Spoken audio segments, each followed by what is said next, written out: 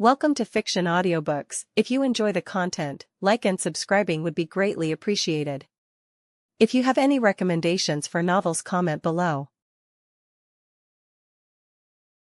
Please join my Patreon at https://www.patreon.com/fictionaudiobook.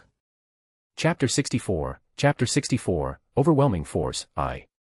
Chapter 64, Overwhelming Force, I. Begin. Strategy-wise, only one matter currently weighed on Rias' mind. The pawn piece. She had none, while Riser possessed a full stack, 8 of them. On their own, they were completely incapable of causing any damage to her peerage whatsoever, but that was before you considered the fact that they could promote. In terms of power, Rias firmly believed her peerage had the upper hand, but if Riser were to have all 8 of his pawns become queens, it was highly possible the scales would be tipped in his favor.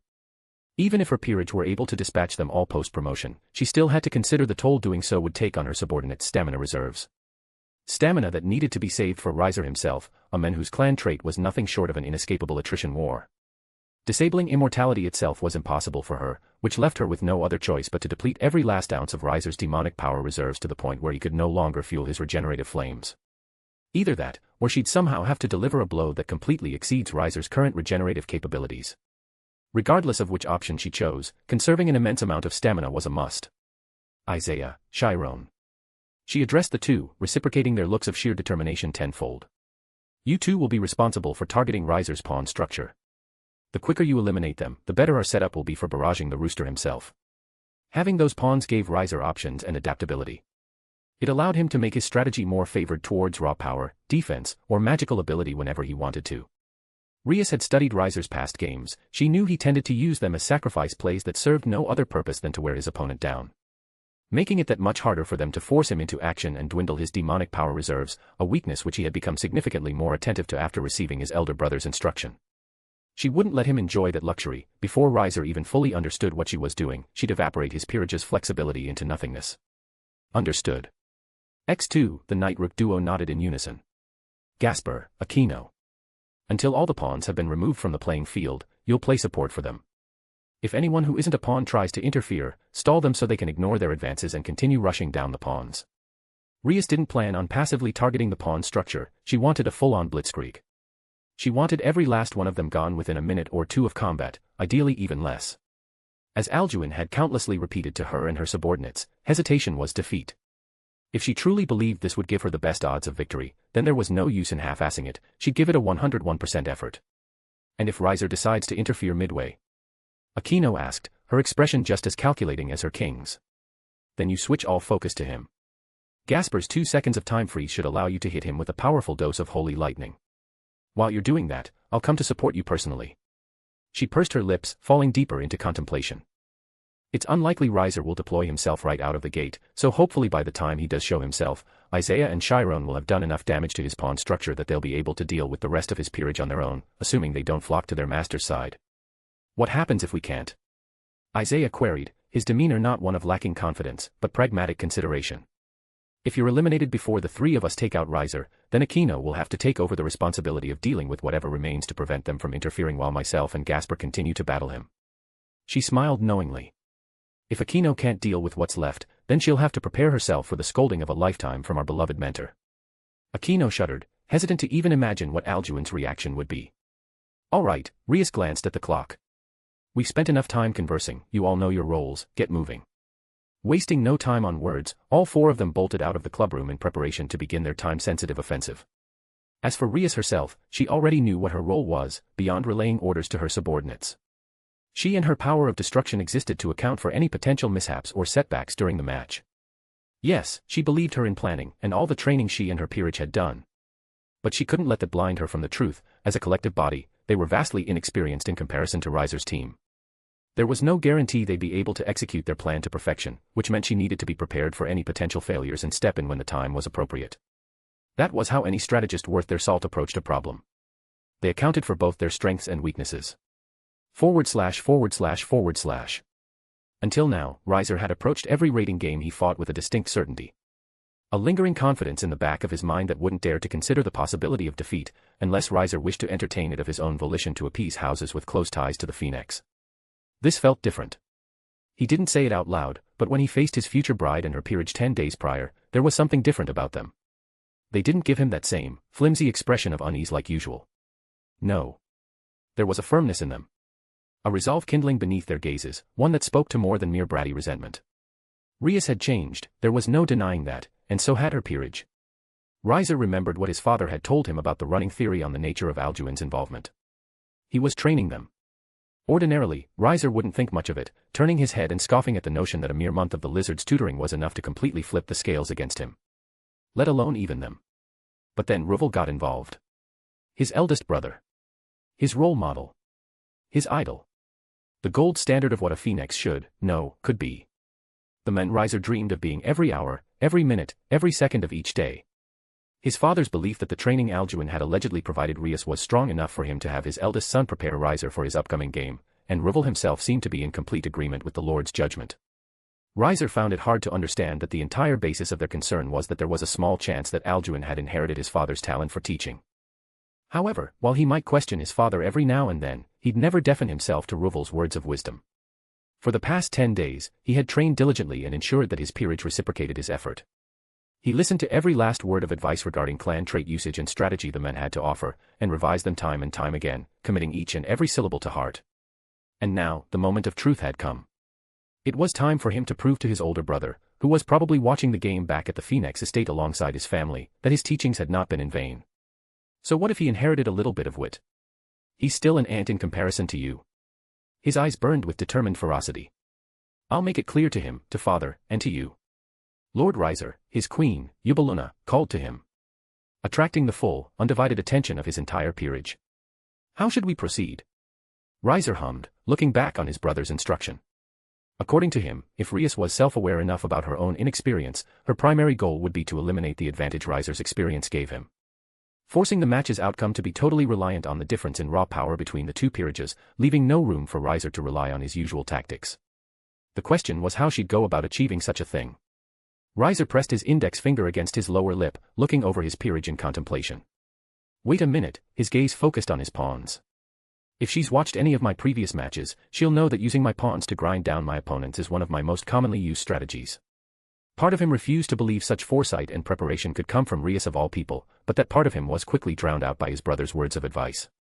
Even without my pawns, I should be able to win. But why even take the risk? This match is far too important for me to start rolling dice. He motioned for both his pawns, rooks, and knights to gather around. I'm splitting you into 2 teams, each containing 4 pawns, 1 rook, and 1 knight. Leaving his pawns to their own devices felt like he was asking for them to be eliminated within seconds, leading him to opt for a protection detail type formation.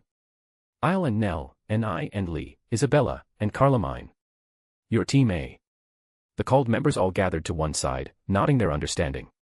Marion, Burnett, Sharia, Mira, Cirrus, and Shuelon. Your team B. They did the same. Chances are our pawns will be targeted, which is why we'll turn their goal against them and morph it into a trap. His lips curled up into a sinister grin.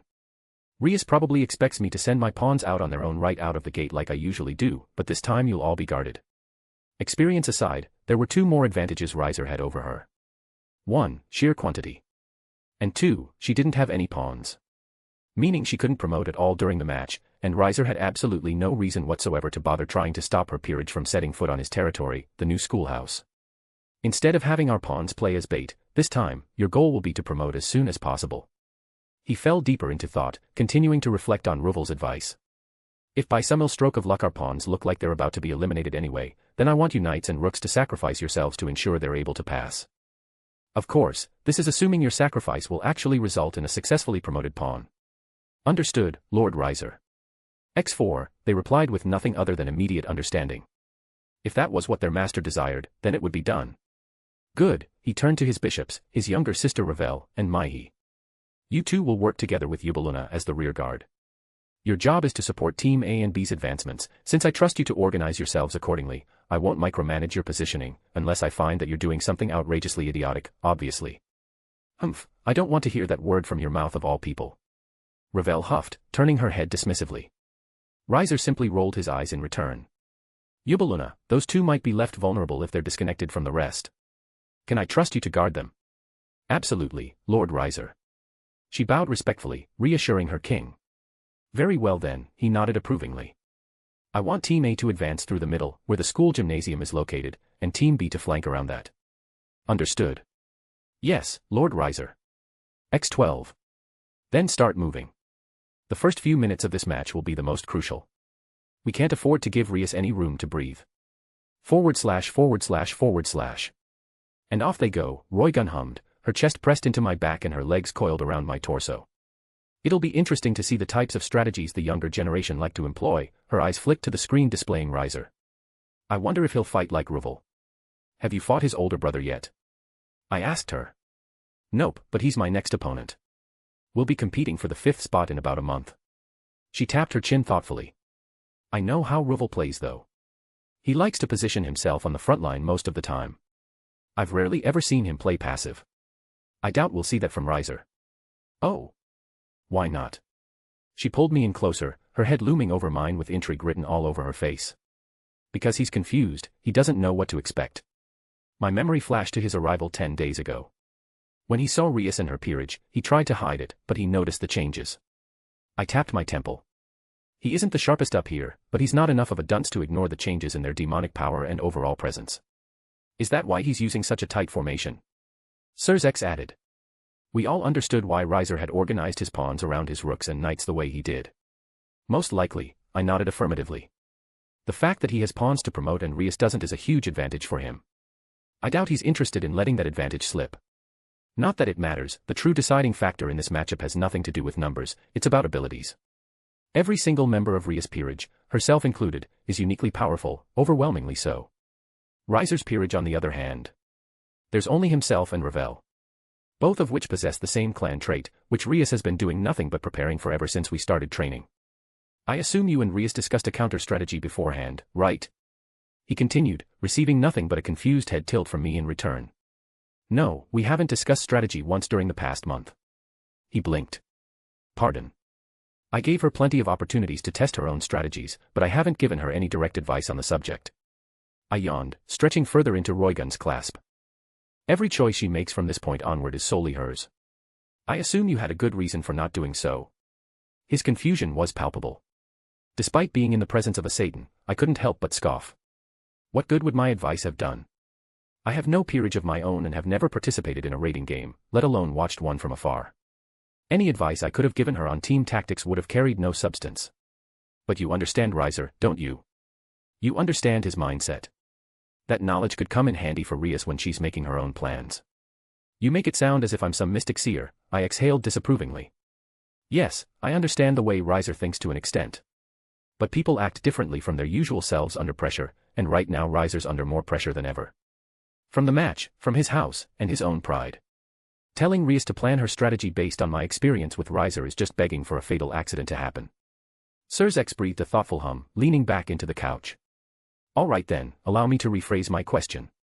What do you think of Rias' current strategy? I shrugged. Honestly, if I were her, I wouldn't really bother with strategy at all. Care to elaborate? I pointed at the principal's office. I mean, Riser's left himself completely vulnerable. Rias' peerage completely overwhelms his speed-wise, and has a member who can wield holy lightning. Riser's immortality would have to work overtime to heal the damage from that, causing his demonic power reserves to basically evaporate out of thin air. Do you really think it's that simple? He raised his brow. Rushing after Riser like that would also leave Rias exposed, wouldn't it? What if her peerage can't eliminate him in time? That wouldn't be a problem either, she's been working on a defensive technique for a while, and her power of destruction is perfectly suited to take out multiple targets all at once, though I doubt I need to explain that to you of all people. I continued. Besides, with the exception of Riser himself, his peerage is way too weak to do any meaningful damage to her. None of them have a suitable countermeasure to deal with her power. He smiled. Has she truly grown that much? See for yourself, I nodded towards the screen. Haha, I suppose I will. /////. Riser's Team B, led by Cirrus and Shuelon, continued to proceed around the gymnasium's perimeter as they had been ordered to, headed in the direction of Rias' territory in the old schoolhouse. Any sight of them? Cirrus asked through the transmission circle connected to Yubeluna and the two bishops following her, all of which had taken to the skies to get a clear, bird's-eye view of the terrain. No, none yet. Yubeluna replied. Stay vigilant, it's possible they might be aiming for an ambush. It made sense taking the numbers difference into consideration. Copy that. Cirrus put one hand on the Zweihander strapped to her back, carefully examining the soil, trees, and foliage around her, looking out for even the slightest disturbance. Cirrus, Shiwalon tapped her on the shoulder. Maybe they're waiting for us to delve closer into their territory, they could have set a trap. Cirrus pressed her lips together, cupping her chin. It's possible, but knowing that's useless if we don't know what kind of trap to expect. With their limited numbers, I imagine it'd take them longer to set up the trap than it would for us to make it from here to their territory. She looked back at the pawns following in formation closely behind them, slightly spread out so as to prevent them from cluttering. Her master did say they were the most likely target, which made it entirely possible that they were waiting for the pawns to reach a certain position before springing into action. Trap or not, we have to continue. Lord Riser wants to get our pawns promoted as quickly as possible, so we'll do exactly that, even if you and I have to sacrifice ourselves to make it happen. Shiwalon thought for a moment before replying with a firm, steadfast nod. Yeah, you're right. We can't afford to let Lord Riser down. Gah. Lord Riser's pawn has been eliminated. The faces of Team B whitened with horror. Completely out of the blue, they heard the sound of their rearmost pawn, Shiraya, bellowing a gut-wrenching scream before Graphia's announcement came over the field's intercom. Cirrus and Shiwalon wasted no time exchanging words of panic, prepping their fists and Zweihander before rushing to the location of their fallen teammate. All of you. Form behind us. Shiwalon ordered the pawns, none of them hesitating to follow her orders and shifting their position accordingly. Unfortunately, their opponent showed no signs of slowing. He's Faz. Lord Riser's pawn has been eliminated. The second closest to the rear, Marion, was defeated all the same before she could properly rotate by the swift strike of what appeared to be a blade straight to her midsection. Two pawns had already been felled, and only now could they clearly see the figure of the one responsible for it as he momentarily came to a halt. A blonde-haired boy with deep blue eyes, wielding a long sword in one hand and surveying Team B with a blank, virtually indecipherable stare. Cirrus. Status. Yubaluna roared over the transmission. Swallowing her fear and pushing aside her clouded state of mind, she started to report. We're being attacked by the knight. He came out of nowhere. Hold him for as long as you can. We're coming there now. And remember what Lord Riser said. Yes, we'll make the sacrifice if necessary. She fully withdrew her Zweihander, gripping it tightly with both hands, primed and ready to confront the motionless knight. The knight showed no reaction, simply raising his blade upwards and pointing its tip towards the ground. What? Is he mocking us or something? Cirrus pressed her lips together in befuddlement. Cirrus, Shiwalon stepped forward. This guy's slashes seem to pack a serious punch. I'll play defense for you so you can focus solely on offense. Such was the role of the rook after all. Cirrus nodded. All right. In tandem, they both rushed the knight down, covering his flank so he couldn't blitz by them and target the two remaining pawns in their group. Wait, what the hell is he doing? The knight plunged his blade into the earth, causing a plethora of fissures to erupt from his position and bloom into his surroundings. Completely disorientating Team B's balance as they struggled to remain upright amidst the force of what could only be described as a full-on earthquake transpiring beneath them. Even though the knight stood on the same chaotic terrain as them, his posture remained firm. His weight perfectly balanced against the shifting ground as if he were surfing against it, perfectly content with his elevation being thrown to and fro. He paced towards Cirrus and Shiwalon, his every step appearing practiced and calm. Shit. I can't find my balance. Cirrus struggled against the tremors, the weight of her Zweihander drastically compromising her balance. Shiwalon gritted her teeth, planting her feet down and using every last ounce of sturdiness her rook piece could muster to regain some semblance of balance. This isn't good. If we're taken out before Yubaluna arrives, we'll lose the pawns too. As the thought swam through her mind, the knight turned into a blonde flicker, darting towards her with his blade raised horizontally to his side. Lord Riser's rook has been eliminated. Right before Cirrus' eyes, a fresh line of blood was drawn from one of the rook's shoulders to the other. Decommissioning her in an instant as the swordsman's attention shifted to her, his eyes fixated on her Zweihander. He let out an amused chuckle. When it comes to a swordsman, bigger isn't always better, believe me, I learned that the hard way. Now you finally decide to speak. Ignoring the knight's comment, Cirrus stabbed her greatsword into the ground to stabilize herself. Thankful that the tremors were starting to subside. Sorry, he wore a genuine, apologetic smile, a complete contradiction to his overwhelmingly terrifying swordsmanship and agility. I'd love to stay and chit-chat, but our plan kind of has an emphasis on speed. He lunged at her, effortlessly weaving around Cirrus' bulky, slow-swinging weapon as if he were floating and delivering a frighteningly precise thrust to her chest. Lord Riser's knight has been eliminated. And finally, he faced the remaining two pawns of Team B, Burnett and Mira, who despite all the games they had fought in, couldn't help but shiver in fear as they witnessed the enemy knight's incomprehensibly dominating display of skill. Don't worry, I'll make it quick. His promise came with a Bishounen-like smile that put a beet red blush on the faces of his targets. 2 of Lord Riser's pawns have been eliminated. /////. That was something. Sirzex muttered, probably wondering if what he had just seen was truly the work of the humble, honor-driven Isaiah he knew. It was as it should be, I countered. When the difference in strength is that vast, what possible point could there be in dragging things out? He got the job done, all he has to do is move on to the next target until the battle's over.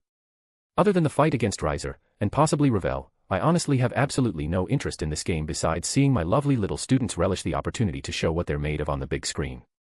You say that, but you're really only interested in seeing how your favorite damper fares, aren't you? No comment. Still, Seraphal chimed in.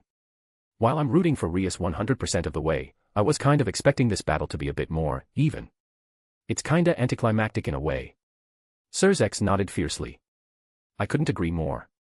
Humph, what kind of a teacher would I be if my students couldn't deal with some rooster's lascivious harem? I won't accept anything less than a complete, one-sided beatdown. Who knows? Maybe it'd do his skewed mentality some good. ///// WNZT9 ASAS. Chapter 65, Overwhelming Force, 2. Chapter 65, Overwhelming Force, 2. To say Team A was tense would be a criminal understatement. They had all been paying attention to Graphia's announcement. Listening as their comrades were systematically plucked off one by one, in a matter of mere seconds.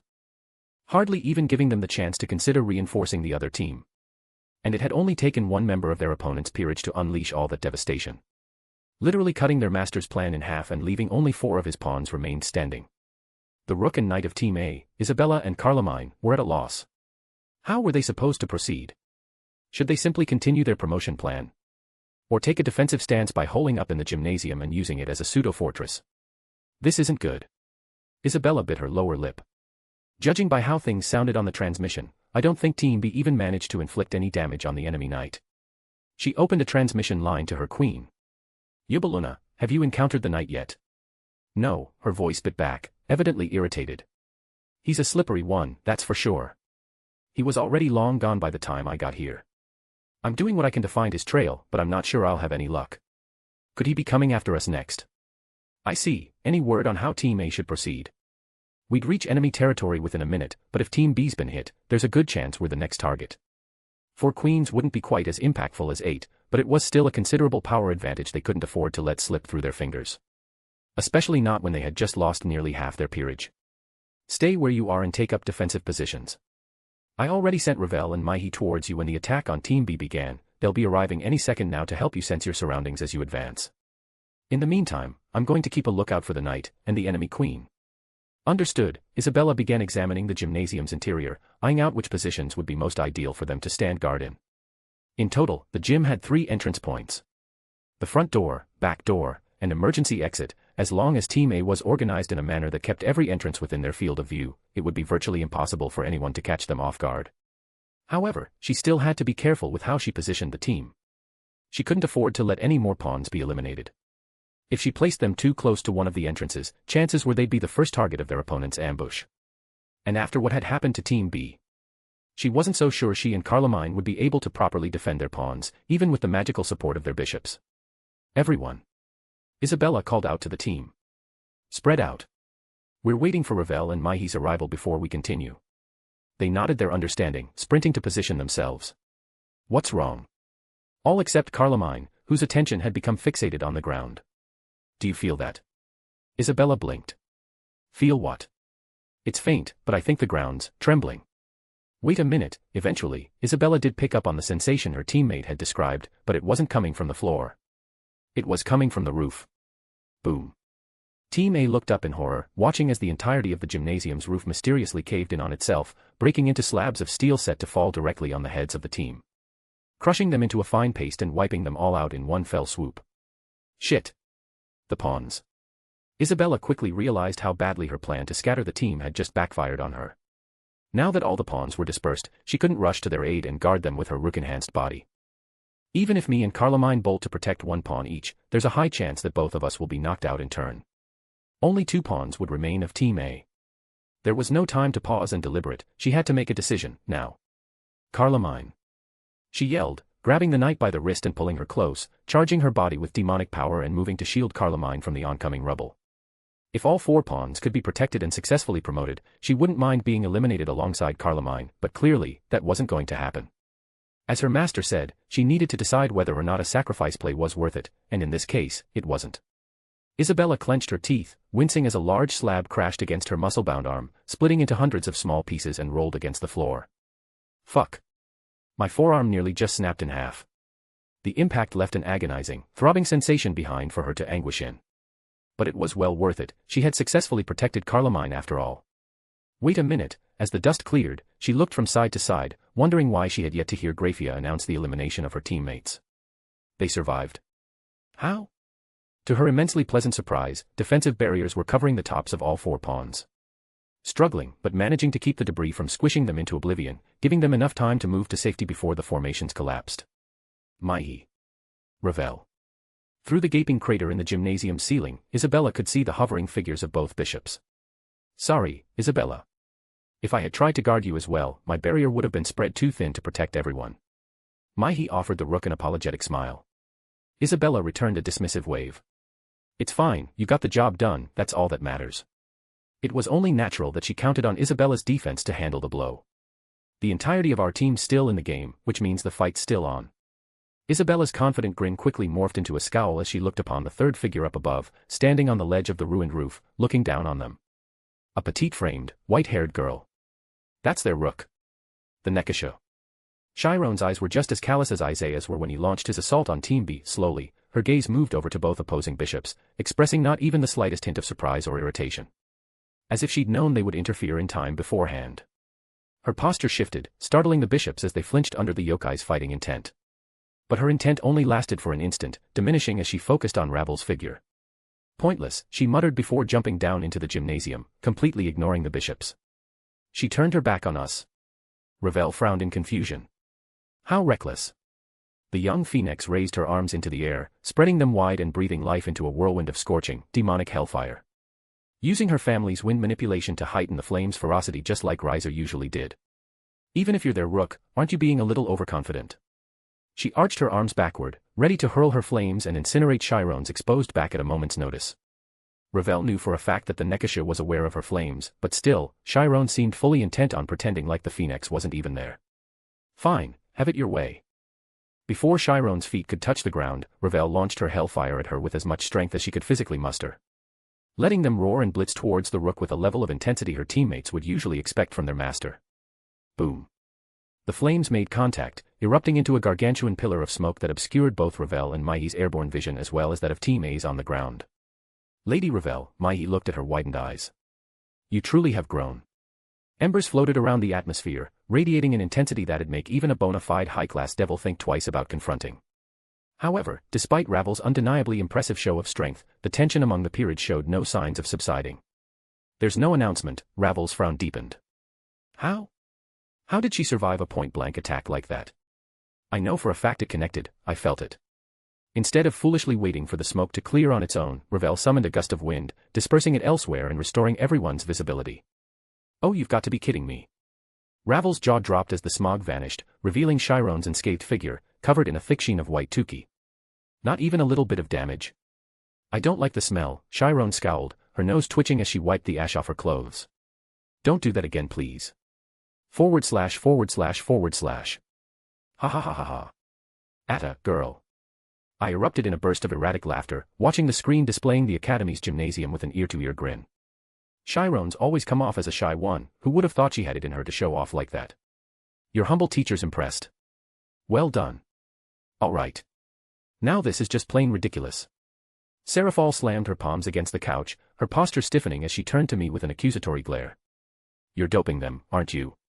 Don't get me wrong, I expected a decent amount of growth from them while they were under your wing. But the difference in strength here is almost cartoonishly one-sided. Heh, sounds like someone's jealous her younger sister didn't get the same treatment. Feel free to praise me some more, I chuckled lightly. It's only natural that my students would knock a Satan's socks off. While I won't comment on Seraphal's accusation, Surzex interjected. I have to agree with her on one point, this level of growth is unprecedented. If Isaiah and Gasper had achieved Balance Breaker, then they'd be truly left speechless. They might have even handed me an ultimate class promotion on the spot. Unfortunately, that isn't something they'll be able to achieve simply with consistent training and hard work. From what I've learned through Azazel and his forwarded documents, achieving balance break for the first time is a battle of the soul rather than that of the body. You've outdone yourself, Alduin. Consider me more than pleased with your efforts. He smiled at me, offering an appreciative nod.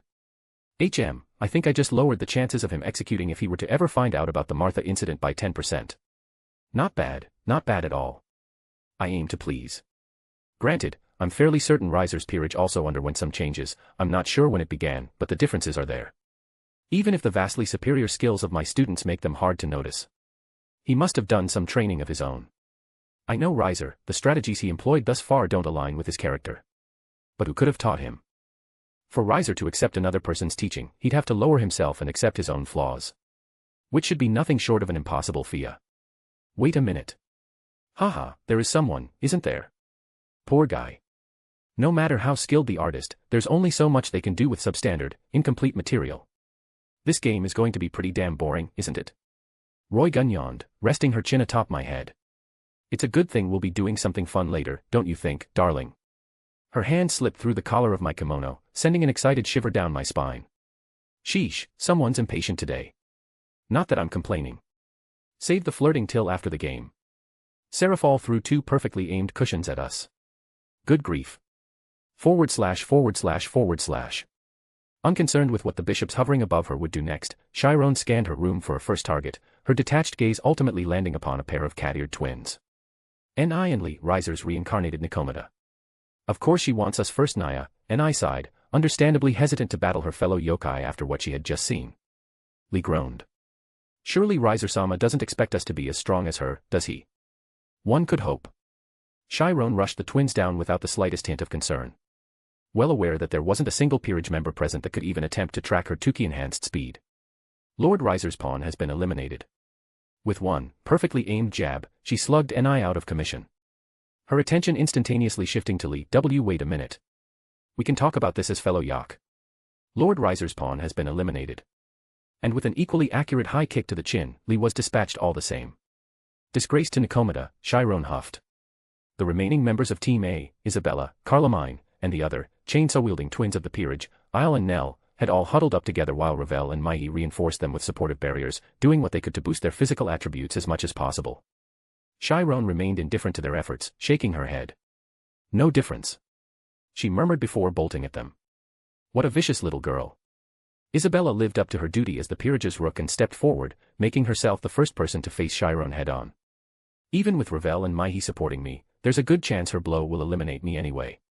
She glanced at Carlomine, exchanging a nod of silent understanding. But that's fine, as long as Carlomine can get a solid blow in, there's a chance either she, Ravel, and Maihi's combined efforts will take the rook down, or Yubeluna will finish her off. Here goes nothing, Isabella exhaled nervously, raising her arms in preparation to guard. Chiron, more than happy to respond to the opposing rook's courage, lifted her feet and pushed them sideways against the ground, shifting her mad dash into a controlled slide that'd boost the momentum of her punch. Bam. Her knuckles cracked against Isabella's crossed arms. The daunting sound of the mask-wearing woman's forearms being crushed into paste reverberated throughout the gymnasium's walls. Her body catapulted from one side of the room to another, concrete walling splitting against her back before her body went limp. A single line of drool trailing down her expressionless face. Lord Riser's rook has been eliminated. Carlomine clenched her teeth, refusing to let Isabella's efforts to give her an opening go to waste, brandishing her broadsword with both hands and swinging down on Chiron's exposed ribcage while under the effects of Ravel and Maihi's enhancements. Snap. Ha. Carlomine's eyes widened, nearly popping right out of her sockets as her mind struggled to process what had just happened. Slowly, her head craned downwards, observing the sight of her blade. This can't be real. Or at least what was left of it. It broke. Her hands trembled, a hysterical smile creeping up her face as she looked upon her shattered weapon. Part of her was convinced, or rather, hoping that this was all just a bad dream. Aren't you a little too strong? Aren't you a little too weak? Chiron replied with a barely noticeable smirk, spinning around and smashing her foot into the knight's forehead. Lord Riser's knight has been eliminated. /////. Is something the matter? Sirzex queried, scrutinizing me while Chiron continued her effortless onslaught on Riser's peerage. No, of course not. Just admiring how much of a show my student's putting on, I tried to dismiss the issue, but Sirzek's expression told me he wasn't buying it. Well, maybe there is something, I sighed, sheepishly scratching my nape. I've been trying to awaken one of the abilities Chiron should have as a Nekisha ever since I started training her. I was hoping to get it done before the game, but I still haven't managed to figure it out. My Senjutsu teaching can't hold a candle to Martha's. Don't get me wrong, I'm glad she's made this much progress. But I was hoping I could leave her with something more useful than half-assed key control. He hummed thoughtfully. You wouldn't happen to be talking about Kasha, would you? I blinked, surprised that he guessed it in one go. Yeah. I know there's a missing piece to the puzzle, but all I've managed to come up with are some questionable theories, nothing concrete. I shook my head in dejection. You shouldn't be so hard on yourself, Alduin. Kasha's more than just an awakened bloodline ability, it's a lesser form of divinity, purification. He mused, looking up in deliberation. Some records even state that it can affect the very soul of a wielder's target, expecting to awaken a power of that caliber and complexity in such a short span of time isn't logical. It's needlessly demanding. Souls. Seriously. Maybe I should have asked Azazel for help. I knew Kasha was intricate, but I didn't think it'd involve a concept so hopelessly beyond my comprehension. He's right, Seraphal added. You were probably expecting her to awaken it because the incident report you read mentioned that her sister could use it, right? Pretty much, I shrugged. Surzek sighed and chimed in. Kuroka's different, even by Nekisha standards, she's far more talented than you'd expect her to be. Everything she was supposed to spend time studying and refining before mastering came to her naturally, at least that's what we heard from her master's family when we investigated them after the incident. For a second, I contemplated asking him if he had a clue as to the older Nekisha's whereabouts, but all that'd do is make him suspicious of me, so I abstained. Azazel's undoubtedly the better choice. I see. There's no use brooding about future me's problems, for now, I'll just sit back and enjoy watching my students kick some rooster ass and make me look good as hell in front of my two bosses. /////. Chiron stared down her remaining opponents, Isle and Nell, Ravel, and Maihi. They could do naught but quake and shiver in the wake of the yokai's unbearably overwhelming presence. Even though Chiron was making no attempt to directly pressure them, witnessing her abilities proved to be more than terrifying for Riser's peerage. Similar to Isaiah's attack on Team B, strategy had absolutely no effect on the battle's outcome, they completely lacked the necessary power and skills to make their tactics mean anything. It was depressingly hilarious. Riser had predicted Rias' strategy to go after his pawn structure perfectly, and planned accordingly to make sure his pieces were properly defended, only for them to be trampled on regardless of his foresight. The Underworld's core principle remained true. Power above everything. Maihi and Ravel looked to one another, a shadow of dread cast over their faces. Only one option remained, retreat. Without Yubaluna and Riser's direct assistance, attempting to challenge the rook any further would be nothing short of idiotically suicidal. Isle, Nell. We're leaving. Ravel ordered, taking to the skies with the rest of the remaining peerage and moving to escape through the hole Chiron had left in the ceiling. What? Ravel looked back to glance at the Nekisha, fully expecting her to be chasing to eliminate them before they could make their getaway. Instead, Chiron sat down cross-legged on the gymnasium's floor. She reached into her pocket and pulled out a small cloth pouch containing a bundle of cookies, which she happily began to munch on with an ecstatic, content smile on her face. What the hell? What is she doing? Lord Riser's bishop has been eliminated. While Ravel was distracted by Chiron's mind-boggling decision to sit down and have a snack amidst the match, yet another one of Graphia's announcements echoed through the intercom. Ravel's head snapped towards Maihi, watching as she plummeted downwards with a pained expression. A trail of blood followed her descent, stemming from the gaping wound that had been drawn across her midsection. Her body slowly faded into specks of light as the game field's barrier teleported her outside. Good evening, Lady Ravel. Standing atop the gymnasium's roof with an even, unreadable smile was the same blonde-haired man who had exterminated Team B all on his lonesome. Isaiah. Paying the phoenix little to no heed, the knight swung again, his swift blade cutting through Riser's final pawns with ease. 2 of Lord Riser's pawns have been eliminated. It looks like my job's done. Isaiah breathed a sigh of relief, making no attempt to attack Ravel. Instead, he created another blade and threw it into the floor, erecting a barrier from its alloy that served no other purpose than to keep Ravel trapped inside alongside himself and Chiron. Fully expecting the knight to barrage her, Ravel summoned her hellfire in a panic, fully intent on going down swinging. But still, Isaiah showed no interest in fighting her, jumping down and linking up with Chiron who was still munching away at her pouch of delectable treats. Mind if I have one? Chiron hissed, moving her pouch away from him and turning her back. Haha, I'll take that as a no. With nothing better to do, Isaiah unclipped his sheath and pulled out a cloth, humming a peaceful tune as he tended to his equipment. Why aren't you two attacking me? Ravel shrieked, both confused and mildly offended that they were practically refusing to acknowledge her existence. Isaiah looked up at her, tilting his head. That would be a waste of effort, wouldn't it? Trying to dwindle your immortality down would take too long, and we need to conserve our stamina in case our teammates end up needing our help to fight your king and queen. Based on how battling Riser's peerage had gone thus far, he highly doubted such a thing would come to pass. Of course, it'd be rather irresponsible of me to just let you go and assist your peerage, which is why I'll have you remain here with us until the game's over. After saying his piece, he continued to polish his sheath. For a moment, Ravel contemplated destroying the blade responsible for the barrier surrounding the gymnasium. However, deep down, she already knew trying to do anything from this point onwards was a lost cause. The two monsters resting beneath her were just too damn strong to do anything about. Whatever. I don't even like being in his horny-ass peerage to begin with. // WNZT9 Chapter 66, Chapter 66, Overwhelming Force, 3. Chapter 66, Overwhelming Force, 3. Strange, Surzex mused, observing the gymnasium screen where Isaiah and Chiron were idling, while the former's barrier remained in place to keep Ravel off the playing board. Are those truly not going to participate in the final battle? It seems logical to me. Aquino's the only one among them that can realistically drain Riser's demonic power reserves enough to the point where his immortality will run dry. I cupped my chin.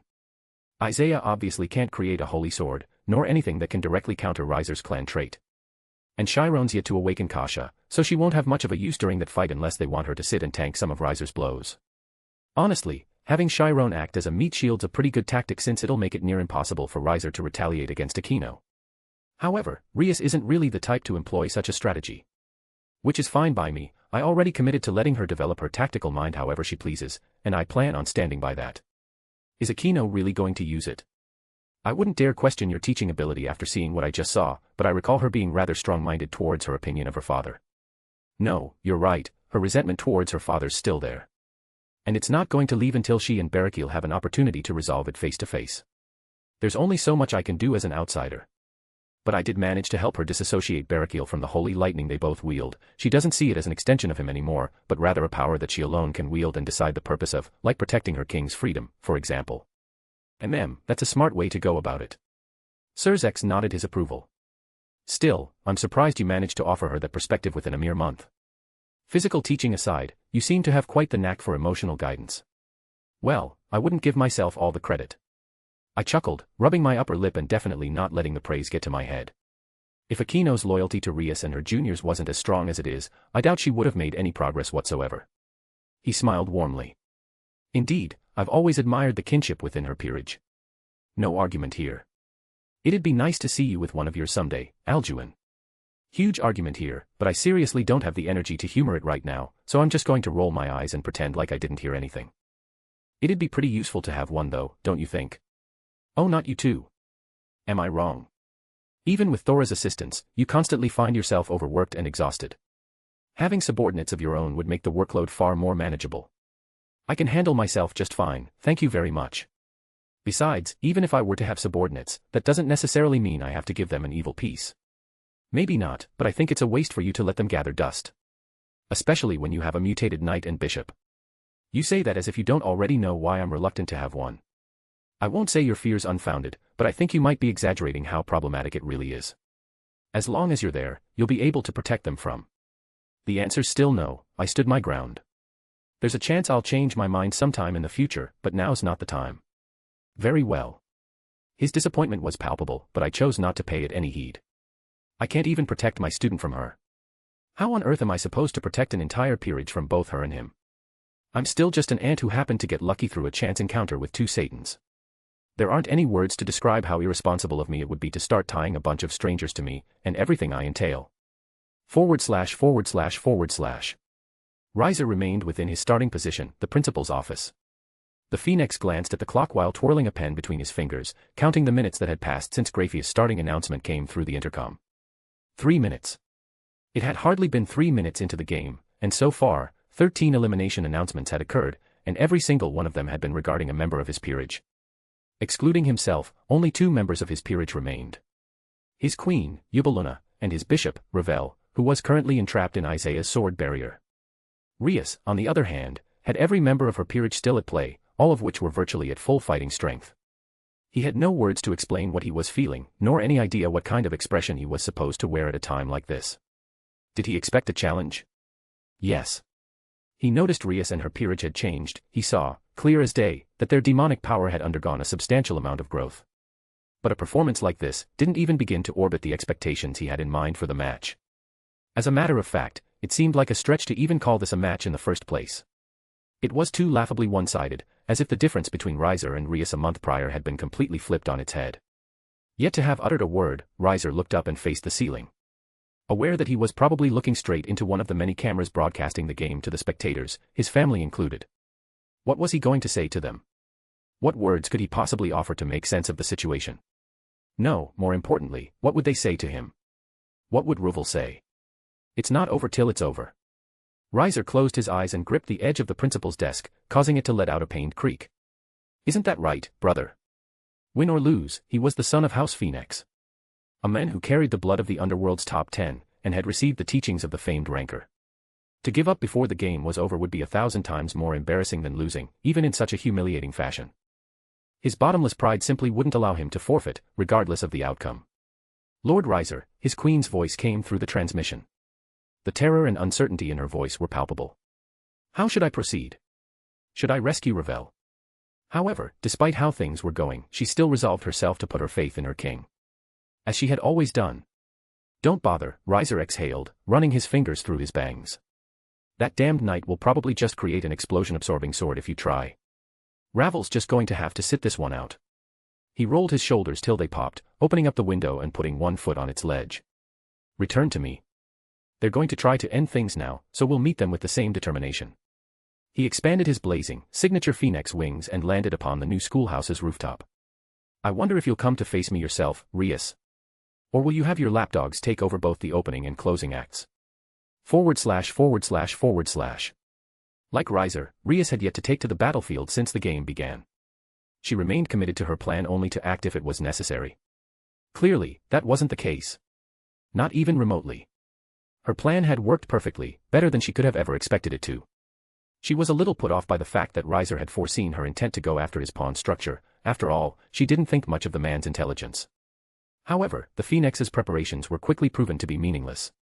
So what if he sent his other pieces to guard his pawns? They ended up being crushed all the same. Her subordinates hardly even needed to break a sweat. If anything, this match felt like a training exercise. All the pressure Rias felt from having her freedom at stake had grown weaker and weaker with Graphia's every elimination announcement over the intercom. What a strange feeling.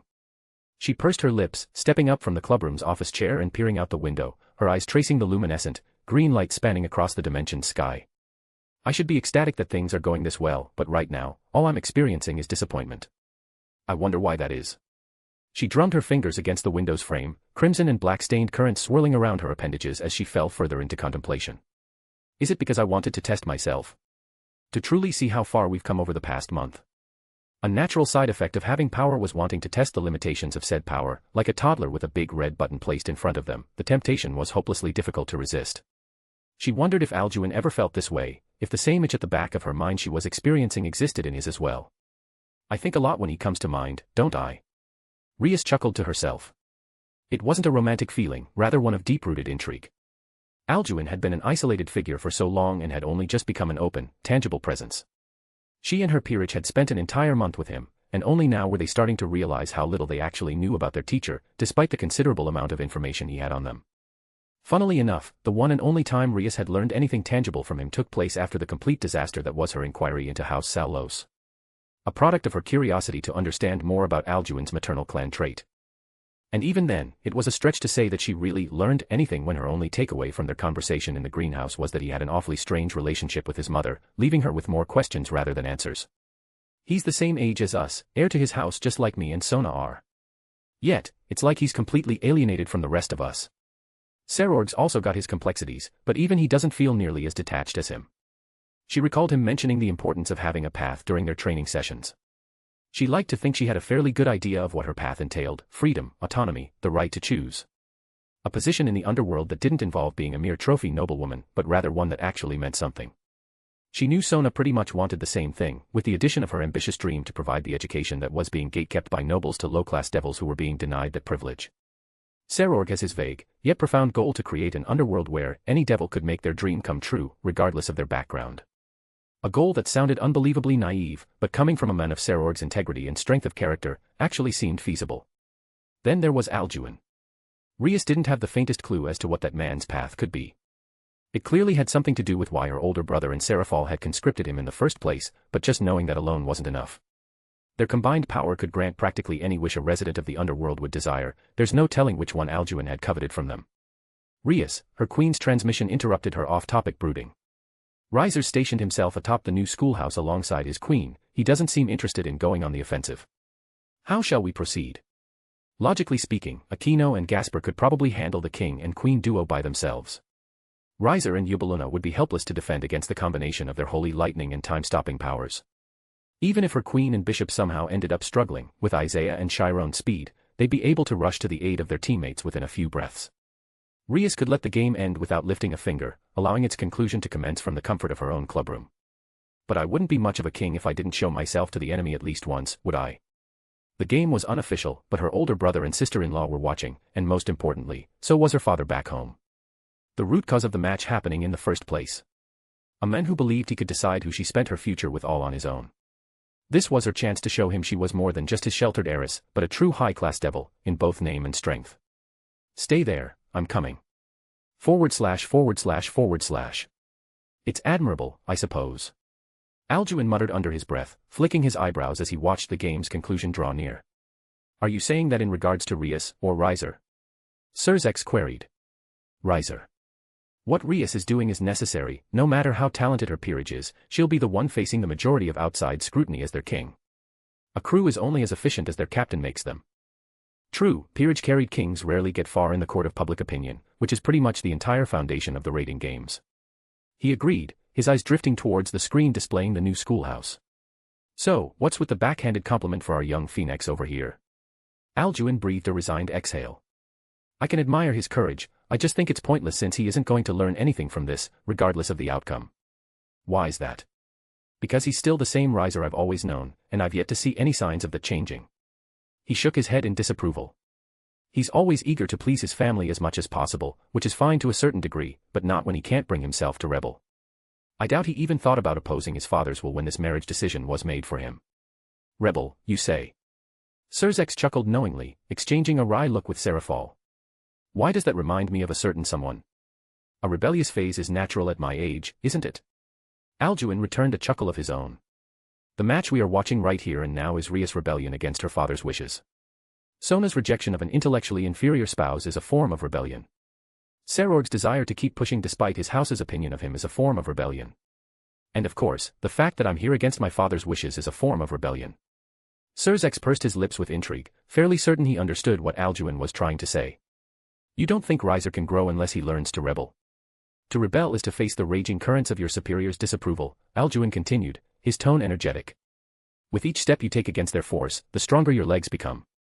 With each day you spend knowing those currents could toss you up and down, sending you to the border of ruin at any moment, the firmer your mind and resolve become. The longer and longer you struggle, the harder and harder it will be for those currents to shake your foundation. You temper yourself against the waves, and through tempering, you grow. Like a boulder that refuses to succumb to nature's weathering. There wasn't a single person in the room, Roygun and Thora included, who didn't go wide-eyed upon hearing of such firm determination from him. Even in their advanced age, they couldn't help but feel a flicker of inspiration swell within them. There you go again, young lord. Thora smirked inwardly. You and your random bursts of scholastic wisdom. She wondered where it came from. The only times Alduin ever picked up a book were when she forced him to during his academic studies. Maybe it was a side effect of gardening. Maybe his plants spoke to him and whispered sage-like wisdom into his ear. Not once has Riser turned to face the currents, all he's ever done is kneel down and follow their every command, content in abiding by his family's wishes and living in his brother's shadow. Where's the growth in that? Alduin sneered. He may be the king of his peerage, but he lives his life like a pawn. It's pitiful. At times, I can't even bring myself to acknowledge him as a living, sentient being. That's a little excessive, don't you think? While Sirzex couldn't deny the first part of Alduin's statement, the latter half seemed a bit too harsh, even for Riser. No, I don't think so. Alduin shook his head with conviction. The root of all rebellion is the core of one's beliefs and character. It's an expression of what someone values most in this world, which is why once someone tries to challenge or suppress it, they muster up the strength and courage to reject them. If they don't, then that means they either lack the will to do so, or they don't have any will at all. A person who can't bring themselves to represent their will is a spineless coward. A person with no will is nothing but a husk, a mere imitation of what a true sentient being is. He pointed at the screen, his gaze fixed on Rias' figure. In this game, we can clearly see your sister's will to be free, to have her independence. His finger shifted over to Riser, his eyes brimming with contempt. But what can we see from Riser? Besides his father's will? Nothing. Absolutely nothing at all. So what if Riser was displaying a little courage? That courage was going towards anything meaningful, thus, Alduin saw no reason why it would be deserving of respect. I find your perspective deeply fascinating, Alduin. Though Sir Zek's words were spoken in earnest, he'd be remiss not to notice that this was a good opportunity to take a peek into Alduin's mind. If you don't mind me asking, what about your rebellion? What does it represent? Mine. He paused for a moment, slowly examining the room as a glimmer of clarity shone through his pupils. As if he were only realizing how much attention his words had drawn. You haven't figured that out yet. How strange. You of all people, as a Gremory, should know. Sir Zex frowned, evidently not much a big fan of being talked to in circles. Love. That's what my rebellion represents. Love. The Lucifer's pitch heightened. That was the last thing he expected to hear, taking his family into account. He reclined further into Roygun's bosom. I rebel for my family's sake, because I love them more than anything. The corners of his lips curled up into a strange, almost eerie smile. So much so that I'm willing to plunge my hand into their chests and rip their hearts out, if it'll allow me to put a better one back in. The room fell silent. Though Alduin didn't appear interested in addressing it, his words didn't convey the warmth his tone carried to the people around him. Instead, it made them anxious. Alduin, are you aware of the face you're pulling right now? Sir Zex gulped. Even if he was far too strong to be scared of Alduin in the traditional sense, it didn't mean he was immune to feeling unease. But that's enough about me, now that this game's conclusion is about to commence. I think it's only right that we give its participants our undivided attention. Like clockwork, his demeanor returned right back to normal. /////. Oh. You actually decided to show yourself. Riser smirked, his hands embedded in the side pockets of his blazer as he watched his crimson-haired opponent hover over towards him. And here I thought you'd have your lapdogs do all the dirty work for you. Dirty. Rias lifted one brow. Well, I was a little worried they'd catch something from your STD-riddled peerage. It's why I had them end things as quickly as possible to mitigate the risk of infection.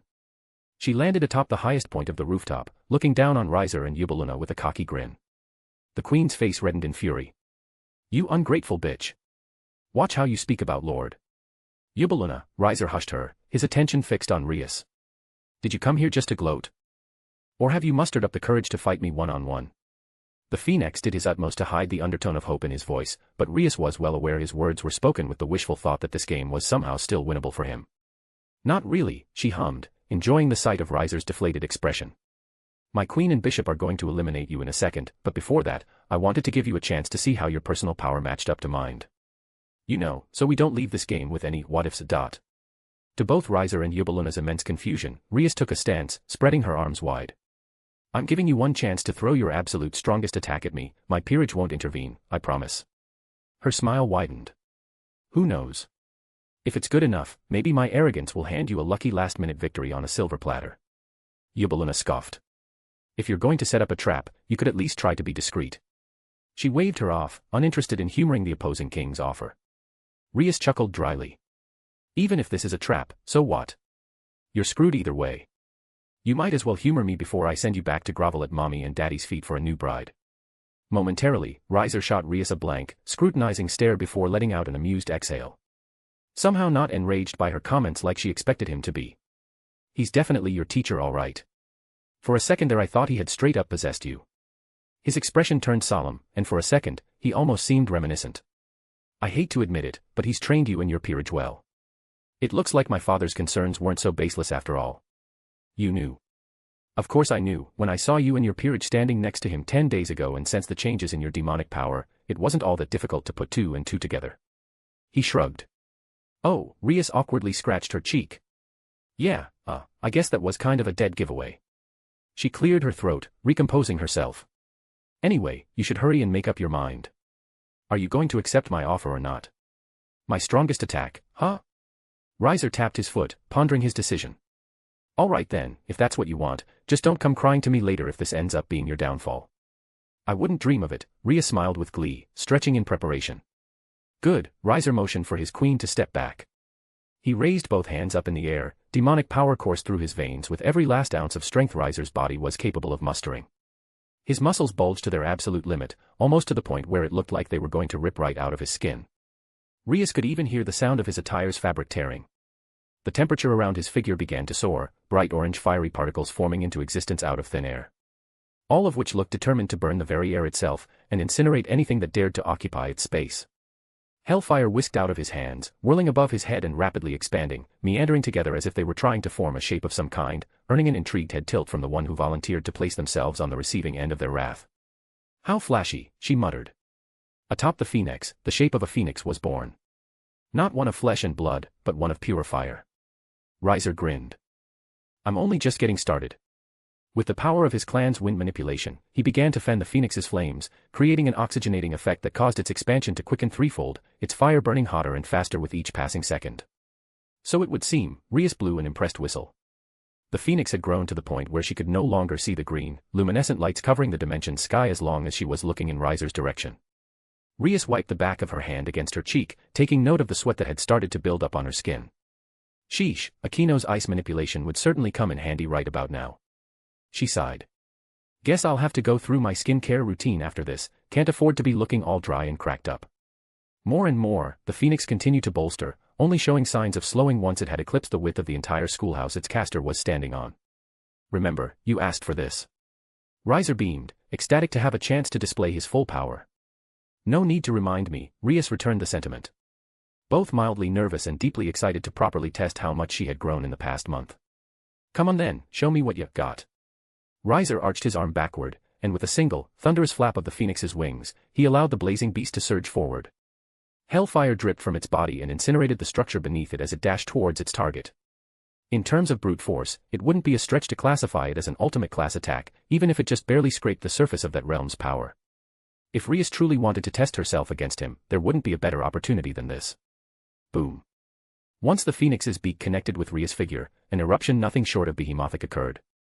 The manifestation of Riser's hellfire allowed itself to combust into a brilliant pillar of fire, ripping the entirety of the new schoolhouse to shreds and forcing both himself and Yubeluna to go airborne as they observed the destruction unfold with bated breath. Their vision failed to pierce through the smoky fog, and their senses were temporarily disrupted by the colossal amount of demonic power Riser's attack had dispersed into the atmosphere. Fret not, Lord Riser. We'll hear the elimination announcement any second. Riser lifted his finger. Quiet, I'm trying to listen. He paid close attention to his surroundings, attentively listening to the sound of shattered wood and debris gradually kindling into ash. Waiting for either Graphia's voice, or shuffling feet to disrupt the fading noise. 1 second passed. Then 2. Then 3. Then 4. No announcement. 5. 6. 7. Still nothing. 8. 9. The sound of slow clapping could be heard. Cough. Cough. You nearly had me with that one, Riser. Not bad. Not bad at all. Riser clicked his tongue. You survived. Rias' figure stepped through the smoke, looking up at Riser with an immensely proud smirk on her face. What's with that appearance? Riser frowned in confusion. All of a sudden, Rias was now wearing a cloak that covered the entirety of her torso, and reached all the way down to her heels, alongside an odd-looking pointed crown that rested atop her head. Neither of which was composed of material that seemed even remotely human. Instead, they were made up entirely of ethereal, crimson, and black currents that swirled through them like oceanic currents. Well, this is something. Riser's eyes widened, genuinely impressed by what he was witnessing. Who knew the esteemed power of destruction could be worn as a fashion statement? It suits me, don't you think? She chuckled, flicking her vibrant cloak as she paced towards him. I call it my cloak of ruin, it's a defensive technique I've been cooking up, and I'm glad it didn't end up being a waste. As Riser's hellfire collided with Rias' figure, it was simultaneously being destroyed upon contact by the cloak, creating a battle where the two clan traits contested one another to determine which was more potent. And as fate would have it, Rias' technique was able to weather the storm that was Riser's sheer destructive prowess. Did he teach you that? Riser queried, struggling to hide the frustration he was feeling from having the full extent of his power blocked head-on. Indirectly, she nodded. Her teacher had been the one to provide her with the necessary training to refine her control over the power of destruction, but the technique's concept came from her, and her alone. As a king, it was important for her to be capable of positioning herself on the battlefield to command her peerage without them having to look over their shoulders every minute to ensure she wasn't harmed. While she was confident in her ability to defend herself with her clan trait, needing to actively use it amidst the heat of battle greatly hampered her ability to focus on commanding and strategizing. She needed to be able to defend herself and remain hands-free so she could concentrate all her efforts on effectively directing her subordinates. Thus, the Cloak of Ruin was born. A technique she could comfortably wear and utilize to provide herself with a generous amount of protection. It's impressive, I'll give you that. Riser's eyes narrowed. He watched as Rias' cloak abruptly began to flash, gradually fading out of existence. But it doesn't seem like you can maintain it for very long. I'm guessing you only managed to create that technique quite recently. She sighed reluctantly, a faint sliver of exhaustion in her tone discernible. That wouldn't be an inaccurate assessment. 2 days ago, to be precise. Riser lifted his index finger. You have my respect for managing to endure my attack like that. A wisp of hellfire formed around his appendage. However, this is still a rating game, and it won't end until either of us is knocked out. Without hesitation, he hurled it at her, hoping that Rias' desire to test herself would prove to be his saving grace. What? But his flames never connected. Somehow, the wisp came to a complete halt midway through its flight path, frozen in space for a solid 2 seconds, which gave Rias more than enough time to move out of its trajectory. Why so surprised? She smiled while gathering her breath. I said my peerage wouldn't intervene while you threw your strongest attack. I didn't say anything about them abstaining afterwards. Bang. Lord Riser's queen has been eliminated. Faster than anyone's eyes could follow, a streak of bright yellow lightning shot past Riser, hitting Eubelin a square in the face and wiping her from the playing field in one go. For a queen-on-queen battle that was a little anticlimactic, don't you think, Lord Riser? Aquino hovered a few meters away from Riser, with none other than Gasper floating right beside her. Strange, Riser pressed his lips together in confusion. She usually takes a long time to charge up her lightning before firing it, but I guess I shouldn't be surprised that he fixed that flaw. He looked at this arm, surprised to see that all its hairs had become completely erect, reacting to some kind of strange property Aquino's lightning contained. This probably isn't plain static, is it? I'm not sure what it is, but there's something wrong with that lightning. Riser experienced a sensation he had never felt before. An instinctual tingling in his gut, a warning. Something within his DNA was telling him that he absolutely could not afford to let Aquino's lightning hit him. Also, he glanced at the strange little girl floating next to Aquino. Who the hell is that? A new member of her peerage? Is she the one who stopped my hellfire? His expression tensed, struggling to keep a cool head with all the unknowns being thrown at him out of the blue. I guess there's only one thing I can do then. With the wind propelling him, he dashed towards Rias, determined to target the wobbly king and seize the only chance he'd have at victory. IW won't let you hurt Bucho. Or at least, he tried. With a flash of Gasper's forbidden Baylor view, Riser was forced to a halt just like his hellfire was. Completely powerless to resist the damper's time-stopping ability, unable to even remain conscious while entrapped as his favorite lizard could. Well done, Gasper Kuhn. Aquino smiled warmly, offering Gasper a gentle pat on the head. Bang. Bang. Bang. In the short 2-second window of opportunity Aquino had to attack, she fired off 3 bullet-like bolts of holy lightning at Riser, targeting his head, chest, and midsection, ensuring that she maximized the amount of work the Phoenix's immortality would have to do, and thus, the amount of demonic power it'd have to expend. Rhea sucked her teeth, looking at Riser's headless, torsoless, frozen figure. Damn, that's going to hurt. Riser's time resumed. As his body regenerated behind the curtain of his immortal flames, the sound of a sharp, blood-curdling scream could be heard. One so jarring that even Rias and her peerage couldn't help but take a startled step backwards. Riser dropped to the ground on all fours, panting, huffing, bursting in cold sweat like a pig as his vocal cords worked overtime. When the lizard punched him 10 days ago, that was the first time he felt pain in a long, long time. But this pain didn't even scratch the surface of what he was feeling. This was torture. Even after his body regenerated, it felt like he was being scorched from the inside out. His flesh, skin, bones, and organs were all put on an invisible grill whose flame was at its strongest. What the fuck is this? Why am I burning? He croaked, unable to produce any words while doused in incomprehensible agony. My demonic power. Why is it draining so quickly? He staggered from side to side, completely disoriented as terror seeped through the cracks of his mind. This was the first time Riser had ever been exposed to holy power, and for most devils, that experience would usually be their last. Fortunately wouldn't be the case for him while he remained within the game's protective barrier.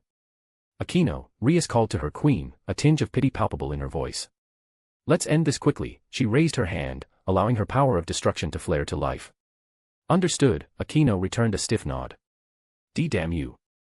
Riser attempted to flee, but as long as he remained within Gasper's field of vision, any efforts he made to put up resistance were futile. Once more, he was frozen. In tandem with Aquino's holy lightning, Rias barraged Riser with as much destructive power as she could conjure within the 2-second time frame, ruthlessly hacking away at Riser's flesh until he was nothing more than a pair of poorly attached legs. Alright, one more barrage should drain his demonic power reserves complete. Lady Rias. She paused, hearing Graphia's voice over the intercom. With the agreement of Lord and Lady Phoenix, it's been decided that he will be forcibly removed from the match, out of concern for Lord Riser's mental well-being. Blue specks of light circled around Riser's mangled finger, and in the blink of an eye, he was teleported outside of the battlefield. Congratulations, Lady Rias. You are the victor of this raiding game. / WNZT9ASAS. Chapter 67, Chapter 67, Vice Minister. Chapter 67, Vice Minister. The game was over. It had hardly lasted for more than 5 minutes, probably less if the chatter between Rias and Riser was cut out. She was now free. The marriage contract her father had arbitrarily signed for her no longer meant anything. The person she would spend the rest of her life with was no longer his decision to make, it was hers. Truly hers. She had been dreading the possibility that she'd be forced to wed him of all people ever since Zikram threw the arrangement in her face, but that dread no longer existed, a colossal weight had just been lifted off her shoulders. Through battle, she had taken back a key aspect of her livelihood. She was speechless, overwhelmed with joy to the point where she didn't know how to put it into words. Specks of blue light started to surround her and her peerage, transporting them out of the now inactive battlefield and back to the occult research clubroom. Presumably to give them some time to cool down with one another before they faced the spectating Satan Lucifer, and the men he had conscripted to make their victory come to fruition in the first place. Rias, Aquino was the first to speak. We did it. The emotion in her tone was palpable. The lightning priestess looked down at her fists, clenching them not out of frustration, but exhilaration. As her teacher said, her power wasn't a catalyst for ruin and despair. It was a tool she could use to protect the woman she cherished like a sister and shield her juniors. It wasn't Barakiel's holy lightning. It was Aquino Himajima's, and she was the only person who was allowed to decide its purpose. That we did, Rias smiled warmly, looking over each member of her peerage with immense pride. All of them had come so far. Obviously, there were still plenty of issues that needed to be resolved. A month was too short a time to fix everything. But that didn't matter, what mattered was that everyone had grown. None of them could compare themselves to the person they were before their training began, and she believed that in the best way possible. She was a little disappointed that she, as their king, wasn't the sole reason for their changes. However, instead of brooding over it, she'd rather let it motivate her to become a leader who could help them grow the same way he did. Rias stepped forward, wrapping each of her subordinates in a tight, affectionate hug. Thank you. For everything. She was truly blessed to have them. They offered no response. There was no need. As a family, they were perfectly capable of conveying their emotions to one another with or without words. Oh. A familiar voice broke the warm silence, stemming from the clubroom's window. A group hug without me. How hurtful, the voice teased. Rias let out an amused exhale. One of these days I'll get you to use the front door.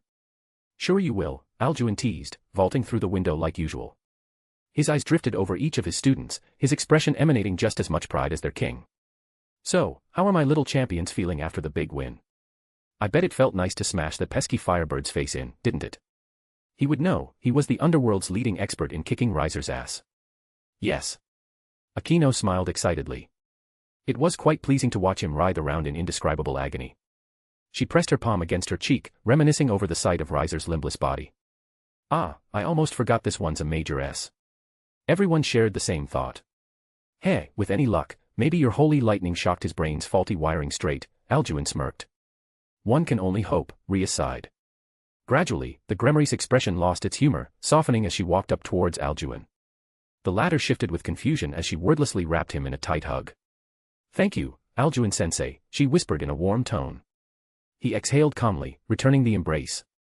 I'm glad I could be of service. One by one, the rest of her peerage joined in, silently expressing their deep gratitude towards the Buné, their feelings made clear to him through his senjutsu. Rias pulled back. Will you remain in Ko'o? Even though your teaching duties have been fulfilled, you still agreed to be I and Sona's guardian, right? There was an undertone of reluctance in her voice. I'm not sure, he admitted. Apparently, that's what I'm going to be discussing with Lord Lucifer and Lady Leviathan once I return to the villa. He hadn't confirmed anything, but from the way the two Satans talked to him before he went to congratulate his students, he was fairly certain they had other ideas for how they wanted to put his skills to use. Noticing the peerage's sentiment, Alduin continued. However, regardless of where I am, you'll always be my treasured students. Even if I'm not there to say it, just know that I'm indescribably proud of each and every one of you. Honestly, I doubt you all need my help to continue from this point onwards. It took me 14 years of getting my ass handed to me by them to reach my level, yet, you all have grown this much in a mere month. He sighed inwardly. Good grief, I guess it won't be long before me and Serord are looking up at you. He didn't mind the feeling in the slightest. Any teacher worth their salt wanted to see their students surpass them. It was proof that the knowledge they passed down didn't go to waste. It'd still be nice to have you around, she said, lowering her head. Oh, come on, there's no need to get all gloomy. Alduin gave her a reassuring pat on the shoulder. It's not like this is goodbye. Even if I won't be participating in it, I'll definitely be there to cheer you all on at the gathering. It'll be interesting to see how much you all will have grown by that point. Is that a promise? Yes, it's a promise. /////. After wishing my students well, I returned to the villa. Roygun and Thora had temporarily been asked to clear the room so I, Seraphal, and Lord Lucifer could discuss amongst ourselves. For the sake of efficiency, I'm just going to come out directly and say what's on our minds. Seraphal began. Alduin, we think having you indefinitely remain in Kuo Town would be a waste of your abilities. Yeah, I had a feeling you'd say that. It's not that we don't value the safety of our younger siblings anymore, Surzex picked up. It's just that after weighing our options, and witnessing your capabilities firsthand, we think it'd be better to have someone else pick up your post here. I nodded my understanding, maintaining an even expression. I need to reach the absolute peak of Satan class as soon as possible, even though I've come to like this town, remaining here isn't going to help me achieve that. I need to be out and about, proactively working towards my goal. And eventually, once I've attained it, I'll step foot onto House Buné's soil once more. So, what do you have planned for me? Before we get to that, Seraphal spoke. We want you to know that you'll be getting the next month off to enjoy some well-earned downtime. You've done great work here, and it's only right that we give you some time to recuperate your strength before handing you any further assignments. I withheld a smile, already having a good idea of what I was going to use my time off to do. I've been thinking about using the free trip to the familiar forest Lord Lucifer handed me to pay a visit to the strongest Dragon King, and hopefully get some insight about how I can further develop my partial hypnosis. Besides consistent use, I'm unsure what the prerequisite is to manipulate more than 2 senses at a time. The only thing that's been stopping me is my instinctual fear that her trial instilled within me. I'm still deliberating whether or not that trip will turn me into her next meal or not. Also, it might be time for me to help Azazel do some cadre hunting. Which I obviously can't do while I'm under the clock of 2 Satans, lest I want to be found out and exposed. I appreciate your generosity, I replied with a respectful bow. Preceded by an approving nod, Seraphal reached into her turquoise coat and handed me a pin bearing the same symbol as my Foreign Affairs badge. What's this? I picked it up, examining its make. A promotion, she paused, her smile widening. If you're interested. I raised my eyebrows, waiting for her to elaborate. Surzex cleared his throat, grabbing my attention. Since Seraphal took office, the position of Vice Minister of Foreign Affairs has remained vacant. I froze, unable to wear anything other than a stiff demeanor chock full of confusion. Huh. I blurted out, wondering if I had just misheard him. If you want it, I'd be happy to fit you into that role. Seraphal went on, pretending as if she hadn't just made an outrageously ridiculous proposition. While we're happy to provide you all the backing you need, don't you think it'd be nice if you had some personal authority as well? Technically speaking, without maintaining your post as guardian, your position in the underworld is that of a runaway heir. If you ask me, someone of your skills and talent deserves better. I blinked, struggling to come to terms with the fact that Seraphal was being genuine. Has she gone mad? Offering an 18-year-old the position of vice minister? You might as well make me a Satan while you're at it. With difficulty, I suppressed my initial bewilderment and kindling excitement. I think it's best to approach this situation with suspicion. There are plenty of other ways they could grant me personal authority without handing me such a crucial role, like promoting me to ultimate class, for instance, which I already meet the requirements for. There's something specific you want me to do with that position, isn't there? I narrowed my eyes, carefully scrutinizing the Leviathan. As expected of my vice minister, your observation skills are sharp. She giggled, as if my words were somehow an acceptance of her offer. Throughout the Underworld's history, the only outside alliance we've managed to form is with magician organizations. An alliance that existed long before I became a Satan.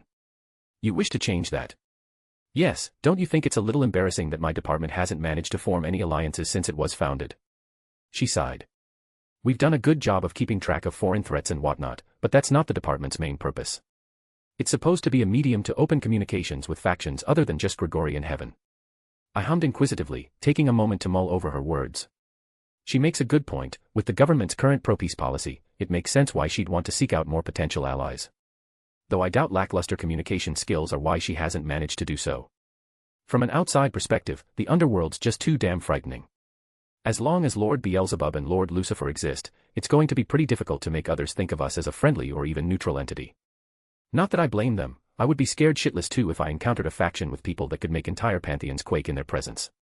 There's also the tension between the three biblical factions. If someone were to ally with the Underworld, they'd be signing up to get caught in the crossfire should our fragile ceasefire collapse. Although that might change for the better if Azazel's plan proceeds accordingly. So you want me to help you form these alliances? I tilted my head in perplexity. Don't you think I'm a little underqualified to be representing the entirety of the Underworld? I don't think having a brat like me negotiate on your behalf will do much good image-wise. She scoffed. If age equated to competency, I would have filled the spot a long time ago. Besides, I doubt an ally that would judge a representative solely on their age would be very useful to have. Fair point. I presume you have a specific ally in mind. Yes, we're looking to build ties with the West Yokai faction in Kyoto. Its leader, Yasaka, is an ultimate-class yokai. My presence would be far too intimidating, and Surzex would make her outright panic. Which is why we think an ultimate-class devil like you that isn't too weak, nor too overbearing would make for a good delegate. True, as long as my partial hypnosis ability isn't revealed, I doubt someone like that would be particularly afraid of me. And taking the rest of my collective strength into consideration, I don't think they'd look down on me either. Besides, I'm one of the few devils who can effectively wield senjutsu. There's no doubt that it'll be useful when I'm in the presence of a yokai faction. However, I doubt Seraphal wants to ally with them simply for their senjutsu knowledge. She probably wants the Underworld to have a strong foothold in the human world, far better than Kuo Town. Kyoto. Every senjutsu practitioner worth their salt is well aware of the insane weapon that lies beneath that city's soil. The ley lines. An inexplicably vast, perhaps bottomless well of spiritual power that could make one's stamina near infinite. All that power is bound to the Kyubi in charge of the West Yokai faction, Yasaka. If devils were to station themselves in Kyoto with her blessing, their defenses would be virtually impenetrable. We've always come up short in comparison to heaven when it comes to our human world connections. One-on-one devil contracts could never compare to a fraction of the influence global faith can produce. In terms of quantity, Kyoto alone wouldn't really tip the scales, but it'd be 1,000,000 times more secure than any station heaven possesses through the church. Political interests aside, there are also some good personal benefits I could obtain by facilitating this alliance. Seraphal might not care, but I'd love to tap into some of their senjutsu wisdom. It's possible I could learn things Martha isn't willing to teach me, or perhaps things she simply doesn't know, if such knowledge exists. Of course, you don't have to make a decision now. She reassured me. You can give me your answer after your break. Then I'll do just that. /////. Once my talks with Seraphal and Lord Lucifer had concluded, I moved on to my third conversation of the day. Roygun. According to Thora, she's waiting for me in my bedroom, and while I'm well aware of the nightly activities I'll be partaking in, I do hope she's arranged some time for us to actually talk beforehand, seeing as there's an elephant in the room the two of us ought to address and all. You certainly took your time. She was sat down on the mattress, glaring at me with a playfully annoyed look. Sorry, boss man and boss lady had something important they wanted to talk to me about. I leaped onto the bed, firmly planting my head against her lap. But I think you'll be glad to hear that they've given me the next month off. Oh. Her ears perked up. I could already see a multitude of plans forming in her head. That's nice to hear, assuming I can make you reserve that entire month for some much-needed bonding time with your fiancé. She quipped knowingly. I guess she's getting used to my frustratingly busy schedule. I can guarantee at least half of it, I replied reassuringly. Unfortunately, I want to reserve the other half to help Azazel hunt Kokobeel down, assuming he doesn't get it done on his own. If I'm going to assume the post of vice minister, it'd be best if that issue's resolved beforehand, since I'd have to be a lot more restrictive in how I collaborate with him while working directly under Seraphal's nose. Honestly, I doubt I'll have time to work with him at all, seeing as I'll be making a trip to Kyoto the instant I put that pin on. Good grief, it's just one thing after the other, isn't it? I suppose half will do, she smiled contentedly, gently brushing her fingers through my hair. Now then, should I ask about it now? Or would you rather I save it for another time? Now is fine. Good, because I was planning on asking anyway. Thought so. Her gaze intensified, a glint of bitterness shimmering through her pupils. How far have you and Thora gone? As far as we have, I didn't see much use in sugarcoating the truth, so I decided to just cut right to the chase. Roygun's expression froze, her hand creeping up my figure until her palm rested against my chest. She proceeded to clench, gripping the fabric of my kimono tightly, a whirlwind of emotions reaching me through her aura. "Damn," she muttered. She let out a self-deprecating chuckle, tilting her head downwards as her bangs cast a shadow over her face. I knew I'd be hearing that eventually, and I was planning on acting all mature and accepting when I did, but I guess that's a lot easier said than done. I exhaled softly, pressing my fingers against her chin and nudging her head upwards until our eyes were locked with one another. "When I told you about my feelings for her, I didn't do it because I expected you to quickly accept things as they were without so much as a peep. I did because it needed to be done, lest I wanted our relationship to be built upon the foundation of a lie." Gently, I caressed the side of Roygun's face, using my free hand to overlap the one she was pushing against my chest. "I knew you'd be angry, I knew you'd hate it, and honestly speaking, you have every right to." I breathed a self-deprecating chuckle of my own. "I'm supposed to be your dutiful fiancé, yet I couldn't suppress my feelings for another woman. That's not a good thing, no matter how I try to spin or gift trap it. Emotions. I've always been weak in that regard, haven't I? Polygamy's a normal, widely accepted concept in our society, but only a dick-brained idiot would think it's that simple. A real relationship's never that simple, it can't be defined by societal norms or political titles. Fiancé, mistress. The book says one should cherish the former over the latter, but the book doesn't understand a damn thing about your personal feelings. When it comes down to it, they're both women I've fallen for. I can shuffle, juggle, mix and match the titles all I want, it'll change nothing.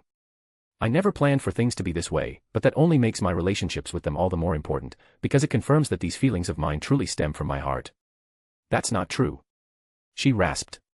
"You love Thora, you and her would always be together. It's my selfishness that forced you to be with me. If I hadn't." "Shut up." Her face stiffened once more. "Forced? How the hell did you come to such a ridiculous conclusion?" I knitted my brows, conveying my immense displeasure. I had two Satans behind me. If I didn't want to be engaged to you, at any point in time, I could have simply had them step in for me. You're an extra demon, and I'm a pillar. It's not exactly a difficult marriage to annul. My words seemed to render her starstruck, but I kept going nonetheless. Originally, I was only planning to meet you as a courtesy before I left the Underworld to begin my assignment here in Kuo.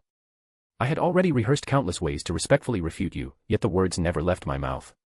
I pulled her astounded face in close, until her lips hovered mere millimeters apart from mine. "I fell for you, Roygun. I fell for you hard. You don't have the right to deny that." She gulped, evidently at a loss for words. "I don't understand, you hardly knew me for a day. How could you have fallen in love with me?" She stammered, her every word more strained than the last. "If that's your logic, then you're a shameless hypocrite." I scoffed. "You said it yourself, didn't you? You had no idea if you were going to like me or not before we met face to face. Yet, you ended up liking me the moment you saw me. Why's it so hard to believe that the same thing happened to me?" She blinked repeatedly. I don't know what to say. A slow smile crept up my face. I wasn't sure how to explain it, but I could feel a strange, less reserved side of me start to bloom. "It doesn't matter. Actions speak louder than words anyway." She lifted her eyebrows. "Are you sure? Your boss man and boss lady are still in the house. Either you keep yapping, or you make your move. You're only allowed to choose one of the two." I wore a smug grin. "Oh, and if you reply to that, I'll take that as you choosing option 1. My answer was handed to me in the form of a warm, dripping tongue forcing its way down my throat. Wise decision.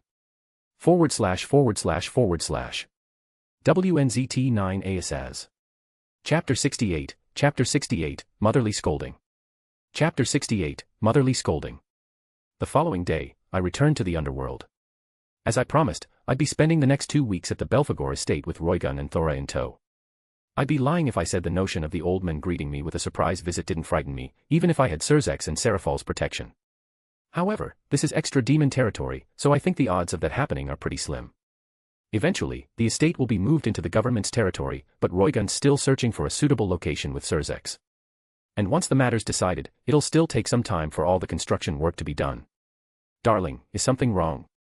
Roygun observed my face as we strolled through the estate's front yard, where all her cherry blossom trees were situated. I shook my head. "No, I just need some time to get used to the Underworld's air again." "Are you sure?"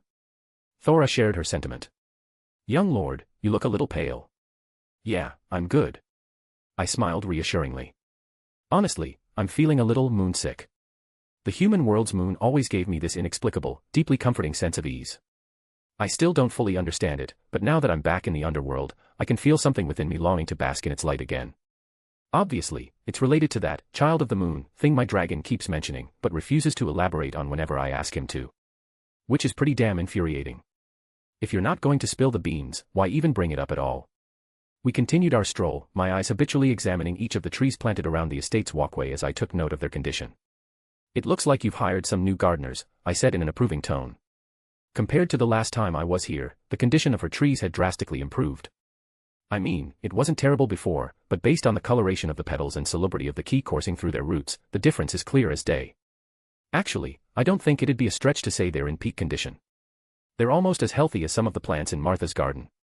If they're maintained like this long enough, they might actually reach that level. Sirzex must have hooked her up with some citry fertilizer. That stuff works like magic. What are you talking about?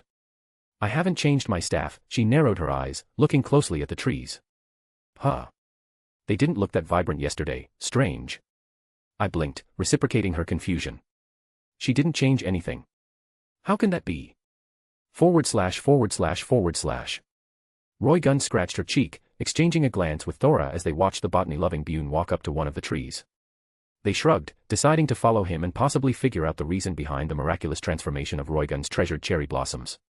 Odd, Alduin clasped his hands behind his back, looking the tree up and down. The soil doesn't seem any different from before, and it doesn't seem like the tree's water intake or the sunlight it's been receiving has changed either. Yet, its condition appears to have improved tenfold. How's that possible? With piqued intrigue, he pressed his palm against the tree's bark. By allowing its key to resonate with his own, he'd be able to get an in-depth understanding of its condition. At his level of senjutsu mastery, reading the aura of a living creature or plant didn't just tell him how healthy it was, it could tell him the factors contributing to their health, or lack of it. Oh. He stroked his chin. Someone artificially improved its condition with their ki. Using ki to enhance a plant's vitality was significantly more challenging than doing so for a person. Ki could be harnessed in two forms: spiritual energy and natural energy. Anything with a pulse contained a certain degree of spiritual energy, which is why a senjutsu practitioner just had to transmit their ki to their recipient to accelerate their regeneration. Of course, the more experienced the practitioner, the more efficient and potent the healing process would be, and vice versa. You couldn't do that for plants. They thrived off natural energy. Filling them with spiritual energy would either have no effect on them or cause them to wither and rot if the ratio of spiritual energy in the plant exceeded that of natural energy. It was basically like scooping a fish out of the ocean, throwing it on land, and expecting it to learn to breathe before it died. A pointless endeavor. You needed to feed it natural energy, however, you couldn't simply convert spiritual energy into natural energy. You had to absorb it from the atmosphere, and the rate and quantity that you could absorb varied from place to place. For example, the density of natural energy in the underworld was barely even a tenth of what it was in a sage realm like Ryuichi Cave, whereas the human world's density was about a fifth of a sage realm's. The process of absorbing natural energy is extremely risky because of how easy it is for one's spiritual energy to become contaminated. Natural energy and spiritual energy weren't supposed to blend, period. They mixed like oil and water. When you channel natural energy, you need to constantly expel it into your target. Under no circumstances were you to let it remain in your body. If even the slightest residual speck of natural energy mixed with your spiritual energy, you'd experience all sorts of horrifying mutations. Your skin might start turning into wood. Mushrooms could sprout out of your body. Vines could replace your veins. Your eyes could fall out and turn into saplings. The list went on and on.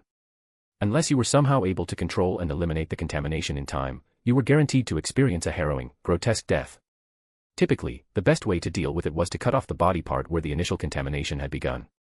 Of course, this is assuming it began in a body part someone could afford to sever. The only other way was to have immediate access to someone whose mastery of natural energy manipulation was good enough to expel the contamination for you. The only people who fit the criteria were the handful of practitioners bestowed with the title of sage, or someone who had ascended to Buddhahood and could interact with the very laws of ki itself. Granted, the risk of contamination correlated to the application of natural energy. Alduin only used natural energy to maintain the health of the plants in his greenhouse and backyard, and had learned to do so under Martha's guidance. The risk of him being contaminated was virtually non-existent. However, attempting to use it for combat purposes was way out of his league. He was nowhere near that level of mastery. This is seriously impressive. Whoever did this has near-perfect control over natural energy. Alduin took a step back, thoroughly taken aback by the tree's condition. The nurturing it had received was far better than anything even he could produce at his current level. And it's not just this one, he looked around, quickly realizing that each and every cherry blossom in the estate had received the same treatment. Alduin. Sensing that her fiancé's ruminations had come to an end, Roygun decided to call out to him. Was this Halibel's work? Doubt it. I don't really understand very much about senjutsu as you two do, but from what I know, Halibel's main expertise lies in manipulating yuki rather than regular ki. That's harmful to plants, isn't it? She scratched her cheek, not entirely confident in her words. Yes, yuki is a toxic form of ki. Regular ki wouldn't help your trees either, he'd need to be an expert in natural energy manipulation. When Alduin first encountered the Wolfman, he failed to pick up on even the slightest hint of natural energy emanating from him. Then again, it was highly possible he just missed it. Halibel was a shinobi after all, concealment was his forte.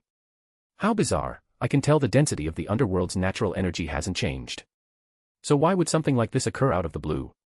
A chill crawled down his spine. Roygun and Thora felt a gust of wind swish at them, causing their hair to sway with the passing breeze for a moment and nothing more. Neither of them felt nor sensed anything of note. It was just a bit of wind. Alduin, on the other hand, had a completely different reaction. He looked horrified. His face whitened, drained of all color. Cold sweat perspired all over his face. His teeth clenched, and his face tightened as if he had just been plunged into the Arctic Sea. His eyes frantically darted from side to side, not a shred of composure to be found on his usually calm figure. Shit. Darling. What's the matter? Roygun hesitated, deeply perturbed by his sudden change in demeanor. He gulped, stammering to get the words out of his mouth. Roygun. Thora, could you two wait here for a moment? There's something I need to do real quick. It was clear he wanted to say more, but wasn't sure whether it'd be wise to do so. Roygun knitted her brows. What for? Is there something wrong with the trees? Roygun's initial assumption was that Alduin had picked up on some kind of danger, but the Satan-class devil couldn't detect a thing. And no. The trees are fine. Young lord. Like Roygun, Thora wasn't a fan of his hesitation. Alduin looked at her, and after a few seconds of deliberation, came up with a response. It wasn't Halibel. Halibel. Young lord, what are you trying to? It clicked. Though not to the same degree, Thora went stiff, quickly realizing why Alduin seemed so petrified. She tugged on Roygun's sleeve. Lady Roygun, I think it's best we give him a moment. She scoffed. Yeah, that's not going to work on me. Something's clearly bothering my darling, and it's my right to know what. Thora pressed her lips together. She looked at Alduin, experiencing a rare moment where she wasn't sure what to do. Instead of speaking, he decided to silently mouth a word at her. Angry. If she weren't a damper, her face would have paled just like his. Lady Roygun, she spoke with heightened urgency. We'll only be causing him more trouble if we follow, I really think it's best. With all due respect, Roygun interrupted with a harsh scowl. This is my estate, if something's disturbing my fiancé here, it's only logical that I deal with it. She faced Alduin, making it crystal clear that she wouldn't budge. Now either tell me what's wrong, or you and I can have a staring contest all day until you do. Alduin clenched his fists, breathing a deep, frustrated exhale. Fuck, I don't think this is going to end well for me either way, so I might as well just say it. My mother's here. Another gust of wind followed, and while Roygun and Thora still didn't feel a thing, Alduin had two words transmitted directly through his ear canals. Come here. Roygun, I really have to go. Just, wait here for me, all right? I'll be back soon. He turned around, preparing to dash off into the distance. Don't give me that. Roygun snarled, gripping his shoulder and holding him in place. So what if your mother's here? I don't know why she's in my estate unannounced, but I was planning on meeting her soon anyway. It's about time I got to know my mother-in-law, don't you think? Alduin gritted his teeth. Woman, I love that you're worried about me, but please try to take a hint. Now isn't the time. Sorry, but I really don't think she's in the mood to be introduced to her daughter-in-law. Why not? She traveled all the way over to extra demon territory for a reason, didn't she? Unconvinced, Roygun raised one brow. She did, he nodded, letting out a self-deprecatory chuckle. But you're not a part of that reason, and believe me, that's a good thing. Her frown deepened. She didn't understand why the mere presence of his mother was putting her fiancé under so much duress, but she certainly didn't like it. You're acting weird, darling, it's almost like you think she's about to murder you or something. Not a bad guess. Alduin groaned. He knew the more he delayed things, the worse his mother's mood would become. We can continue this conversation later, but right now, I really need to bounce. Besides, I've got some pent-up anger to throw her way as well. Roygun remained hesitant to let go, but the look Alduin and Thora were giving her convinced the rancor that she truly was only making things worse by holding him back. All right. /////. Alduin rushed off into the distance, headed in the direction of his mother's transmission. He wasn't sure why, but he could tell his mother was angry. No, that was an understatement, she was outright furious. It was obvious by her tone. And that terrified him all the way down to his very core. Sure, he had experienced his mother's dissatisfaction thousands upon thousands of times, and it didn't get any easier to deal with whenever he was on its receiving end. But this was different. This wasn't just dissatisfaction. This was genuine outrage. Things never make sense with you, do they? He muttered under his breath as he made a beeline through the forestry surrounding his fiancée's abode, detecting his mother's presence about half a kilometer away from his current position. A distance he could effortlessly cover in a few seconds. I'm the one who should be pissed out of my fucking mind after what you did to my student, but somehow, it looks like it's going to be the other way around. Second to the dread he was experiencing was his confusion. What possible reason could she have to be angry? He had yet to even hunt down and slaughter the much she had sent to threaten his student in the first place. Maybe I'm not the cause of her anger. And she's just venting. He shook his head. No, I'm clearly the target of her acrimony. I can feel it through the ki she's expelling. Of course, the only reason Alduin could detect her ki was that she was letting it leak on purpose, probably to set the tone for whatever it was she wanted to talk to him about. Alduin continued to traverse through the foliage, the wind carrying his feet until he stumbled upon a man-made, circular clearing, roughly 5 meters in diameter. There was little to be seen, save for a chair positioned in the center of the clearing, illuminated by the underworld's purple hue. It looked to be composed of a multitude of thick, trunk-like roots. The likes of which he was a far cry away from being able to slash or incinerate, even with the help of Dragonification. The chair's back was facing him, and peeking over its height was a head of luscious, long, verdant-colored hair that draped over either side of its aprons. Alduin gulped. He put his palm over his chest, attempting to steady his racing heartbeat. If I survive this, I'll have no trouble looking Kokabeel dead in the eyes. He quipped inwardly, hoping to suppress some of his fear with a tinge of dry humor. I've called for you twice already, a dispassionate voice called out to him. Alduin watched as the head of the woman sat on the chair tilted ever so slightly, to the point where he could see part of her cheek, but not her face. Are you going to make me ask a third time? Her fingers were rhythmically drumming across the armrest. He inhaled sharply, robotically forcing himself to plant one foot in front of the other. More of his mother's regal figure came into view with each tentative step he took, and the closer he got, the stronger the aching dread swelling within him became.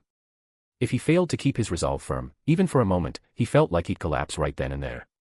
How ironic, I've wanted you to treat me with anything other than apathy for the longest time, but now that it's happened, I can't help but yearn for the complete opposite.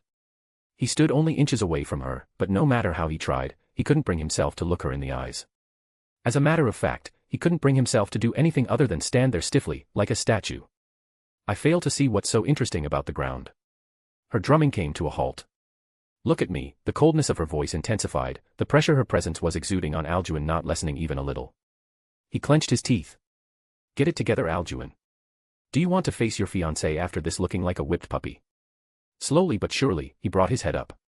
Martha's eyelids were drooping halfway, cutting the top of her pupils. The corners of her lips curled into a slight frown as she shot her son a gaze that you'd expect from someone who had just received the most personal insult one could fathom. Fuck, talk about a death stare. With quickened breathing, Alduin mustered up the courage to speak. You don't look too pleased. Don't I? Her voice dripped with venom. Maybe you'd care to tell me why that is. Hell if I know. If anyone has the right to be pissed it's me after that stunt you pulled. As much as he wanted to say that aloud, there was a time and place to give his mother an attitude, and this most certainly wasn't it. Honestly, he wasn't sure how to respond. It was obvious Martha had someone watching him throughout the duration of his stay in Kuo Town, but the wiser part of his brain told him that wasn't the smartest way to start this conversation. I'm assuming it has something to do with Kuo. He made sure to keep his voice void of sarcasm. Although, I don't recall doing anything in particular to offend you. Save for leaving the underworld without telling you. He already knew that wasn't the issue. If it were, she would have done something the moment his feet hit Japanese soil. Martha leaned back, still staring him dead in the eyes. Your confinement was your father's decision, not mine. In other words, you just don't care. I don't suppose you're going to tell me why I was confined in the first place. Swoosh. With the tap of her index finger, a single blade of wind blitzed past Alduin's face, its force more than enough to sever his head clean off his shoulders. I'm not here to talk about him. He's irrelevant. Gently, Alduin pressed his finger against his cheek, holding it to his face and noticing the smudge of blood dripping against his skin. Strangely enough, the slice didn't worsen his fear, on the contrary, it sobered him up as if he had just received an awakening jolt. Compared to her usual scoldings, a mere scratch on the cheek was inconsequential. Then what is it you want to talk about? His posture eased up a little, but he didn't let his attentiveness slip lest he risk her thinking he was making light of the situation. You spent a month up there. I thought it'd be a good learning experience for you. Her outward disappointment deepened. It looks like I was mistaken. Alduin pressed his lips together in confusion, erecting a wooden pole behind him to lean against. I think I learned quite a bit, especially about teaching. I doubt whoever you had watching me was there during the raiding game, but it went pretty well. I also picked up on an awfully useful ability from consuming Tiamat's blood that wouldn't have happened if I didn't agree to work in Kuo in the first place. She scoffed. Babysitting the coddled Gremory, that's your definition of time well spent. What use is there in you learning to teach? You haven't even reached the precipice of ultimate class, and you're light years away from fully grasping your own abilities. He hummed, struggling to decipher her true meaning. I don't understand, for basically my entire life, you've hardly ever taken any interest in me. But all of a sudden, you develop these expectations of me. I don't know what it is, but you clearly want me to aim for something. You look at me differently, and I don't have the faintest clue as to what's going through your mind. As per usual. What changed? He was dying to know what could possibly drive the embodiment of apathy that was his mother to express such interest in him. He didn't care whether that interest was positive or negative, the fact that it existed at all was baffling. For the first time, it was like he actually existed to her. You. Huh. He blinked. You changed. It started about 2 months ago. She said plainly. Did you think I wouldn't notice when my son went from a useless, obedient drone to someone who actually thought for himself? To the point where he dared to rebel. She chuckled dryly. Of course, just because you're using your brain doesn't mean you're using it well.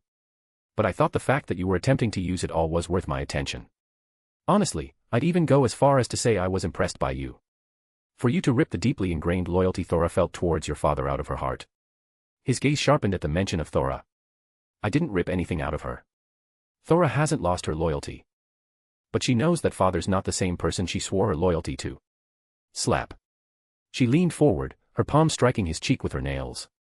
Leaving a stinging, bright red mark on his skin alongside 5 thin, bleeding wounds. Don't interrupt me while I'm speaking. He clicked his tongue, lowering his tone, but refusing to let go of its ferocity.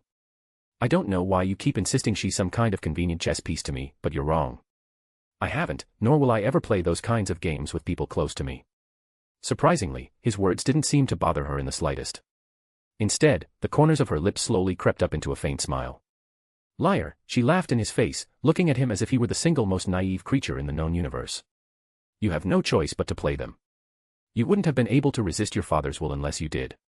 In truth, Surzek's and Seraphal's backing is meaningless to you. Even with their blessing, there was no scenario where you would have gone to the human world unless you could bring Thora with you. Otherwise, you would have spent each second of your life worrying for her safety, dreading the possibility that your father would do something to her to force you back. But would Thora have gone with you solely of her own volition? Absolutely not. She holds affection towards you, I don't deny that, but the loyalty she feels to your father is deeper than you know. It's been cultivated for nearly 200 years, your life's hardly a fraction of that. She sees your father as her savior, he was her beacon of light and hope in a time of despair. Even though you didn't comprehend just how deep her loyalty runs, you did understand you wouldn't be able to leave unless you made her come with you. So what did you do? You flipped her perspective, you put yourself right between the ray of light of Thora's loyalty to your father, and made yourself the object of its illumination. You quite literally blinded her with her own love. Alduin's expression worsened. He despised each and every word that came out of her mouth. They were skewed. Twisted. A disgusting attempt to warp what he knew to be reality. Guilt. That's what it's all about for you, isn't it? It was the same with Roygun. You built this strange complex where you felt obligated to appease her before you left for the human world, you even went as far as to help her fix her 400 years of celibacy. She chuckled, as if she found it genuinely humorous. An emotion Alduin didn't know she was capable of till today. I approve of your actions with those two, but the sentiment behind them. I find it pathetic. You want to be strong, don't you? Strong enough to resist your father's will. He exhaled dryly. It'd be nice if you'd actually tell me what that will is. You should be able to figure that out on your own. However, I don't mind telling you this, you and your father will eventually confront one another, and when you do, you will be at a disadvantage. A significantly large one. Confrontation. You mean like a fight? She offered no response, her expression unchanging. If you want to be strong, truly strong. You need to let go of your guilt, it's just a shackle that'll keep you chained to the dirt where the rest of the ants roam. Kindness is a privilege for the strong, and you, my sweet little viper, are laughably weak. Therefore, you have no right to be kind or hold consideration for those around you. Her smile evened. The Gremory and Citri girl were an opportunity for you to secure your position, but you foolishly let it go to waste. Oh, I'm just dying to hear this, he rolled his eyes. Your situation with Surzex and Seraphol is unstable. All the backing you get from them is dependent entirely on their mood, you're basically a charity case to them. A poor little boy born to his scary mommy and daddy, she said with a mocking pout. You say that like their sympathy's a bad thing, he retorted. Their sympathy itself isn't bad, the fact that it's the foundation of your relationship is. It makes their trust fragile, you can't afford to let that remain the way it is now that you're cooperating with the Governor General behind their back. She said casually, openly acknowledging her tailing efforts. Even so, what exactly do you expect me to do with Rias and Sona? He scoffed. Have them fall in love with me and trap two Satans by becoming their brother-in-law. His voice oozed with sarcasm. She tapped her lower lip. That wasn't my first thought, but seduction's proven to be a fairly reliable tactic for you, so I won't oppose it either. His eye twitched. You're insane. Insane. She pondered, seemingly recalling something. Ah, that reminds me of why I was so disappointed with you in the first place. Martha stood up and walked towards him. With fury in her eyes, her hand shot out and clasped Alduin by the throat, lifting him and squeezing until he could let out nothing other than a pained croak. How dare you take pity on me? Who do you think you are? Just how much self-awareness must you lack to delude yourself into thinking I need protection from you? A brat who's yet to even come to terms with his own psyche. After all these years, I can't believe you honestly thought I'd ever leave myself vulnerable. Did you develop some kind of needy hero complex while I wasn't looking? If anyone's insane between the two of us, it's you. She slammed him to the ground, pressing her foot against his neck. Since it somehow didn't occur to you, I'll go ahead and spell it out for you now. The disdain in her glare was palpable. I am well aware that Surzex is a super devil. I understand what that title represents far better than you do. Martha picked him up by the collar, whispering into his ear. To make sure you don't repeat that blunder ever again, I'm going to let you in on a little secret. I've been ready to become a super devil for a while now. His eyes widened in sheer, utter astonishment. If it weren't for the nasty little side effect that advancement would cause me, I would have done so already, but alas, I'm still looking for a way to resolve it before I do if I want to remain a stable existence. She released him, letting him flop to the ground and catch his breath. Of course, Ajuka's already aware of this thanks to those nosy abilities of his, and by proxy, so are the rest of his colleagues. If Surzex, or any of them, were to try me, it'd result in mutual destruction. That's something they'd never settle for, they're not the type to. At an even pace, Martha started to walk away, leaving Alduin's brain to stir as it tried to make heads or tails of the revelation he had just heard. Don't forget, everything special about you comes from my cells, including your dragonification. If strength is something you truly seek, it'd do you good to listen to your mother's advice. // I got quite a few comments on my public uploading sites questioning Alduin's claims of Martha being manipulative, and I actually think they're right. Just stating it isn't really as compelling as showing it, which is why I centered this chapter around Martha letting her true colors really shine. If you want to support my work and get access to early chapters, go check me out on Patreon/Excel14. Chapter 69, Demonic Key. Chapter 69, Demonic Key. Roygun withheld the urge to bite her nails. A few minutes had passed since her fiancé had rushed off to handle his mother's unexpected arrival, and the interaction she shared with him and Thora before he left was still weighing on her mind. Clearly, she had completely misread the room. Roygun felt the fear oozing out of Alduin's pores when he mentioned his mother's mood. From that alone, it was obvious that the ongoing conversation between the mother-son pair wasn't going to be all that pleasant, especially for the latter. Thora. The maid looked up at her, lifting one brow. What kind of relationship does he have with her? She decided to be blunt. That's a difficult question you've asked me, Lady Roygun. Thora let out a heavy sigh. Also, you might want to keep in mind that she can probably hear everything we're saying, even from all the way over here. Since neither of them could harness senjutsu, they weren't able to pinpoint her location through the key she was expelling, but judging from how quick Alduin's dash into the distance was, it was probably pretty damn far. Roygun huffed. That's fine by me. I hope you don't come to regret those words. Thora didn't care much for her own standing anymore. She had already turned her back on her duties as head maid, anything she did from this point onwards was just extra. I don't think it's my place to speak about it without the young lord's permission, but I suppose it'd do you some good to have a bit of insight if you want to support him as his fiancé. Just keep in mind that I can't offer you anything more than an outsider's perspective. If you really want to get involved in this, you'll have to speak to him yourself. An outsider's perspective will do, it seems it's too early for me to talk to him about this face-to-face anyway. Roygun nodded her understanding. Oh, and there's no need for the lady, just Roygun will do. Considering our situation. The two ladies exchanged a knowing glance. When the opportunity arose, they discussed the ground rules of their relationship with Alduin, preferably when he wasn't around. Some matters didn't require a man's ear. Very well, Roygun. Thora took a moment to gather her thoughts before she began. The way I see it, for most of his life, he was an accessory to the lady. An object she didn't really feel much hatred or love towards, although, when the moment arose, she definitely leaned towards the former. She may be the one who birthed him, but she played no part in his childhood development. She only involved herself in the same way his father did, overseeing his physical training. In the span of a few sentences, a pit had already begun to form in the Belphegor's stomach. Though Thora did her best to remain as composed and collected as possible while she spoke, even her centuries' worth of experience couldn't hide the sorrow and pity in her voice. A sentiment that Roygun was starting to resonate with. However, despite this, the relationship he has with his father isn't even remotely close to the one he has with his mother. That much I know for certain. How so? He does not truly fear his father. He is an imposing man, and he has changed a great deal from the person he once was, but the young lord understands the reason for this change. I won't elaborate too much, but he conquered his fear of his father a while ago. His coldness no longer haunts him. She didn't wish to say it aloud, but Alduin's forgiveness, for lack of better words, towards his father always perplexed her.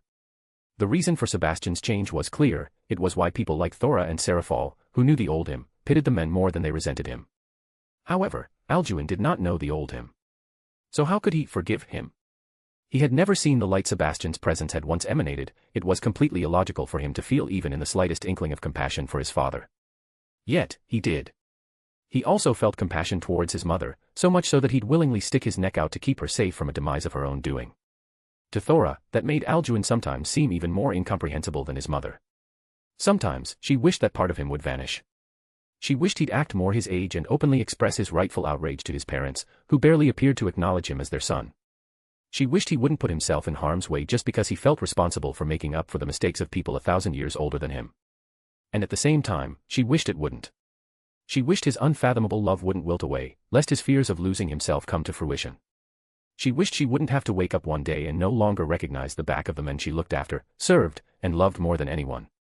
She wished those verdant irises of his would never truly mimic that woman's apathy and indifference.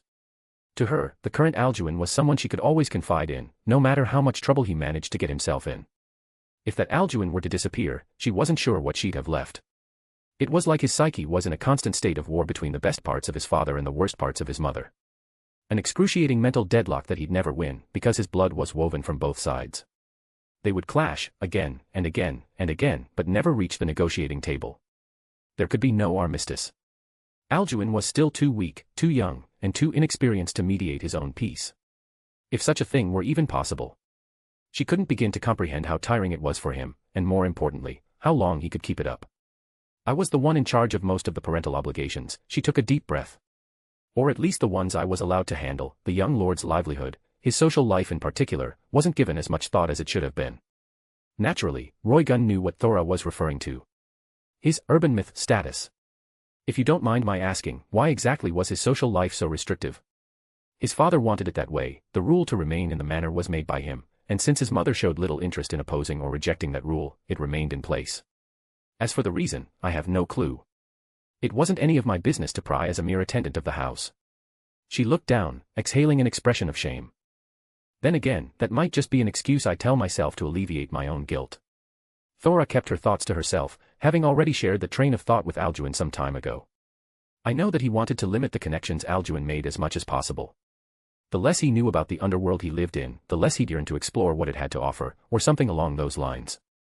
Roygun wore a triumphant smile. It looks like things didn't go his way. No, they did not. Thora returned one of her own. However, I didn't think the young lord would ever find the courage to escape his father's dome of his own volition, not that I mean to disparage his character. He wasn't a little rebel from the get-go. Far from it, she let out an exaggerated scoff. He spent most of his life with his head hung low. He began training at 4 years of age, and the methods his father and mother used were rather extreme. Far beyond anything I thought he could handle, yet, he pushed through it. Hoping that one day his efforts would earn their approval, and he'd be able to have a proper, parent-child interaction with them. The results of those efforts were clear. Roygun didn't dare say it aloud, but she couldn't help but wonder why exactly they even had Alduin in the first place. They clearly didn't just want him to be strong. Within his generation, he was easily the strongest.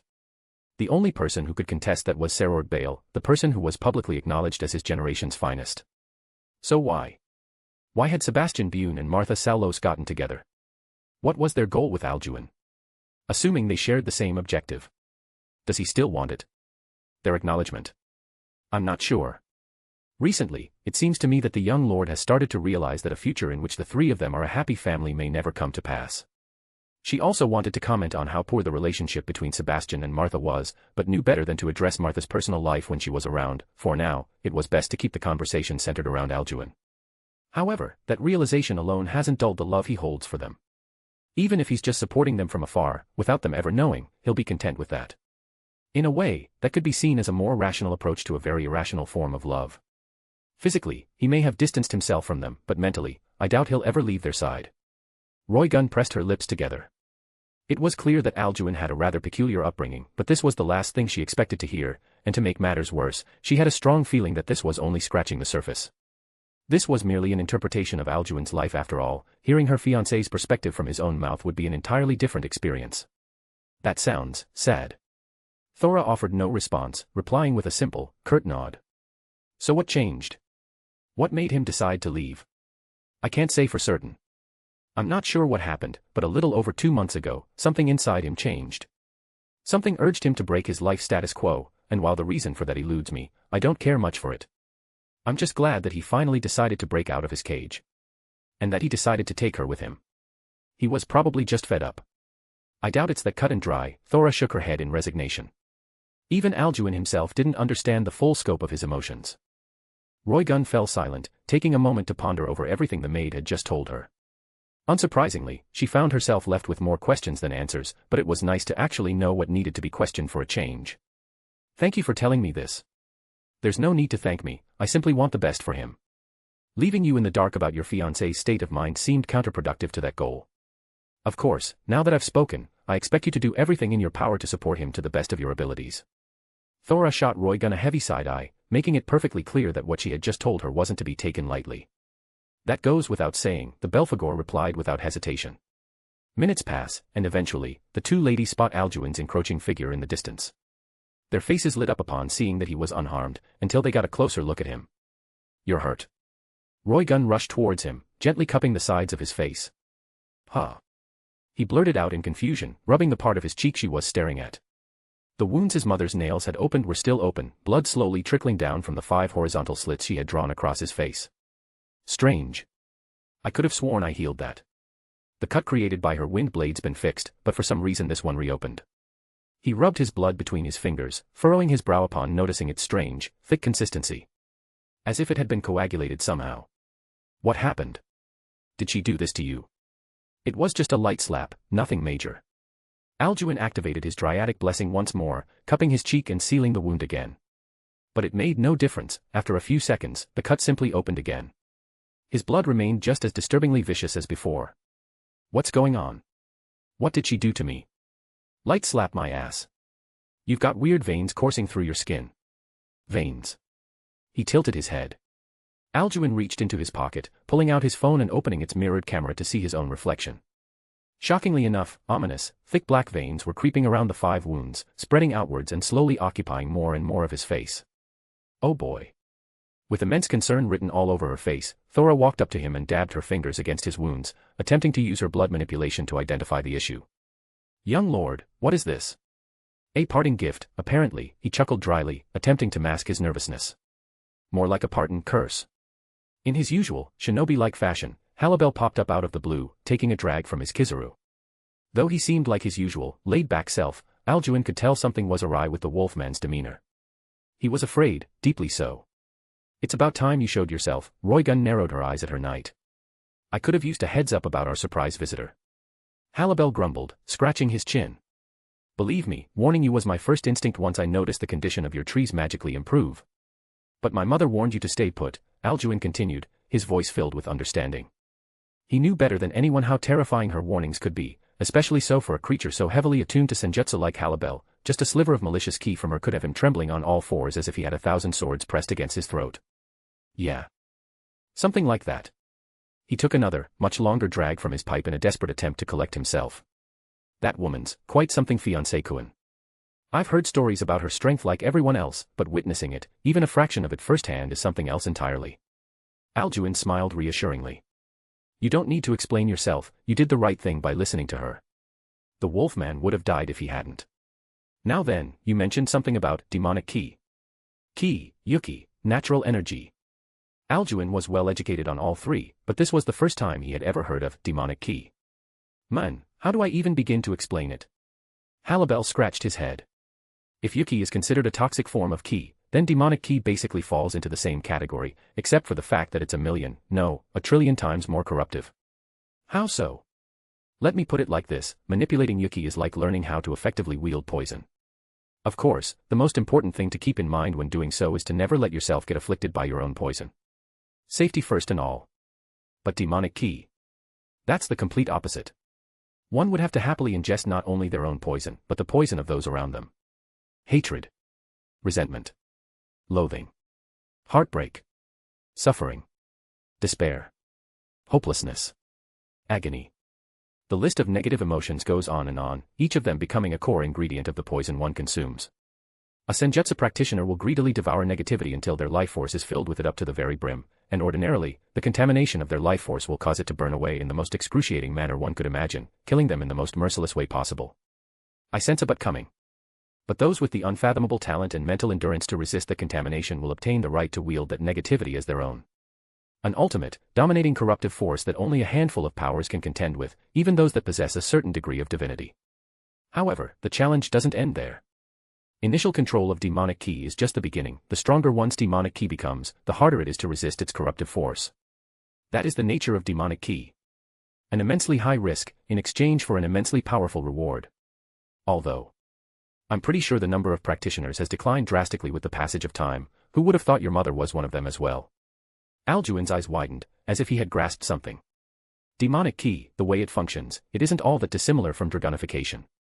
The more power you covet, the higher the chances of you losing it all. Even the initial process of attaining demonic ki is similar to the risk of losing control during the awakening ceremony. He decided to push those thoughts aside for the time being. There were more immediate questions he wished to have answered.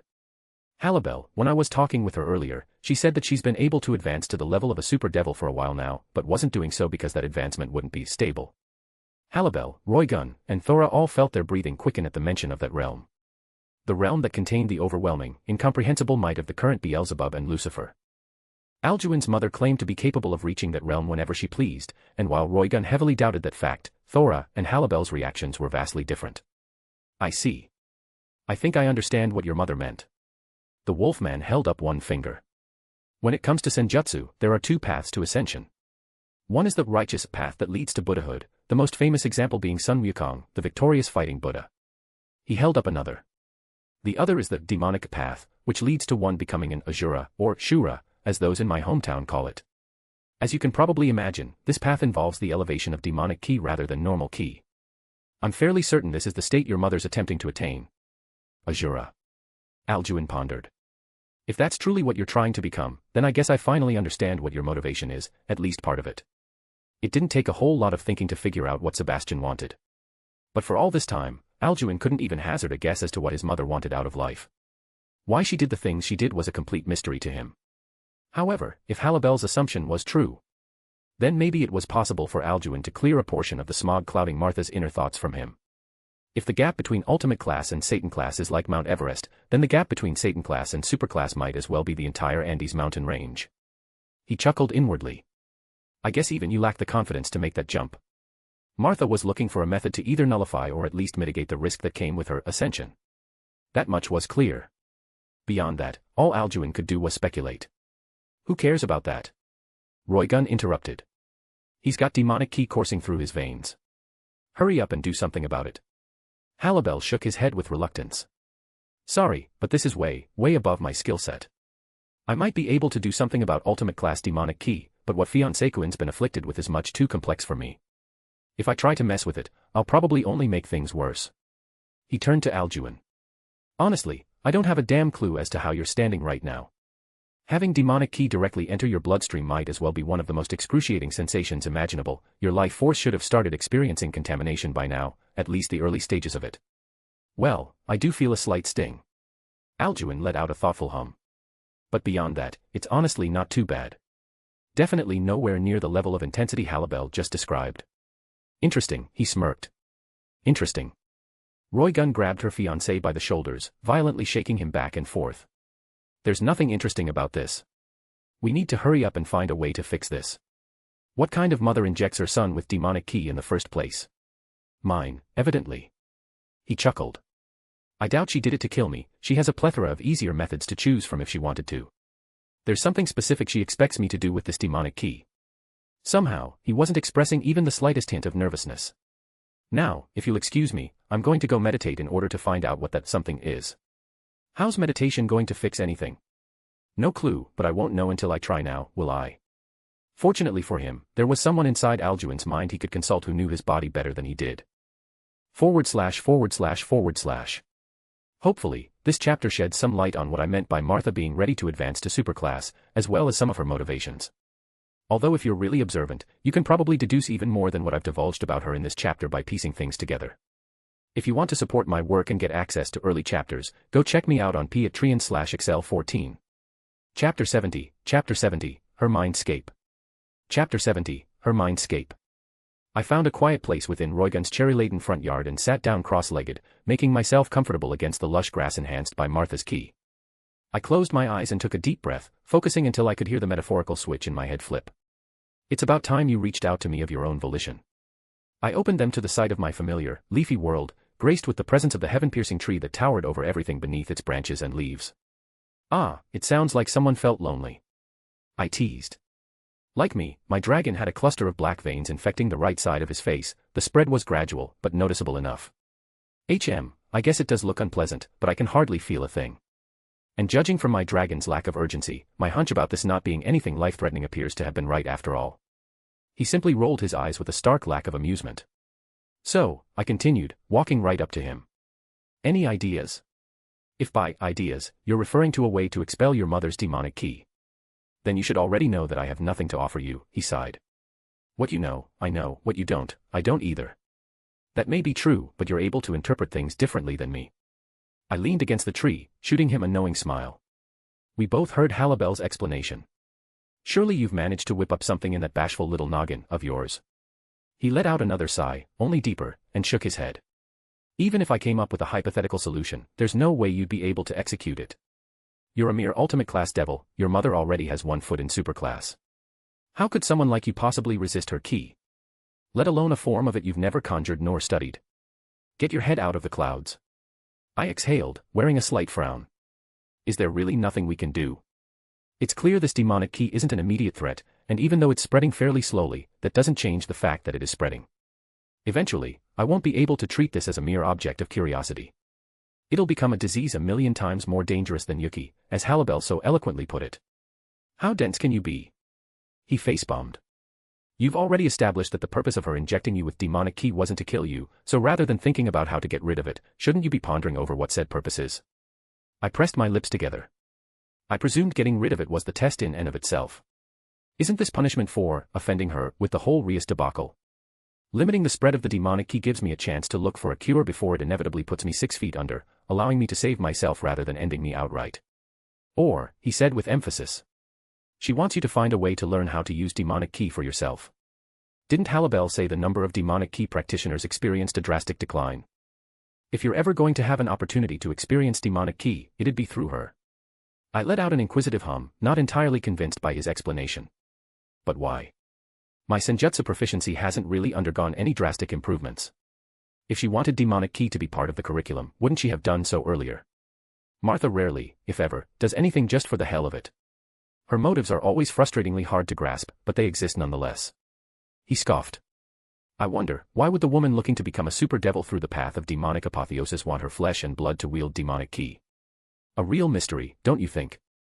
My eyes widened in disbelief. Bullshit, there's no way she expects me to be her pathfinder. I'm not even Satan class. If she can't figure it out, there's no way I can. Especially at my level. What is it with you failing to piece together what you already know? He clicked his tongue. You're her flesh and blood, but it took two to make you, didn't it? I stood in puzzled silence for a few seconds. And then, it clicked. Dragonification. She wants to see how my hypothetical demonic key would interact with it. I think it's the most likely theory. He nodded his approval. Think about it, the progression of your dragonification is basically the perfect parallel to the demonic path Halabel described, isn't it? It seems like your mother's struggling to come up with a solution to facilitate her advancement with her current understanding of demonic key, therefore, she's decided to use you as a means of inspiration. He chuckled dryly. To be frank, I think she probably planned on putting demonic key in you regardless of whether you pissed her off or not. He put on an amused smile. Honestly, I'm connected to your mindscape, and even I fail to understand what you see in that woman. Like a wrinkled tissue, my face scrunched up with discomfort. Please don't word it like that, ever. Oh. Now who's getting all bashful? His smile widened briefly before he opted for a more placid, introspective demeanor. That said, someone like her would probably be a good match for you. Much better than the two you're currently humoring yourself with. An awkward silence fell between us, so much so that even the faintest rustling on the leaf-riddled floor was audible. It's a shame she's your mother, although, the Underworld doesn't really mind that kind of stuff, does it? It'd only be a problem for the transmigrated part of you. I performed a slow blink, attempting to wrap my head around the incomprehensible, nonsensical, totally out-of-pocket words that were exiting his mouth. He looked at me, as if he was only just realizing how insane what he had just said was. Oh, you probably won't share that perspective until you've understood yourself a little better. Guess I shouldn't have let that slip out, my bad. He sheepishly scratched his nape, redirecting his attention to the tree. Anywho, forget I said all that. Let's focus on how you're going to approach demonic key, shall we? I took a deep, deep breath. Clenching my fists as I shot him a death stare that surpassed even the one Martha had just given me. Where did he get the nerve to say all that? I know damn well it didn't come from me. More importantly, why would he even say something so unfathomably ludicrous in the first place? Did his IQ experience an abrupt drop of 100 points? Did my mindscape just glitch? Seriously, what the fuck? For your sake, I'm going to pretend everything you just said was in jest. I scowled, warning him to keep close watch over his tongue from now on. There's interpreting things differently, and then there's whatever the hell that just was. Of course. He folded his hands behind his back. Now then, on the topic of demonic key, you have two options. One is to either expel it from your system or, as I suggested, to learn how to use it for yourself. Even if it's all part of your mother's scheme, it'd be pretty nifty to know how to wield it if you ask me. Hold on, I raised my hand. Didn't we just establish that expelling it wasn't possible? No, we established that you aren't capable of expelling it. He gestured towards the tree. But she should be able to do it no problemo. Once again, I was filled with confusion, albeit the non-malicious kind. She. What? Don't tell me you honestly believed an existence this grand was nothing more than a convenient piece of scenery. On the contrary, that's precisely what I thought it was. To me, this tree was simply a mental representation of my Sallo's blood. The representation of my Buné side being the creature talking to me right at this very instance. You mean to tell me this thing's alive? I marveled at the tree all the way from its base to its indecipherable peak, my emotions mixed between astonishment and lingering fear of the unknown. Shouldn't you have said something sooner? Why bother? She wasn't awake back then. She's only just started to wake up now that you're progressing through ultimate class. She's still an extremely long way from fully emerging out of her slumber. I pinched my nose bridge, frustrated with how casually he was revealing this to me. Hold on just a second, if she isn't just an accessory to my mindscape, then what exactly is she supposed to be? Also, why are you even referring to it as she in the first place? To answer your first question, I'm not entirely sure. I just know what she allows me to know. If you like, you can think of her as the true master of this mindscape. Her authority supersedes both yours and mine, for now at least. Yeah. It's totally not immensely disturbing to find out that you're not the true master of your own mind. Not at all. That doesn't scare you. He laughed heartily. Oh, believe me, it's absolutely horrifying, but I decided it was best to simply accept the reality of the situation. She could purge me from your mind with a mere thought, but as long as I don't step out of line, she won't do that. So I'll just do as I'm told.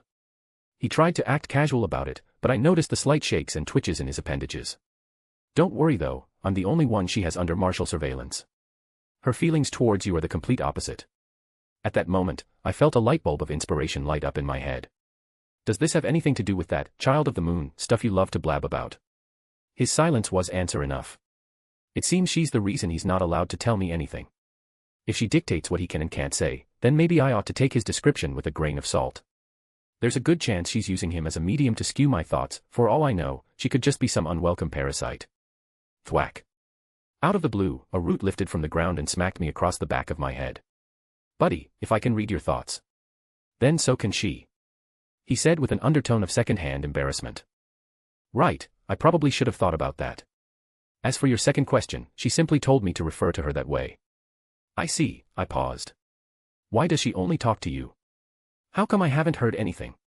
Good question, he flicked his brows, looking at her and falling silent, as if he was listening to something.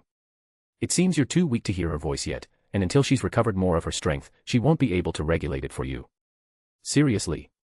Her voice alone is capable of hurting me. Sounds like something straight out of Lovecraftian horror. But you can handle it. I'm not flesh and blood, am I? He shrugged. The rules I operate by aren't the same as yours. Fair enough. Can she really eradicate Martha's demonic key from me? Yup, that's what she told me. If he, or rather, she's telling the truth, then it's amazing news to know that the infectious key isn't anything to worry about. However, I shouldn't be hasty. I know this is all part of Martha's plan, but I think my dragon's right about demonic key being a useful tool for me to have. So what if she intends to use me as an observation project? No harm, no foul. If I can use this demonic key as a learning guide like she wants me to, then shouldn't I take advantage of the opportunity? How long do I have before the demonic key becomes lethal? He hummed. I'd say you have about a month before it kills you. Damn, that's faster than I thought it'd be. Knowing me, I doubt that's enough time for me to grasp something that difficult. Although Martha's definitely aware of that time frame as well, isn't she? Maybe there's a chance I can figure it out in that time. If you want, she can suppress it for you instead of eradicating it. With her help, she can extend that time frame to at least 3 months before your body gives in. My eyes shone with a hopeful glint. That would be excellent. Next month, I'll be heading over to the West Yukai faction to handle my negotiating responsibilities as Vice Minister of Foreign Affairs. If there's anyone I can get some extra insight about demonic key from besides Martha, it'd be those yokai. Again, he glanced at her before looking back at me. Consider it done. I blinked, carefully examining my body with expectancy. I don't feel any different. Why would you? You barely felt anything from the demonic key in the first place, and now that its progression has been slowed even further, it'll take longer for the effects to settle in. Assuming you don't figure out how to tame it beforehand. I see, I hummed. Speaking of which, do you have any suggestions about how I should learn to wield demonic key? Halibel did explain that it had something to do with consuming negativity, but that description's a little bit too vague to do anything actionable with. Maybe I should try channeling Martha's demonic key in microscopic, incremental amounts. This demonic key is a product of the negativity she consumed, isn't it? I'm not entirely sure, but there might be a chance that's precisely what she expects me to do.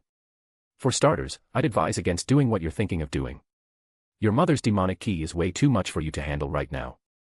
Even if you only process a microscopic amount of it, you'll be completely overwhelmed by the malice that woman's learned to wield. Then. I frowned, confident that my hypothesis was on the money. Take a step back.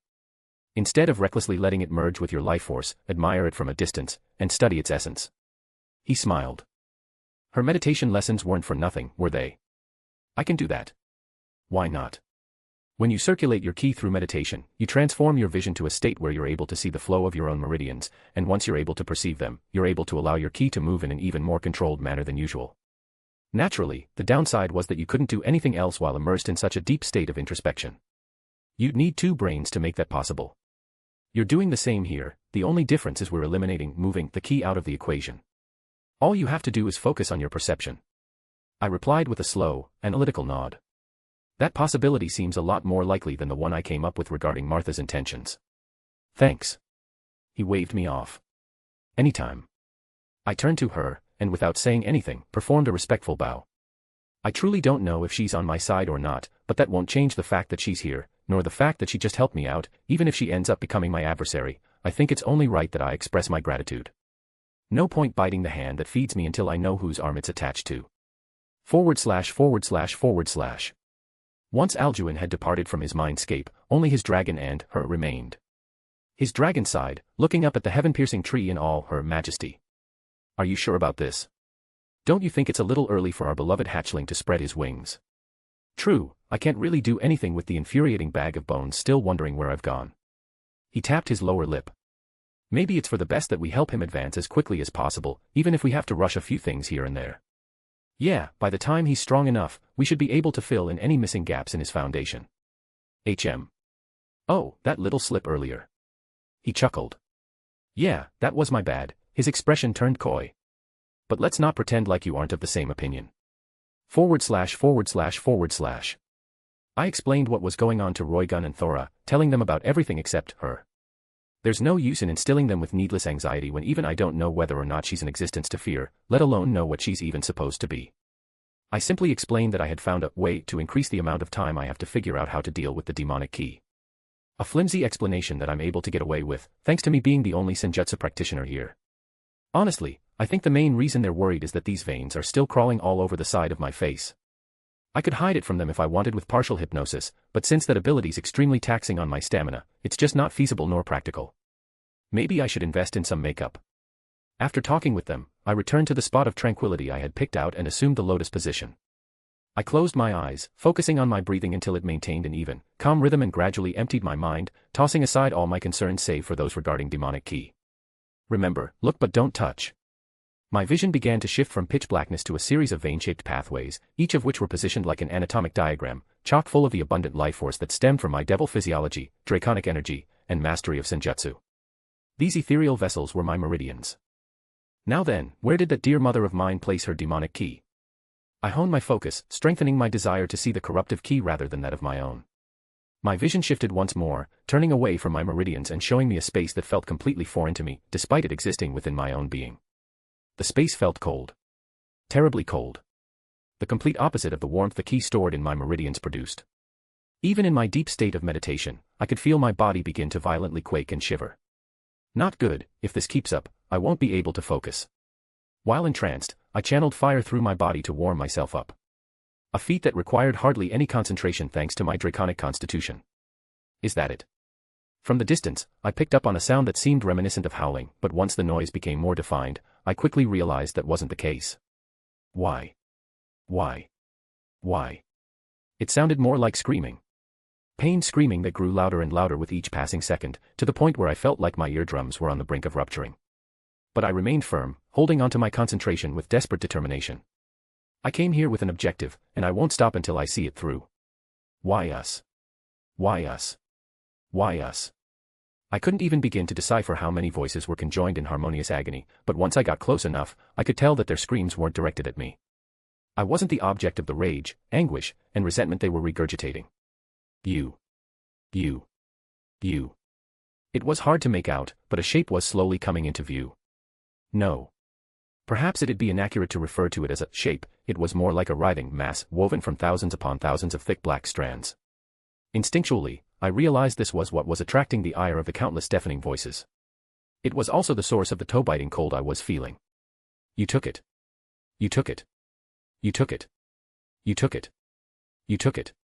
This was. Give it back.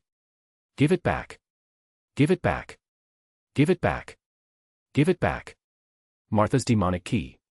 Even though I didn't have a body in this state, I felt an eerie shiver crawl down my spine with each individual scream.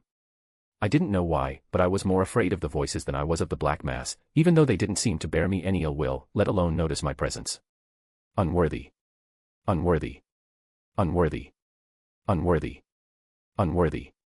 It was as if my key was telling me something my brain simply could not. Stay calm, as long as I stick to nothing but perception, I'll be fine. I reminded myself. At this rate, my state of meditation's bound to break, but I'll still do whatever I can to hang on for as long as possible. The more I'm able to perceive, the better. Besides, it's not like the demonic key's going to be disappearing anytime soon. I'll always have another opportunity, preferably one where I'll be more prepared. I might as well think of this as a form of mental tempering. Traitor.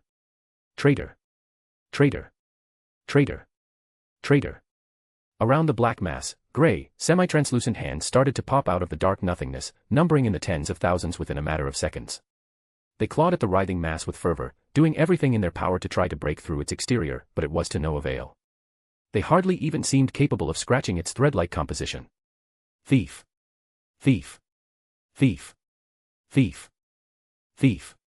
But the hands didn't care, even if it was futile, as long as they could express their rage towards the writhing mass, they would continue to do so with their seemingly bottomless supply of resentment. Honestly, I'm not sure they're capable of doing anything else, even if they wanted to. So what? Taken aback, I listened to a voice that was directly transmitting itself into my mind. It seemed like that of a young girl, and although I wasn't entirely sure, it somewhat sounded like a slightly higher-pitched Martha. So what if I took it? It was wasted on you anyway. The mass unfolded, and from within, an endless slew of dark threads shot out, piercing through the uncountable horde of clawing hands. In an instant, the rage-fueled choir had been silenced. Yet, my state of mind didn't seem to improve at all. On the contrary, it was becoming even harder to keep hold of my meditative state, mere seconds remaining before it completely broke. Pathetic, aren't they? My face whitened with horror. Within the span of a blink, a figure was standing right in front of me. It was outlined entirely by the same black threads I had just seen shoot out in all directions, and possessed no discernible features. Impossible. I made sure not to interact with anything. How did it spot me? The resentment you just heard originally belonged to a mere handful, but as with the nature of demonic ki, whoever's resentment bears the strongest personal inclination towards you will spread to all that you consume. I couldn't muster a response, the figure's very presence had a vice grip on my throat. But as long as your will is strong enough, their cries will be nothing more than that. A desperate expression of spite. A low, sinister chuckle escaped its breath. In less than a decade, I was already able to deflect it subconsciously, and a few years after that, it was like they weren't even there to begin with. Granted, this is me we're talking about. Intelligence aside, you're far too young to possess a will that possesses even a fraction of the strength of mine. But I'm sure you'll get there eventually, you have both my blood and guidance after all. I had no body in this state, but the feeling was still suffocating. That son of a bitch lied to me. Just perception, my ass. Even looking at this thing is deadly. I can feel it. It doesn't seem like you can hold on for much longer. Very well, we'll speak again when you're ready. To my immense relief, my meditative state finally broke, freeing me from that frigid, haunting wasteland and returning me to my spot under one of Roygun's cherry blossoms. What in Lilith's name did I just witness? /////. If you have the time, it'd be appreciated if you could drop a review. Alongside those juicy power stones, of course.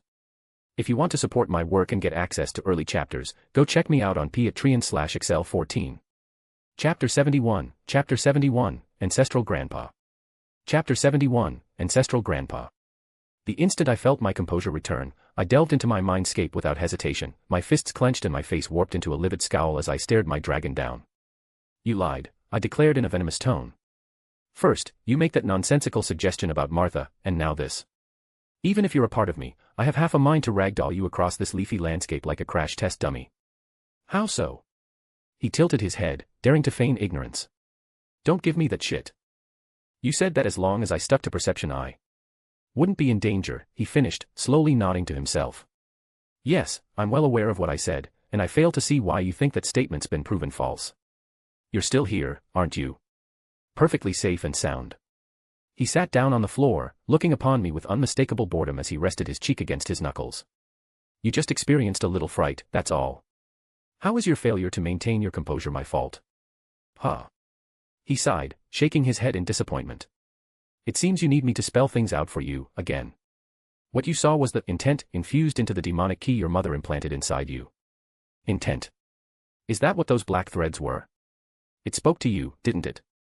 The first thing it did when it noticed you perceiving it was explain the fundamental concept of resisting the resentment a demonic key practitioner consumes, and why. Because that was what your mother wanted it to do when she injected it into you. Now, does that mean it doesn't pose any danger to you whatsoever? No, absolutely not. If you give it the opportunity, it'll infect every last nanometer of the key coursing through your meridians. If you prefer, you can view it in the same light as Dragonification. Should you falter, even for a second, everything you've built will come crashing down like toppling dominoes. He flickered towards me, hitting me with a painful flick to the forehead. However, as long as you heed my advice and ensure that you never attempt to channel the demonic key directly, your mother's intent won't have the opportunity. It'll be able to communicate with you like it just did, but nothing more. My eyes came alight with realization.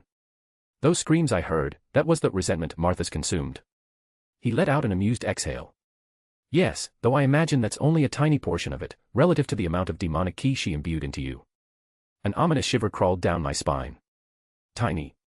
Those thousands upon thousands of voices were just a tiny portion of her resentment. You've got to be shitting me. Then, were all the hands I saw people she's killed? I don't think so, he stroked his chin, deep in thought. If your mother's body count was truly that egregious, don't you think an equally egregious number of people would still be cursing her name? I find it hard to believe even the most reclusive top-level existences would ignore a genocidal maniac of that caliber. Your mother's strong, there's no denying that, but there's always a bigger fish. I nodded my agreement. Lord Lucifer might be a pacifist, but there's no way he'd allow someone with that much blood on their hands to remain in the underworld. Think back to what Halibel said, the core component to wielding demonic key is to consume resentment. Does that necessarily mean you have to cause resentment, too? I think I understand what he's getting at. By that logic, if you went to the grave of someone who died bearing a grudge, would you be able to consume their lingering resentment? Even if you weren't the prime cause of their death or loathing. Just because someone dies doesn't mean the thing they end up loathing is their death itself. For example, someone could die thinking of a spouse who had cheated on them in their last moments, even if their death was totally unrelated. I think it's entirely possible, he smiled. However, I have a feeling that resentment one consumes differs in its quality. I doubt the resentment absorbed from someone you directly wronged would be anywhere near as potent as the resentment absorbed from someone who's a complete stranger to you. I blinked in confusion. If that's the case, then why did she bother consuming that much of it? He hummed thoughtfully. Perhaps it's for the sake of substitution. As I said, there's no way your mother could have gone on such a historic massacre. So to facilitate her advancement, she made up for a lack of quality-focused resentment by focusing on mass quantity. I suppose if you're trying to gather enough demonic ki to become a god, the amount would have to be nothing short of colossal. I wonder how much of her life she spent gathering resentment. I'm not sure how long she spent trying to put together the last piece of her apotheosis, but based on what I've learned about the burden a demonic ki practitioner has to endure, it's possible she spent more than half of her entire lifespan doing so. Just what on earth could drive her to desire that much power so badly? Whatever the answer might be, it's your job to figure them out, not mine. As long as you keep it, I'm sure you'll find them eventually. /////. A week had gone by since Alduin's break began. Whoa-ho. Ya almost got me there. Halibel snickered as the wolfman narrowly sidestepped the thrust of a radiant, golden spear. Alduin grinned, planting the tip of Downfall Dragon's spear into the ground and using it as a pole to swing himself horizontally and pummel his foot, enveloped in Fafnir's enhancement, straight into Halibel's fluffy chin. For some reason, the Dragon King decided now was a good time to grace Alduin with the knowledge of the artificial sacred gear's transformative capabilities. His exact words being, if you're going to force me to observe such shoddy spearmanship, you might as well ease my eyes with a weapon that doesn't look like it was made in a kindergarten's arts and crafts class. But Alduin was fairly certain Fafnir was acting out of plain pity. After all, he still couldn't crack the code to unlocking the Gigantes dragon's power of negation. A fact that Fafnir never failed to remind him of, much to the former's sick satisfaction. Oof. That one stung. Halibel spat out a small sliver of blood, quickly regaining his balance after having his cranium rattled. Yeah, nearly knocked out one of my canines. If you don't start taking me seriously, you might end up wearing dentures by the time we're done. Alduin exhaled, wondering what possible reason Halibel could have to hold back his arsenal of various poisons and curse arts. Oh, right, about that. Halibel rubbed his nape with evident nervousness. Alduin narrowed his eyes, translating the wolfman's silent unease. She told you not to use them, didn't she? He breathed a deeply exasperated sigh. He'd be an idiot not to notice how Roygun's protectiveness of him had heightened since his mother's surprise visit. Even though Alduin had reassured her that the demonic key on his face wasn't a threat to him, she remained unconvinced. Technically I'm not supposed to let you know that, but, yeah, pretty much. He let out an awkward chuckle. I know it might be a little redundant of me to ask this, but, is the demonic key truly not dangerous to you? You're not just saying that to ease the lady's concerns, are you? With his understanding of demonic key's terrifying, corruptive prowess, Halibel's worry was equal to, if not greater than that of Roygun's. See for yourself, Alduin dropped his guard, allowing Halibel to freely sense his life force. I've had it in me for a week now, and clearly, it hasn't impacted me in the slightest. Halibel pressed his lips together. True, his life force appears to be perfectly stable. If a complication does arise later on, you'll tell us about it, won't you? The wolfman was well aware of how much of an emotional pillar of support Alduin was for his lady. If anything were to happen to him, he didn't even want to imagine what would happen to her state of mind. No. With his key completely exposed, there was no way for him to lie to Halibel, and if he decided to mask it again, the knight would just assume he was lying anyway. Why not? Halibel asked with dissatisfaction. Neither of you are capable of doing anything about it, so why would I needlessly worry you? I'd rather spend my time looking for a solution instead of plaguing your minds with an unsolvable problem. Even so, we could help you look. Alduin shook his head, sighing in resignation. I appreciate the sentiment, but with the backing of 2 Satans, I think I'm fairly sorted resource-wise. Besides, my mother didn't imbue her demonic key with the intent to hurt me. Halibel's eyes widened. You know about intent? Of course, my mother's intent was for me to learn how to wield demonic key for myself. Sure, the demonic key in and of itself is dangerous, but as long as I don't overstep my bounds, it's incapable of harming me. All she really did was implant a learning guide in my body. Ideally, Alduin preferred to discuss demonic key as little as possible, but if it would stop Halibel and Roygun from treating him like a ticking time bomb, then perhaps a certain level of disclosure was warranted. I see. I suppose your mother has chosen a rather forward method of teaching. There was still plenty of caution in his voice, but there were definitely signs of it starting to subside. In the month and some change since meeting him for the first time, Alduin had gone from just about sitting on the surface of ultimate class, to someone standing comfortably at the mid to high range of the realm. Even if it was primarily thanks to Tiamat's blood boosting his draconic constitution, strength was strength. Showing too much concern for him could come off as patronizing, regardless of how well-intended said concern was. That's just how she is, he shrugged, twirling the weaponized Dragon King into position.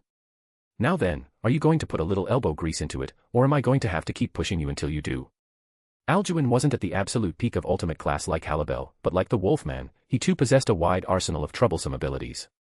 Not to mention that he was perfectly capable of maintaining a drawn-out battle with partial Dragonification active.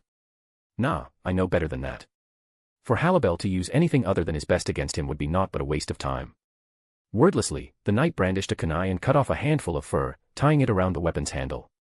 A semi-translucent, dark purple smog covered the armament as Halibel activated his curse arts, his hand arching backwards in preparation to throw it. But instead of hurling it at Alduin, he tossed his kunai to the side, letting it land underneath the cherry blossom tree closest to them. But before we continue, I think we ought to deal with that unwelcome spectator over there. Halibel's golden pupils contracted, focusing on the tree's shadow, or rather, a separate shadow that attached itself to it. It took a strange, humanoid shape and was frantically moving all over the place, desperately attempting to escape, only to be held in place by Halibel's kunai. How long have they been there? Alduin asked in an even tone. Their presence was certainly a surprise, but his senses didn't see the bizarre two-dimensional creature as much of a threat. No clue, I only noticed their presence when they hopped over from that tree's shadow. He pointed to the second closest cherry blossom. If they had stayed here, I doubt I would have noticed them at all. Granted, it was hard for both Alduin and Halibel to pay attention to their surroundings while they were sparring with one another. They both walked over to the tree, looming over the creature with immense intrigue. What exactly is this thing supposed to be? Alduin crouched down, wrapping his index finger in a thin layer of ki and poking the shadow. It's like dipping my finger in a cold puddle of goo. Through the creature's aura, Alduin could tell that it was deeply panicked and afraid, but other than that, he hadn't the faintest clue what he was looking at. Halibel pressed his foot atop the embedded kunai.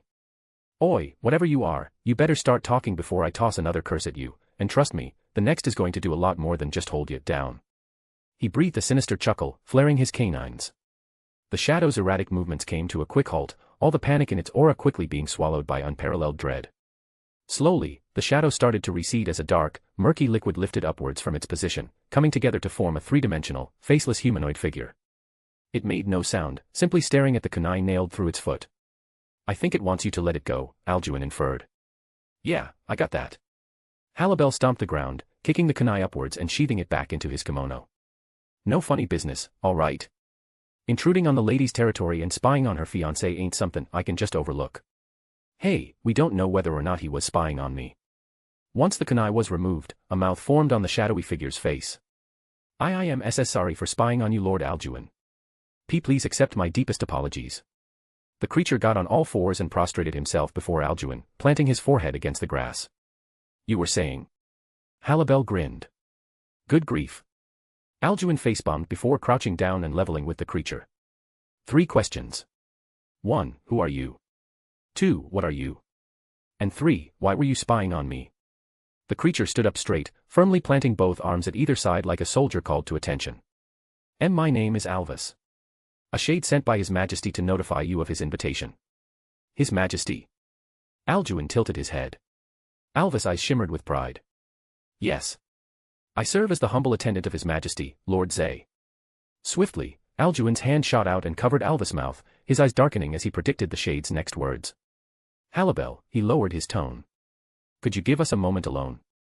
I'd like to speak with him in private if that's all right. Halibel paused, carefully scrutinizing him. Too many secrets ain't gonna do your health any favors, he said without elaboration. He'd be an idiot not to know the name Alvis was about to drop. I would know, half a shinobi's job is to hold onto them for dear life. I'm aware. Are you really? Halabel sighed, raising his hands in a surrendering motion before flickering elsewhere. Alduin snapped his fingers, erecting a silencing barrier around himself and the shade. Don't answer, just nod or shake your head. Slowly, he withdrew his hand from Alvis' face. Were you about to say Zikram? Stiffly, Alvis nodded. It looks like you were right after all, Lady Venelana. He grumbled inwardly. Does this invitation have anything to do with my mother? I don't know. I was simply instructed to invite you to His Majesty's castle. I wasn't made aware of any other details. The shade swallowed a nervous gulp, deeply intimidated by Alduin's eerie, fixed stare. I see, it doesn't seem like you're lying. Alduin hummed, the metaphorical gears in his mind turning at full speed. When does he expect me? There's no way a political snake like him isn't aware of my relationship with Seraphol and Lord Lucifer, so it's unlikely he'll do anything to me, but unlikely isn't an absolute guarantee, now is it? Alduin doubted almost everything that came out of his father's mouth, except for his training advice and his words of caution regarding the den of vipers that was House Bale. Those were 100% genuine. He would prefer you arrive today or tomorrow morning. That's a little sudden, don't you think? Should I inform him that your arrival will be delayed? Ideally, Alvis wanted to say something along the lines of, how dare you make His Majesty wait? You should be honored to receive his invitation at all. But the Buné's eyes were just too damn terrifying, so he couldn't muster up the courage to do so. You can tell him I'll be there at my earliest convenience, Alduin snapped again, dispelling the silencing barrier. If the invitation had something to do with his mother, then she'd probably just scoop him up and drag him over to House Bale herself, so there wasn't any need to rush. Understood, the shade replied with a firm nod, returning to his two-dimensional form and tree-hopping into the distance. I should probably tell Roygun in advance before I head off, happy wife, happy life and all. .. No, Roygun replied emotionlessly while sitting down at her study, refusing to even glance at me as she sorted through an assortment of government-issued files regarding land allocation, presumably for House Belphegor's relocation into the territory of the 72 Pillars. No. I repeated, assuming a tone that conveyed both displeasure and puzzlement. I don't believe I was asking you a question. I'm not sure why he invited me, but I think it's only right that I at least see what he wants as a courtesy. This isn't open to discussion, my love. She didn't hesitate to cut me off, still refusing to look me in the eye as she spoke. Zikram is a venomous, shrewd snake of a devil, and that trait of his hasn't diminished in the slightest with age. Those black veins crawling all over your face already have me worried enough, the thought of leaving you in that man's presence on top of that would turn my hair gray within seconds. What's with her? Her protectiveness isn't anything new, but there's definitely something suspicious about how quickly she's trying to dismiss this. I took a mental step back, focusing my everything onto her aura and reading her emotions. There was plenty of concern for my safety, which was to be expected. There was also a heap load at the mention of Zikram himself, which is also perfectly understandable. But there's something else underneath that. A different kind of fear, one I can't quite put my finger on. After all, I'm no mind reader, I can only interpret the cause behind someone's emotions based on the context of the discussion. As I stood in perplexed, pondering silence, she put her papers down and finally looked up at me, wearing a painfully obvious faux smile. The chefs will be preparing lunch soon, is there anything new you'd like to try today? She attempted to veer the conversation elsewhere, focusing on the fact that I've been taste-testing extra demon cuisine throughout the past week. My gaze steeled. First of all, I know for a fact that Halabel's already assured you about the non-threat my mother's demonic key poses. And secondly, I took a firm step forward. Am I supposed to find your dismissal amusing? Her smile vanished just as quickly as it had appeared, the corners of her lips drooping into an honest frown. With an exaggerated sigh, she pushed her files to the side and folded her hands beneath her chin, a distinct coldness flashing through her hot pink irises. Are you seriously going to start an argument with me over this? She cautioned, her demeanor gradually shifting from that of her bubbly, warm self which I loved dearly, to that of a bona fide Satan-class devil exercising her authority. Maybe I am, you know how stubborn I can be. I crossed my arms, my posture tensing up ever so slightly in response to the tonal 180 she just performed. It doesn't seem like you trust me to take care of myself in front of Zikram. I expressed the same iciness in return. I'll have you know I'm perfectly aware of his nature, my father did a good job of ensuring that, despite all his many parental flaws. I'm not meeting him to engage in a political one-on-one, it's a mere conversation. What part of this isn't open to discussion, don't you understand? What was once a frown morphed into a straight-up scowl. I'm not just telling you this as your fiancé, but as your elder. I have experience dealing with Zikram in person, you don't. It's as simple as that. Besides, you promised me you would spend half of your break with me, didn't you? Don't tell me you plan on going back on your word only a week into your promise. The strange impression Roygun's words were giving me finally made sense. This wasn't a matter of mere concern, she was speaking with desperation. What are you hiding from me? I said without skipping a beat, her split-second flinch serving as confirmation. She was quick to reapply the demeanor of someone who only wanted the best for me, but it was already too late. Her emotions were now clear to me, and I would continue to press down on them until I uncovered their cause. It's not the fact that she's keeping a secret from me alone that I find bothersome. After all, I'd be the biggest hypocrite in the underworld if I did. The problem is that whatever she's hiding is related to Zikram Bale, not just herself. I find that deeply disturbing. She must be delusional if she expects me to gloss over that, regardless of our relationship. Or perhaps it's exactly because of our relationship that I can't let it go. Who's to say? Heh, I hardly understand my own mind most of the time. You've got some nerve speaking to me like that. With weighted steps, she walked around her desk towards me. Her posture was stiff as a board, and her eyes gleamed with ferocious insistence. You're deflecting, I met her imposing glare head-on with narrowed eyes. Zikram's going to tell me something you don't want me to hear, isn't he? She clicked her tongue. Enough. She grabbed my wrist, clenching with all her Satan-class strength. You're not going to see him, and that's final.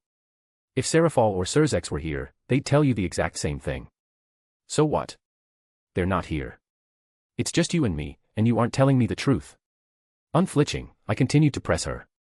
If you don't want me to see Zikram so badly, tell me what it is you're hiding so I won't have to hear it from his mouth instead. She ground her teeth together, looking at me with the burning desire for me to shut up and blindly obey her. It was a disgusting, twisted expression. One I absolutely couldn't ignore if I claimed to actually love this woman.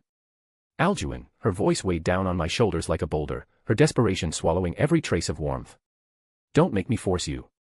Good grief, I wasn't expecting us to have a fight like this so early on in our relationship. With a weak, pitiful smile, I used my free hand to cup her cheek, slowly caressing my thumb against her skin. Don't worry, you won't need to. After all, I'm not truly me. I'm just a wood clone left behind by the original, who switched me out the instant Roygun had started approaching me. At that moment, he already deduced that she wouldn't be letting him go, regardless of how he tried to sway her. Of course, pulling a switcheroo like that and bolting away is a rather tall task when your target resides at the higher end of Satan class, even with our partial hypnosis. Unless we could theoretically strengthen the power of that ability. Perhaps with the help of an ability sourced from a certain Dragon King. One that could, theoretically, enhance our abilities. As I began to crumble to wooden flakes on the ground, I observed Roygun's expression of sheer, utter horror, like her entire world was about to come crashing down on her. There's no need to look so distraught. Whatever I end up learning, I assure you we'll get through it, together. I offered a comforting smile. Unless you're cheating on me, of course. If that's the case, the real me will probably be coming back to kill you. I'd advise vacating the underworld before I come back if that's true. /////. It's time for Alduin to finally meet his good old Grampy Gramps Zikram Bale. The nicest old soul of the underworld who has never engaged in any wrongdoings whatsoever, contrary to the slanderous claims of the four great Satans. Grinning face with smiling eyes. If you want to support my work and get access to early chapters, go check me out on Patreon/Excel14. Chapter 72, King Peace. Chapter 72, King Peace. With his wings fully extended from his back, Alduin soared over the Bale territory. He made no effort to hide himself, allowing his presence to be noticed by the seemingly endless number of barriers that covered the lands of the highest-ranked noble house. Numerous soldiers and magicians conscripted into the Bale's private military glanced at him as he passed by, yet none of them paid him any heed, although Alduin had entered the territory without checking in with any of the entrance posts. A crime that would usually be met with swift, unapologetic execution. Of course, nobles were the exception to this rule, but Alduin hardly expected them to know who he was. Serafal and Surzex hadn't been particularly vocal about his exploits in the human world, and Rias definitely didn't have the time to blab about him while she was under his intensive training. Yet, every eye that met Alduin's flashed with a strange sense of recognition. They didn't appear to recognize Alduin personally, which made perfect sense unless Zikram had gone around spreading posters with the young Buné's face on them. It's these barriers, they're telling them to ignore me. Deciding the matter wasn't worth brooding over, he continued, landing right in front of the heavily manned, reinforced gilded gate of House Bale's renowned castle. Talk about extravagant, he shook his head, inwardly calculating the sheer resources the 50 ultra-specialized barriers guarding the castle consumed. They had a Satan-class relic living on the top floor, wasn't that more than enough? Lord Alduin. Standing at either side of the gate were two gold-armored, spear-wielding guardsmen. They each adorned royal purple capes with their master's kingly crest sewn into the fabric. Both of them exuded the presence of peak middle-class devils, which didn't sound like much, but for mere guardsmen. It was idiotically profligate, even if they were a part of the Baal's royal guard. "That's me," Alduin offered them an unenthusiastic nod. "His Majesty awaits you." They wasted no time, immediately opening the gate and lowering their heads to usher him inside. He had been invited by Zikram himself after all, that alone made him a guest of the highest honor. As Alduin strolled towards the disdainful castle's front door, he took a moment to stop and admire the pleasant surprise that was the residence's front garden. One teeming with a strange species of purple flower he had never seen before, even in his mother's greenhouse. He approached one of the flower beds and knelt down, brushing fingers against the violet petals with a faint smile plastered on his face. Impressive, whoever planted these really knows their stuff. The light, water intake, nutrients, and temperature couldn't be any more optimal. "He said you'd enjoy them," a gentle voice called out to Alduin. He looked up, observing the well-dressed, raven-haired young man who was walking towards him with palpable pride shimmering through a set of pupils that complemented the coloration of the flowers before him. "Good afternoon, Lord Alduin." He pressed his palm against his chest and performed a slight, respectful bow. "It's a pleasure to meet you. My name is Magdaran Baal." Alduin's interjection caught him off guard. "I'm well aware, and the pleasure's all mine." As a fellow phytophile, how could he not be aware of his generation's leading expert in the realm of botany? Alduin's room was overflowing with copies of Magdaran's publicized observations, experiments, and discoveries. If his parents had given him access to the Devinet when he was younger, he would have reached out to him in a heartbeat. Granted, he was far too embarrassed to admit that aloud. Stunned, Magdaran paused for a second, letting out an awkward cough to regather his composure. "I'm surprised. This is the first time I've been recognized by someone outside of these walls, Lord Alduin." Ever since his brother had reclaimed his status as heir from him, his family hadn't been too keen on spreading his name throughout their sphere of influence.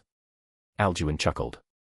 "I suppose anonymity is something you and I share in common, and please, drop the Lord for me." He gestured to the flower bed. "I can't say I've had the opportunity of seeing these before. Do they have a name?" The Baal nodded. "According to His Majesty, they were known as purple autarchs before they went extinct." "Well, nearly extinct. After saving up enough of my allowance, I managed to get my hands on a few seeds and, through extensive trial and error, figured out how to replicate the suitable conditions for them to thrive in. Honestly, I was pretty terrified when His Majesty came to visit me a week prior. I thought my family had finally had enough of my lacking political ambition and were ready to disown me." He breathed a half-joking, half-self-depreciating chortle. "Fortunately, His Majesty simply wanted me to ensure that these flowers were in top condition before an important guest of his came to visit." "He should be honored to have a botanist of your caliber as his descendant," Alduin said with firm certainty. In terms of pure skill and know-how, he could tell at a glance that he was inferior to Magdaran when it came to gardening. The only real difference was that one of them could utilize ki in their craft, whilst the other could not. That said, it wasn't like House Baal really tested the senjutsu potential of their clansmen.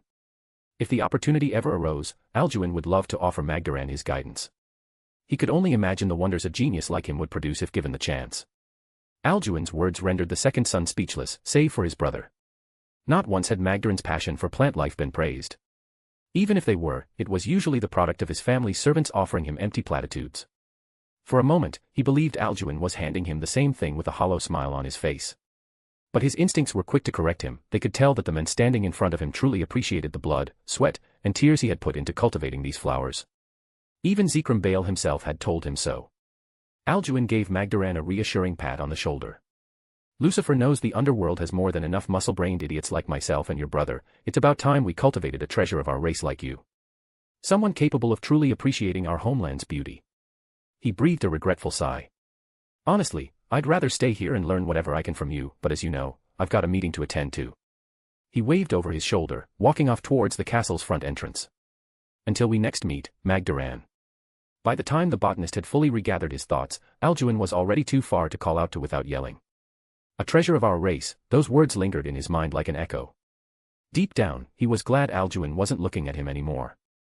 He didn't want to be seen getting teary-eyed in front of another man after all.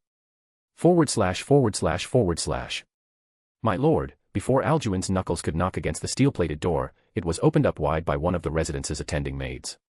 Presumably the result of yet another barrier-provided signal. "It's an honor to receive your arrival." "Is it?" He scoffed. "Even though you have no idea who I am." From the looks of things, most were only aware that he was an important guest, here on Zikram's behest. Beyond that, only Magdaran, who had been informed by the man himself, and Serord, who had met Alduin during his trip to Lilith, were aware of his identity. The maid showed absolutely no emotion on her face, continuing to hold the door open like an obedient droid. How dull, he sighed inwardly as he stepped inside, briefly observing the castle's interior design before quickly losing interest in its excessively lavish decor. Seriously, how many gilded lion statues did one household need? So, where's Zikram? Though the maid remained visibly indifferent, Alduin felt her aura flicker with annoyance upon hearing his words.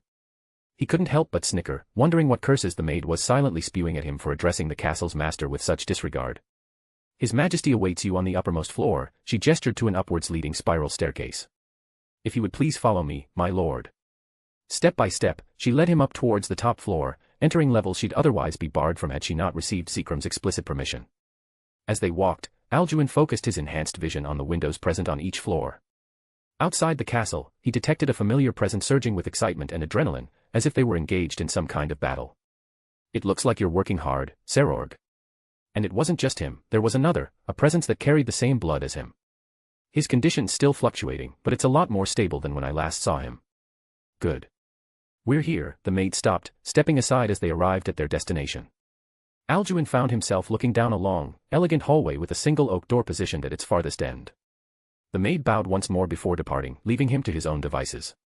Talk about ominous, Alduin shook his head as he walked towards the door, his fingers performing a slight twitch as he felt the aura waiting for him within. That of one of the 72 Pillars' founding fathers. The progenitor of the clan trait the Satan Lucifer wielded. An existence that resided at the peak of what it meant to be Satan class. The same level as his father. He tried to take comfort in the fact that Zikram wasn't 1 foot in superclass like his adopted daughter, but as a mere ultimate class devil, it really made no difference. Honestly, why must all the adults I find myself associated with be unreasonably powerful? Once he was right in front of the door, he took a deep breath and proceeded to knock. Come in. He pushed it open and found himself met with the sight of a surprisingly humble, highly organized office.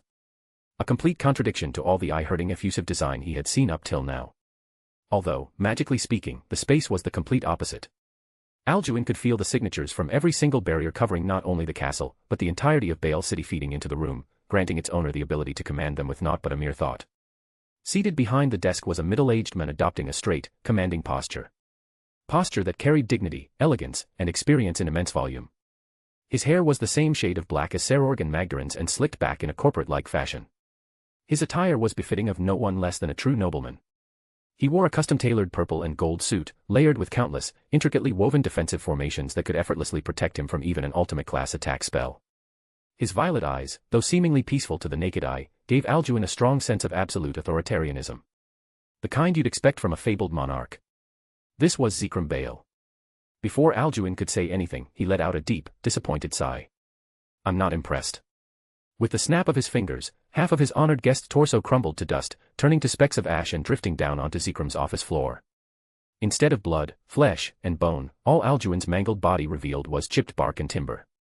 I was looking forward to seeing my grandson in person for the first time, and all I'm sent is a mere imitation. He narrowed his eyes at Alduin, daring him to come up with an excuse. Busted, he chuckled nervously. The real Alduin was somewhere in Bale City with Sylvie, enjoying a nice afternoon meal at a random restaurant of his choosing.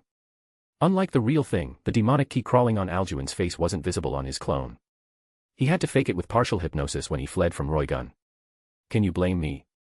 You've got like a gazillion barriers installed here. The clone performed an aloof shrug, quickly regenerating its composition. I may not have a reputation for being the most cautious, but even I have a limit to how reckless I'm willing to be. He didn't find the barriers covering Bale City all that problematic. If he really needed to, he could slip out just fine. The castle, on the other hand.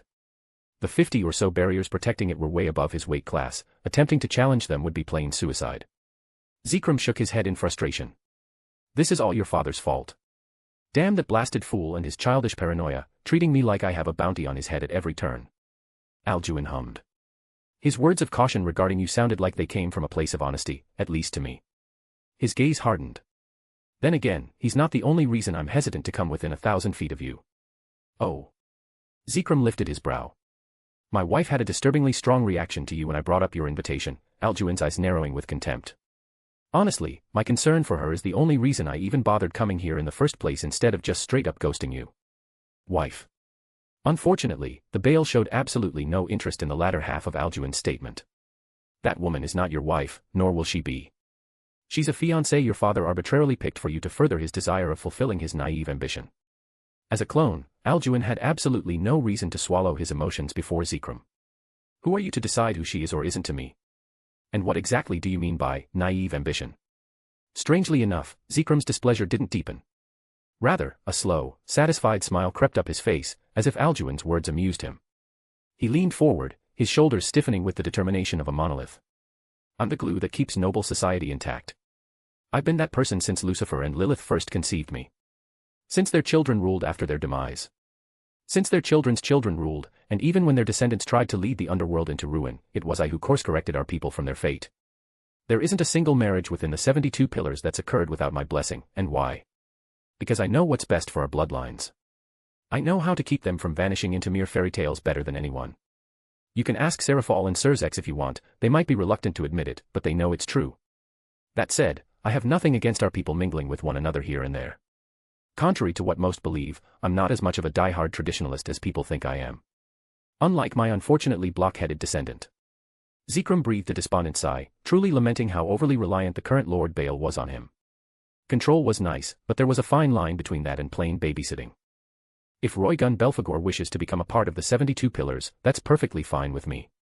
She can have the position and all the benefits it'll bring her and her clan. There'll be not a word of complaint from my end. Zikram steepled his fingers, pointing at Alduin. But she will not have your hand in marriage, she is a weak, undeserving candidate. You are the first devil to successfully inherit both clan traits of your father and mother. At the mere age of 18, you're already challenging the upper echelons of ultimate class. In the span of a month, you made Rias Gremory and her peerage undergo a transformation that may have taken her years. Martha must have told you about that, Alduin frowned. You deserve much, much better than Roygun Belphegor. I will see to it that you are paired with someone deserving of your future self, that is my responsibility. His smile widened. As for your father's ambition. If you come here in person, I'll be more than happy to tell you all about it. Alduin simply scoffed in return. Fat chance. I see, that's unfortunate. Zikram reclined back into his chair, the tension in the room dissipating. My position aside, I have to say, I'm rather perplexed as to why you feel so strongly towards Roygun Belphegor. What's there to see in a fraud such as her? Does her weakness not disgust you? Fraud, Martha used that word as well, didn't she? Alduin knitted his brow, wondering if he was about to find out about the secret Roygun was keeping from him. I have no idea what you're talking about. Taken aback, Zikram blinked in a rare display of genuine confusion, which, in turn, confused the already confused Alduin even more. Your mother didn't tell you. Tell me what? Alduin pressed, his irritation rising. No one enjoyed being talked to in circles. Zikram breathed a hefty, exasperated groan. Clutching his forehead as if he was on the verge of experiencing a migraine. That girl, he lamented. This is why I told you to take a more active role in your son's life. You've been alive for a millennium now. You're far too old to be having a rebellious streak. The first Baal made a mental note to set up a vacation for Alduin and his mother sometime in the future. As it would turn out, a serious period of mother-son bonding time was necessary. Alduin, from your perspective, how strong is Roygun? The Buné tilted his head. Probably somewhere around peak Satan class, but what's that got to do with anything? That woman's strength is a facade. In truth, even throughout her 400-year-long life, she failed to break past the ceiling between ultimate class and Satan class. The power she wields now was granted to her through one of Ajuka's creations. His face twisted mockingly. Though I supposed it'd be more fitting to call it a failed creation. What? Alduin's mouth fell agape. His senjutsu told him every word coming out of Zikram's mouth was the truth, but his emotions compelled him to ignore even the side of him he trusted most. The evil piece system Ajuka created contains every chess piece save for the king, which is substituted for by the monument he created to recognize a high-class devil as the king of their peerage.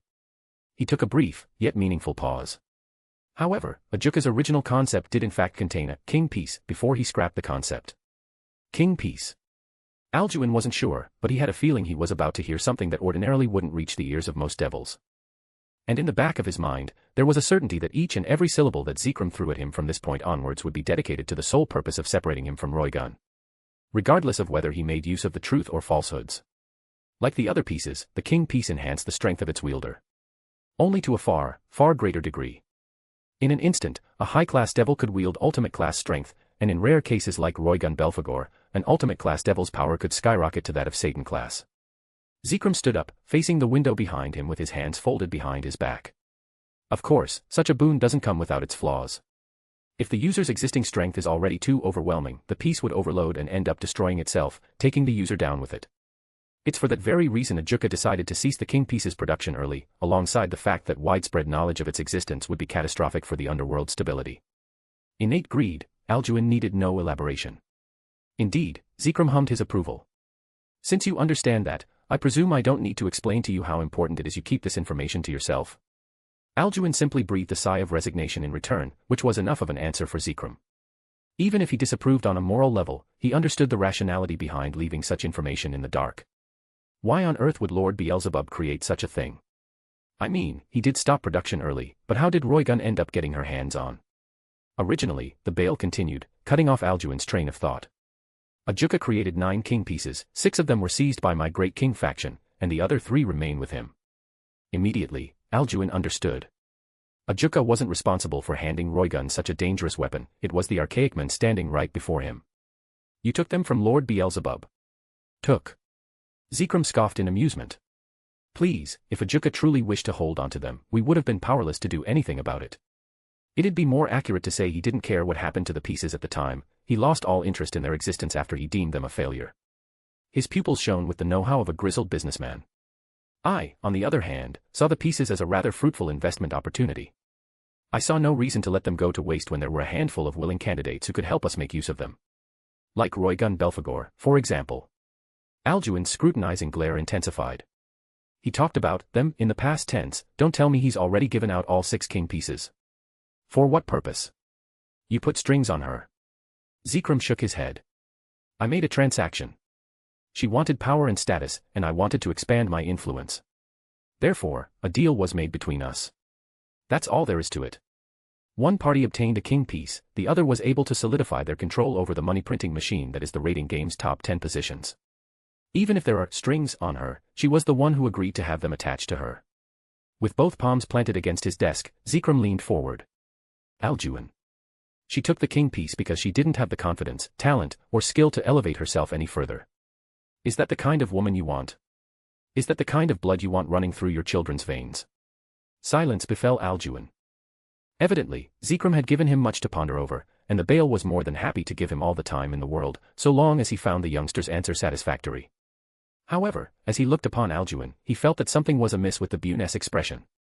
The face he was making wasn't one of someone who felt betrayed by the secret his fiancée was keeping from him. Where was the anger? The bitterness? The disdain? Alduin was way too calm, even for a child who had the concept of emotional control hammered into his brain since he was able to walk. I'll admit, all this king piece stuff is pretty damn disturbing to hear.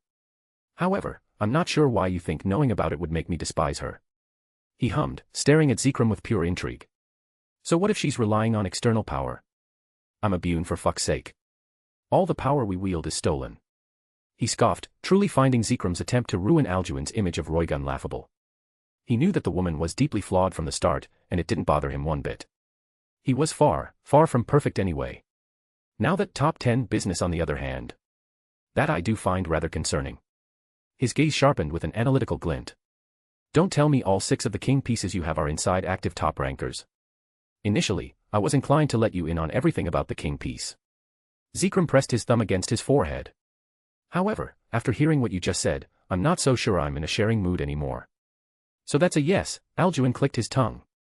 Good grief, it's like I have a 3rd clan trait dedicated solely to making life as troublesome as physically possible. Is that so? Then I guess I've heard enough. The clone shrugged, preparing to dispel himself at a moment's notice. Obviously, I won't be separating myself from Roygun. Even if our marriage is never officialized, I really couldn't care less. Love is much more than paper after all. Honestly, I was scared you were about to tell me that she was having an affair behind my back. Did his reaction mean he planned on ignoring the matter outright? Absolutely not. The moment he returned to Roygun's estate, she was in for one hell of a scolding. As a matter of fact, he was already cooking up a plan to separate the king piece from her. The power it provided didn't bother him that much, but the fact that it bound Roygun to Zikram's sphere of influence was unacceptable. Dealing with Martha and Sebastian was already enough of a workload, he didn't need an ancestral-sized weight added to that burden. And you think I'll just stand by and allow things to remain the way they are? Zikram's tone underwent a complete shift. He wasn't even trying to be subtle anymore, his words were a direct, bold-faced threat. Alduin chuckled lightly. No, I don't think you will. Though I'd really appreciate it if you just let it go. Old fogies ought to know better than to get in the way of young love, right? She's 400 years your elder, Zikram deadpanned. Petty semantics. He shrugged. See, the thing is, I don't really have much talent for politics and stuff. So if you don't keep your distance, I'll probably have to look for a way to kill you or something. With a bright, chipper smile on his face. Alduin's clone dispelled itself, and all the information it had absorbed since its creation was transferred to the original. After a few seconds of disappointed silence, Zikram sat back down, exhaling as if a few more wrinkles had just been added to his forehead. It seems your son's developed a rather unexpected personality, he muttered to himself. Inwardly deliberating his next move. /////. Alduin paused, his steak-covered fork hovering halfway between his mouth and plate. A torrent of everything that had transpired between his clone and Zikram rushed into his brain all at once. Good grief, old people really are a pain in the ass to deal with. ////. If you want to support my work and get access to early chapters, go check me out on Patreon/Excel14. Chapter 73, Grand Fat Her. I hardly know her. Chapter 73, Grand Fat Her. I hardly know her. On the way back to Roygun's territory, I couldn't help but mull over Zikram's words. It's obvious his prime objective was to make it clear that he wanted me and her separated from one another, but did he really have to go as far as to reveal the king piece? He openly admitted to me that he and his faction were using Lord Beelzebub's creations to manipulate the top 10 spots of the rating game. Me, someone working directly under Seraphol and Lord Lucifer. I doubt Lord Beelzebub hasn't told them about the king piece's existence, or the fact that more than half of the existing pieces are under Zikram's possession. However, there might be a chance they're unaware of what those pieces are being used for, and more importantly, who possesses them. No, even if they are, what are they supposed to do about it? You can't just disqualify 6 top rankers for no reason, and you can't disclose information on the king piece either unless you want society to collapse, especially one that happens to be rather strength-obsessed. Zikram told me on the assumption that I was rational enough to know better than to reveal it to the public, but why risk such an assumption? He's never met me before. Honestly, part of me wants to say he planned on telling me regardless of my temperament, but that line of thinking doesn't align with everything I've been told about Zikram Bale thus far. He acts solely on the belief that his actions are solely for the Underworld's well-being. How would telling me about the king piece fit into that rationale? Wouldn't it be better that less people know about it? Or was he really that desperate to plant a negative image of Roygun in my mind? I'm not so sure I believe that either. He seemed adamant on keeping me away from Roygun regardless of my opinion. There's no real reason for him to have such a cosmetic objective in mind. Unless this was all a test. I remember his reaction when I didn't seem all that bothered about Roygun having the king piece. Does her weakness not disgust you? I believe his exact words were. As I established, Zikram does not know me. He and I have never crossed paths before, so it stands to reason that this whole meeting served no other purpose than to help Zikram determine what kind of person his grandson was. But would he really go that far? Would he reveal the king piece's existence just for that? If so, that's awfully worrying. It suggests I hold an immense, perhaps even excessive amount of value in Zikram's eyes. He's the last person I want trying to rope me in. Fortunately, I still have Serzeka's and Seraphol's protection. They're probably the reason he hasn't done anything even more excessive. And once I'm vice minister, that protection will only strengthen. Until I'm Satan class myself, I have to do everything in my power to keep the political backing I hold right now foolproof. But once I've reached that level, maybe I'll take a page out of Martha's book and just do whatever the hell I want. Save for messing with the Underworld's 2 resident super devils. ///. Halibel was at a loss. Mere minutes had passed since the strange, shadowy creature named Alvis had appeared. Someone who had intruded on his lady's territory on the behest of none other than Zikram Bale. A fossil who wielded frustratingly powerful political influence that reached into every last nook and cranny of the Underworld, like a relentless swarm of rats. Once the Shade brought up that man's name, or at least half of it, Alduin had asked Halibel for some privacy, which the Wolfman reluctantly decided to grant him. At least in the audible sense. Though he didn't listen in on their brief conversation, he had still kept careful watch over Alduin. After all, as his lady's trusted knight, he had a duty to ensure the safety of her fiancé. And having the ancestral Bale's name dropped in front of him was cause for immediate concern. Not just because of how dangerous the man was on his own, but because of his involvement in his lady's secret. The secret which he, and every other member of Roygun Belphegor's peerage were aware of. No matter what, that secret could never reach Alduin's ears. Part of him knew it was cruel to keep it from him, but his lady's happiness took priority over his moral compass. Alduin made his lady happy. Truly happy. His presence made her smile in a way Halabel had never seen in all his centuries of serving her. It filled a void that had been eating away at her heart, plaguing it with a torrent of loneliness, grief, and all sorts of hollow emotions. If Alduin disappeared, that void would not only remerge, it'd come back with 10 times the force as before. It'd introduce Roygun to the sensation of heartbreak. Halabel didn't even want to imagine what that'd do to his lady's sanity. And at this moment, he had no doubt in his mind that said sanity was in jeopardy.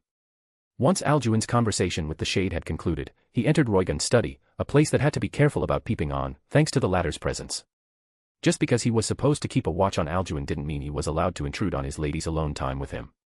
A few minutes passed since Alduin entered her study, until, out of the blue, Halabel's acute senses were caught completely off guard. Boom. In the blink of an eye, a quarter of the estate exploded into bits. Endless waves chock full of seismic force coursed through the manor's foundation, crumbling the raw materials that made up its interior and exterior into nothingness, leaving nothing behind but shattered ruin and debris. The damage was undoubtedly the handiwork of his lady's crack. The force she had used surpassed that of when she and Seraphal's clash had decimated the entirety of her estate's upper layer. This time, the damage was different. There wasn't even the slightest hint of restraint or control behind it. No, this was the product of sheer, unadulterated rage. One didn't need to be a senjutsu practitioner to make that distinction. The reason for her wrath quickly became apparent to the wolfman. Alduin had disappeared. Or more accurately, he had escaped. With the combination of his senjutsu, a wood clone, partial hypnosis, and his fiancée's turbulent emotional state, he had made his way out of the Belphegor estate without anyone noticing, Halabel included, who had been too distracted by his lady's rampage to even attempt to track Alduin down. Not that it would have made much of a difference, Halabel had yet to find a way to counter that infuriatingly tricky partial hypnosis of his. Seriously, even if he was a Buné, wasn't it a little too early for him to possess the power of the strongest Dragon King? After about 5 minutes of firing off full-force spatial tears, his lady regained the bare minimum of her composure, immediately rushing into her room, which happened to be one of the few rooms still standing, and locking the door behind her. Which brought Halabel to his current situation, standing in front of his lady's door without the faintest clue as to how to proceed. How was he supposed to comfort her? That was meant to be Alduin's job, but he was both absent and the cause for her grief in the first place. All he could do was stand idle, listening to the faint, echoing sounds of Roygun's sobs from the other side of the door. Contrary to his usual, laid-back self, Halabel wanted nothing more than to cave Alduin's skull in for hurting his lady, and shoot a curse at himself for his own inadequacy. Had he been more attentive, more focused, maybe he could have prevented Alduin from getting away in the first place. Some night I am. Halabel ground his canines together. His fist clenched to the point where his claws drew blood from his palms. Right now, everything depended on what Alduin did next. Though the wolfman wasn't sure what the Buné had on his mind, he knew for a fact he'd return. Thora was still here after all. I see, so Lord Zikram's name was mentioned. She hummed, her oddly composed gaze shifting between Roygun's door and Halabel. Alduin must have received an invitation of some sort from him. I see no other reason as to why he'd depart in such a hurry. You're awfully calm. Halabel clicked his tongue. And what makes you so sure it was an invitation? Because it's inevitable, she said, maintaining an even tone. Alduin and Lord Zikram are connected after all. Connected? The wolfman's eyes narrowed with scrutiny. Is now really the time to speak cryptically? It is not my place to disclose the nature of their connection. I'm merely informing you that this exact moment was bound to happen regardless, whether it be today, tomorrow, a week, or a month from now. She exhaled. Besides, he's quite adept when it comes to dealing with problematic adults.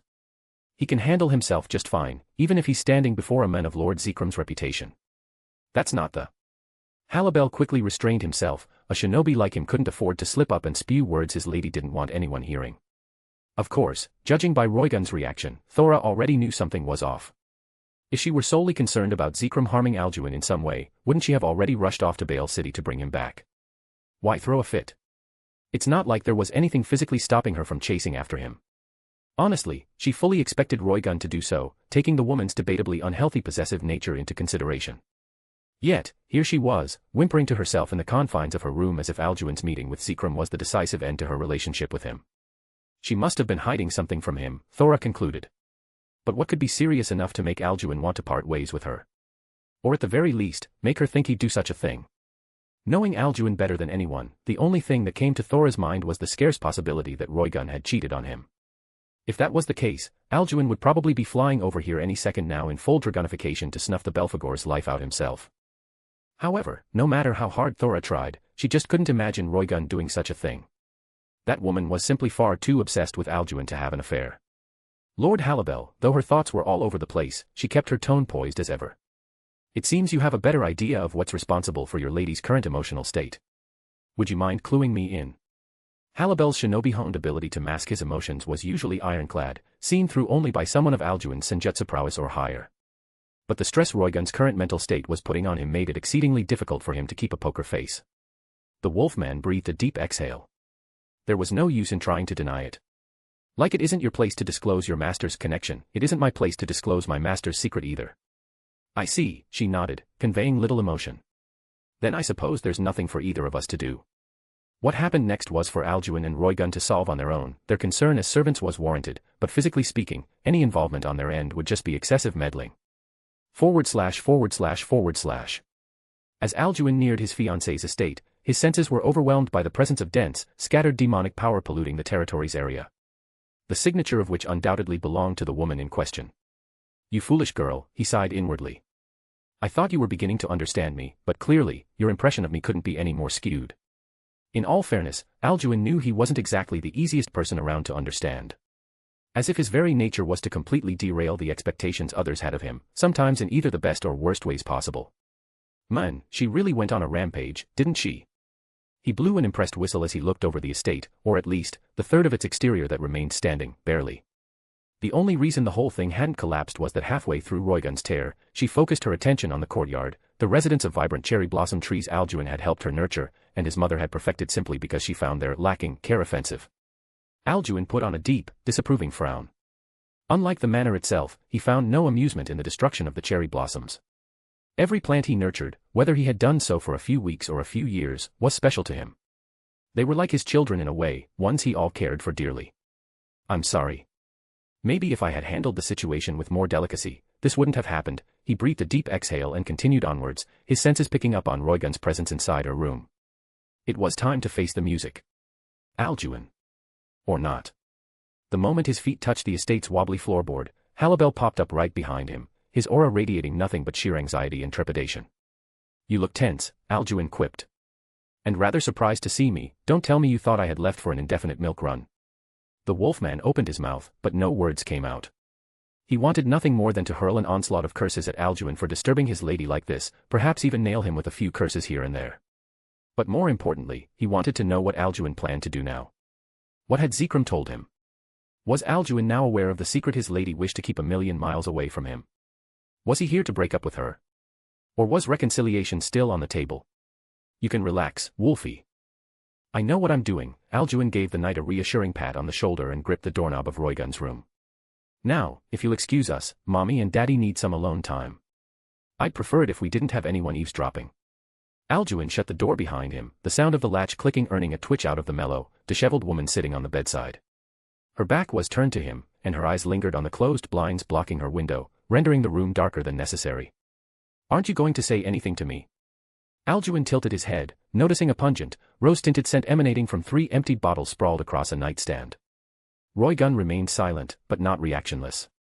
She lowered her head to face the floor, and her hands clenched the bedsheet as tightly as they could, tearing the furthermost ends of its fabric. So you've gone mute? How unfortunate. I guess I'll have to pick up sign language.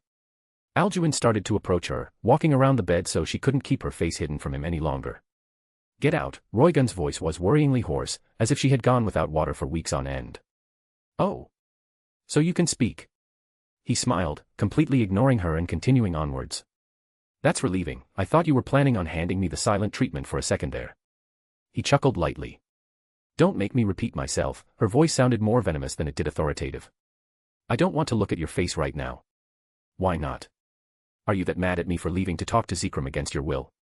He leaned forward, finding the way Roygun turned her head to avoid his gaze both amusing and childish. Or is it because I now know about your king piece?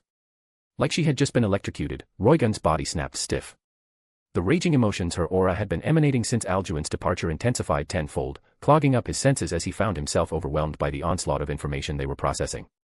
Yet, he refused to close himself off. He happily accepted the migraine Roygun's aura caused him and took one last step forward, slowly reaching his hands out towards her face. If you know that, then what did you even bother coming back for? Her voice faltered, unable to muster up to make her words any more imposing than a defeated whisper. Just go already. I don't want to listen to you mock me, if it's even the real you standing in front of me. Her words made Alduin pause, and in the midst of her wallowing, she chose to take the latter's brief silence as confirmation. Seriously? You don't even have the decency to break up with me in person. She breathed a low, emotionless chuckle. He clicked his tongue. Idiot. Alduin's voice was filled with enough disapproval to make even his mother nod in admiration. Without hesitation, he raised his hand high up into the air and slammed it down atop one of his horns as hard as he possibly could, allowing its tip to seamlessly tear through his flesh and open up a jagged, messy cylindrical hole in his palm. The sound it produced made Roygun's face whiten in horror. It wasn't the sound of bark being chipped off. It was the sound of flesh and bone being mutilated, her fiancé's flesh and bone. A wine bottle's worth of blood spilled onto her bedroom carpet and polluted her room with a metallic smell. The wound showed absolutely no signs of regeneration since Alduin not only refused to mend it with his Dryadic blessing like usual, but because he was forcibly limiting the circulation of his ki, dampening his typical regenerative speed. I'm not sure where this idea of me breaking up with you came from, but assuming that was my intention, I'd definitely do so in person. He sneered, offended that her train of thought had even gone there. Finally, Roygun turned to face him, almost spraining her neck with how fast she craned her head. Her sore, reddened, tear-soaked eyes filled with anguish and guilt, as if she had been the one to stab him just now. It's about time you looked at me. His smile was warm as ever, and his eyes softened with both love and pity. Don't worry, I can heal something like this no problemo. Now that he had her attention, he was happy to let his ki and Dryadic blessing fix the wound right up. You're here. The genuine surprise she expressed upon realizing Alduin was here made the Buné clench his teeth. Did she really expect him to just flat-out ghost her? Did the love he had shown her have such a shallow impression on her? Or was it the other way around? Was Roygun's current impression of herself so lacking that she believed Alduin learning about the king piece was a valid reason for him to ditch her? Of course I'm here, you foolish woman. He exhaled, coiling his arms around his fiancée's neck and pulling her head under his chin. Seriously, what's wrong with you? So what if you used it? Don't get me wrong, I'm pissed that you decided to keep this from me. But thinking I'd abandon you over it? I don't even have the words to describe how stupid you are for believing that. The bulk of his anger was naturally directed towards Zikram, and also Ajuka to an extent. He wasn't mad that he created the king piece in the first place, but he highly disapproved of Ajuka's decision to let the Great King faction just swoop in and snag them like that. Sure, they might have used some kind of nonsensical, safekeeping pretense to back their acquisition, but even Zikram himself admitted there was nothing he could do if Ajuka truly wanted to keep the pieces. So what if Ajuka wasn't willing to defend them physically? The man himself acknowledged that the pieces were problematic. That was reason enough for the old devils not to get their hands on them. Even if they tried to counter by saying Ajuka shouldn't possess them either, he should have just destroyed them all. The Satan had already deemed the king piece a failed creation, after all. What point was there in keeping the pieces? I don't understand. Though confused, Roygun leaned into her fiancé's touch. Her hands gently crept up his back, resonating with his warmth, confirming that he really was here, in front of her. How are you all right with this? How are you not disgusted by me? Each word came out trembling. Alduin's words and actions contradicted absolutely everything she expected to happen. I'll answer your question with a question. Softly, he ran his digits through her disheveled locks. Why don't you think I'd be all right with it? Why do you think I'd be disgusted by you using the piece? I'm a Buné. We are quite literally the last people in the Underworld to have a purist mentality when it comes to strength. Eating a chess piece. Drinking a dragon's blood. It was all the same to him. Acquisition of an external source to boost one's strength. The only difference was how well one could assimilate and utilize said acquired power. Why? Her nails raked through the fabric of his kimono. He must have told you, the reason I consumed the piece was that I couldn't achieve even the lowest rank of Satan class on my own. I'm a dullard. I wanted to compete on the grand stage even though I wasn't worthy of it, so I cheated. That's all I am, Alduin, a cheat. Again, so what? He chuckled. You had a wish, so you did what you needed to in order to bring it to fruition. From what I understand, raiding games aren't just a test of a king's individual might, are they? You need to recruit and raise a powerful peerage, you need a strategic mind capable of organizing them efficiently, and most importantly, you have to build up the trust between you and them. The concept sounded a bit romanticized, but a strong bond really did affect how a peerage fought for their king. Alduin had witnessed it firsthand, and he'd be a fool not to recognize the fierce loyalty Halabel felt towards his master. I stole a position I don't deserve. A position that could have gone to someone who could hold it through their own merits alone. Alduin let out a soft, resigned sigh. Yes, it is indeed unfair to other participants that you hold a king piece, and they do not. I won't argue with you there. His verdant, limpid eyes shone with clarity. However, I'm not going to sit here and pretend that I care about them either, because I don't. Roygun's leaky face shifted upwards, staring at him in bewilderment. What? I don't know what kind of person you think I am, but I'm not some scion of justice. Right or wrong, fair or unfair. I'm too selfish to pay such concepts any mind. Alduin grinned, sensing that now was a prime opportunity to clear up whatever misconceptions his fiancée had about his beliefs. He was the man who had covered up his mother's threat on his student's life to protect the former. He knew the latter was in the wrong. He knew he had promised Surzex that he'd put his sister's safety above all. Yet, he still turned his back on a promise. Quite possibly the single most important promise Surzex could have someone make. He was the man who, at this very moment, was collaborating with Azazel behind Seraphal's back. He had lied to her about doing so, even though he knew how much distress the governor's lack of oversight placed on her. Hell, in a week's time he'd go out to help them and hunt down his runaway cadre. And for better or worse, he didn't regret his actions, not anymore. With the help of his dragon, he had begun to accept his nature for what it was. He was his mother's son. When he cared about something, or in his case, someone, he'd disregard everything and everyone else to safeguard them. He demonstrated selective apathy when it suited him, though not as extreme as his mother's, it was there nonetheless. You consumed the king piece.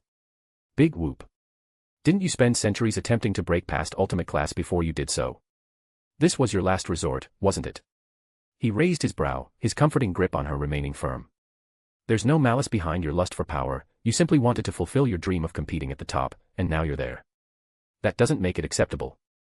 She sniffled, unwilling to let go of her self-loathing. No. He reeled back and locked eyes with her. Then I guess you'll have to break up with me. Ha. Her mouth dropped agape. She wanted to assume he was making a joke in poor taste, but his tone and demeanor suggested the complete opposite. Why, you're lying, you may have done something. But you're definitely exaggerating. He scoffed. Nope, what I did went directly against the one promise he wanted me to uphold. An unquestionable act of betrayal. Although you might be right about the thing with Lady Leviathan. I think the intent behind my actions makes it less bad. Granted, if it were ever to get out, I'd immediately be branded a traitor of our race. Heh. I don't understand, her breath quivered with shock and awe. What are you trying to achieve by telling me this? Are you trying to make my sins seem trivial in comparison to yours? No, I'm trying to rid you of the dumb notion that I have any interest in leaving you whatsoever because of a mere chess piece. That said, I can't really say I'm a big fan of you degrading yourself like this either. Roygun could do all the mental gymnastics she liked to convince herself that she was somehow lesser, that Alduin's lack of scorn was just a figment of her wishful imagination. He'd happily scold her back to reality, however many times she needed him to. I don't know what to say. She buried her head further. Not one word out of Alduin's mouth had aligned with her expectations, leaving her at a complete loss. Then don't say anything, just listen. If you're going to judge yourself this harshly, then you'll have to do the same for me. These standards of yours on what makes someone worthy or unworthy aren't really standards if you don't apply them universally, now are they? A heavy sigh escaped Alduin's lips. I, for one, definitely won't judge you for using the king piece. However, I still think it's for the best that you give it up. Before Roygun could question his contradiction, he continued. It's not because I disapprove, it's because the piece gives Zikram leverage over you. When I talked with him earlier, he made it pretty damn clear to me he doesn't approve of us being together. His tone brimmed with spite. As long as you and he are in cahoots, throwing out Lord Lucifer or Lady Leviathan's name as a barrier won't be of much use, because Zikram will be able to maneuver around it thanks to the direct connection he has to you. She shook her head. Alduin. I don't even know if the piece can be removed.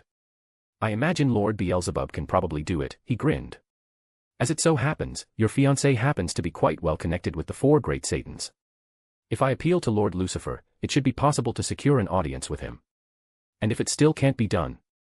Alduin's face hardened, his eyes morphing in a way Roygun was probably better off not seeing. Then I'll find another method to shut Zikram out, he said with frigid, steadfast determination. But that's a bridge we can cross when we get to it, until then, it'll be a lot more reliable to rely on the Satans for help. He hadn't said it yet, but Alduin's plan didn't involve just removing Roygun's king piece. He planned on eliminating the other 5 king pieces active in the top 10 as well, not because he believed it was fair, but because he believed Zikram deserved to lose his money-printing machine, as he so aptly worded it. Who did he think he was? Talking his fiancée down like that right in front of his face. He could excuse his mother because, well, she was his mother, but him. A man with whom he didn't share so much as an iota of blood. He owed him nothing. His vision for who Alduin was supposed to be was of no relevance. His duty as the safekeeper of the Underworld's noble bloodlines was of no relevance.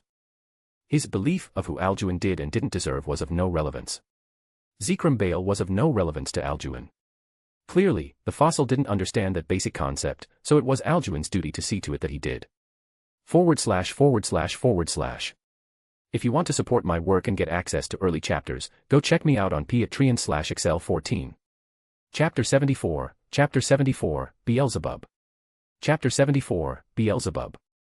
Serorg would be jealous, I mused inwardly. I remember strolling through Lilith a few months ago on my trip to buy Sona's birthday gift, or rather, the reference for said gift. My eyes drifted up in awe at the sight of the capital city's central spire towering above all that had the privilege of standing beneath it, a bastion befitting the status of its larger-than-life residents. But this time, I wasn't just marveling at it, I was entering. Surzex was kind enough to issue me an immediate summons after I asked Serafal to patch me through to him for something urgent, and name-dropped the king piece without hesitation. Who would have thunk? Alduin, Roygun clenched my hand. Are you sure this is a good idea? Her eyes constantly snapped from side to side, observing the central tower's menacing charcoal interior with pressed lips and noticeably clammy palms. I can't say that I blame her for being nervous, her attitude around Serafal makes sense considering the narrow strength difference, but Surzex and Lord Beelzebub are a completely different story. Why wouldn't it be? They already know you have the king piece, if they planned to do something to you, they would have done so by now. No, it's not that. I'm talking about you, her grip tightened. You're not supposed to know about the king piece, and I'm not really getting the impression that they were planning on telling you anytime soon. I could do naught but shrug. Well, that's too bad, Zikram already spilled the beans, and since I can't rewind the past, my only option is to tackle the future. I say that, but I'm actually nervous as shit right now. Even though I was looking at him through a hologram, the face Surzex made when the words, king piece, nearly made me soil myself on the spot. I had no idea the Underworld's gentle giant could scowl like that. It's as if Martha were actually capable of making any other facial expression than a poker face. Talk about biting off more than you can chew. Oh well, it's too late to go back now, so I might as well see my brilliant plan to get rid of the king pieces in the Great King faction's possession through. The potential reward of Zikram going ballistic over it makes it worthwhile, in my opinion. But your standing with them is important, isn't it? Vital even, she pressed further. Should you really be taking a risk like this? I sighed, knowing her concerns were more a product of her immense guilt rather than concern. If our positions were reversed, would you do the same for me? Or would you prioritize your political status over me? I asked in a curt, rhetorical fashion. And as expected, she fell silent, unable to counter. Then it's settled, we're doing this. We continued to traverse through the tower, walking until we came across a heavy-plated double door that appeared to be composed from a metal with a high conductivity for demonic power. Enter, Surzek's voice resounded from the other side. His tone was noticeably more stern than usual. I pushed the door open and found myself met with the sight of Surzex, in full Satan gear, pauldrons and all, sitting down on one of the 4 extravagant thrones gathered around a medium-sized round table. It was encrusted with House Lucifer's sigil on the back, and the other 3 with that of Beelzebub, Leviathan, and Asmodeus. His eyes immediately snapped towards Roygun, startling her frozen. Did you tell him? She didn't. I took a step forward, voluntarily making myself the target of his chilling scrutiny. Zikram told me. Why? He asked without skipping a beat. To make me think less of her, and make it easier for him to annul our engagement, I replied just as quickly. Why does he want you separated? He pressed further. He thinks he knows what's best for me. It's personal. There was a genuine note of surprise. So it would seem. Surzex paused. I felt a nervous bead of sweat slowly trickle down my cheek as I awaited his next words with bated breath. Lady Roygun. She stammered. Why yes. Is it all right if I speak with your fiancé in private for a moment? Oh, of course. Thank you, he motioned for me to come closer, the door closing behind me with the wave of his hand as I approached. Have a seat, he gestured towards the throne with the Leviathan crest. I hesitated a little, unsure if I deserved to sit on Surfal's throne. I assure you, she won't mind. Stiffly, I walked over and took my seat, the residual demonic power left over by its true owner weighing down on me as if I were sitting atop a giant's shoulder. Alduin. He leaned forward, his eyes locking with mine. I trust you, but considering the situation, I feel obligated to ask you something, and I hope you'll do me the courtesy of answering with absolute honesty. I replied with a firm nod. Do you and Zikram Bale have some kind of a relationship I should be aware of? We do, but there's no backdoor collusion going on between us if that's what you're wondering. With a deep breath, I began my explanation. Zikram is my grandfather, technically speaking. Technically. I continued. I only learned of this fairly recently, but apparently, he adopted my mother when she was little, for whatever reason. She just didn't receive the Baal name, and obviously, neither she nor I possesses Zikram's blood. He let out an inquisitive hum. Define recently. Your mother's the one who informed me when she came to visit some time ago. Here's to hoping I didn't just make myself a snitch. Surzex knitted his brow, seemingly conflicted. Her visit I'm aware of, but I can't seem to recall her ever telling me about that, though I suppose it wasn't really any of my business since I and your mother's paths have never crossed. He exhaled. Would it be correct to assume Zikram interfered because he believes to own some kind of stake in your life? I sighed in exasperation. That's my leading theory. He scoffed, his expression intensifying with disdain. An emotion I had never seen him wear, which made his show of it all the more meaningful. If that's the case, then he'll find himself to be sorely mistaken. Alduin, as long as I'm here, I won't let him push you around, regardless of how he chooses to do so. I promise. About that, I steepled my fingers. I actually came here because I have a proposal for you, one not only to get Zikram off my back, but to reduce him and his Great King faction's influence as a whole. A proposal? His eyes widened a bit. Yes, I'd appreciate it if Roygun were here to listen in as well. My plan won't work without her assistance. He waved his hand, opening the steel-plated door and gesturing for Roygun to enter. His expression was alive with intrigue. I'm all ears. / Surzex reclined into his throne with steepled fingers. For the past half hour, he had patiently listened to Alduin describe his desire not only to remove the king piece from his fiancée, but have the other 5 pieces residing within the top 10 extracted. That was a blow the Great King faction just couldn't afford to endure. With their opposition possessing 2 super devils, and they themselves possessing none, they were already at enough of a disadvantage.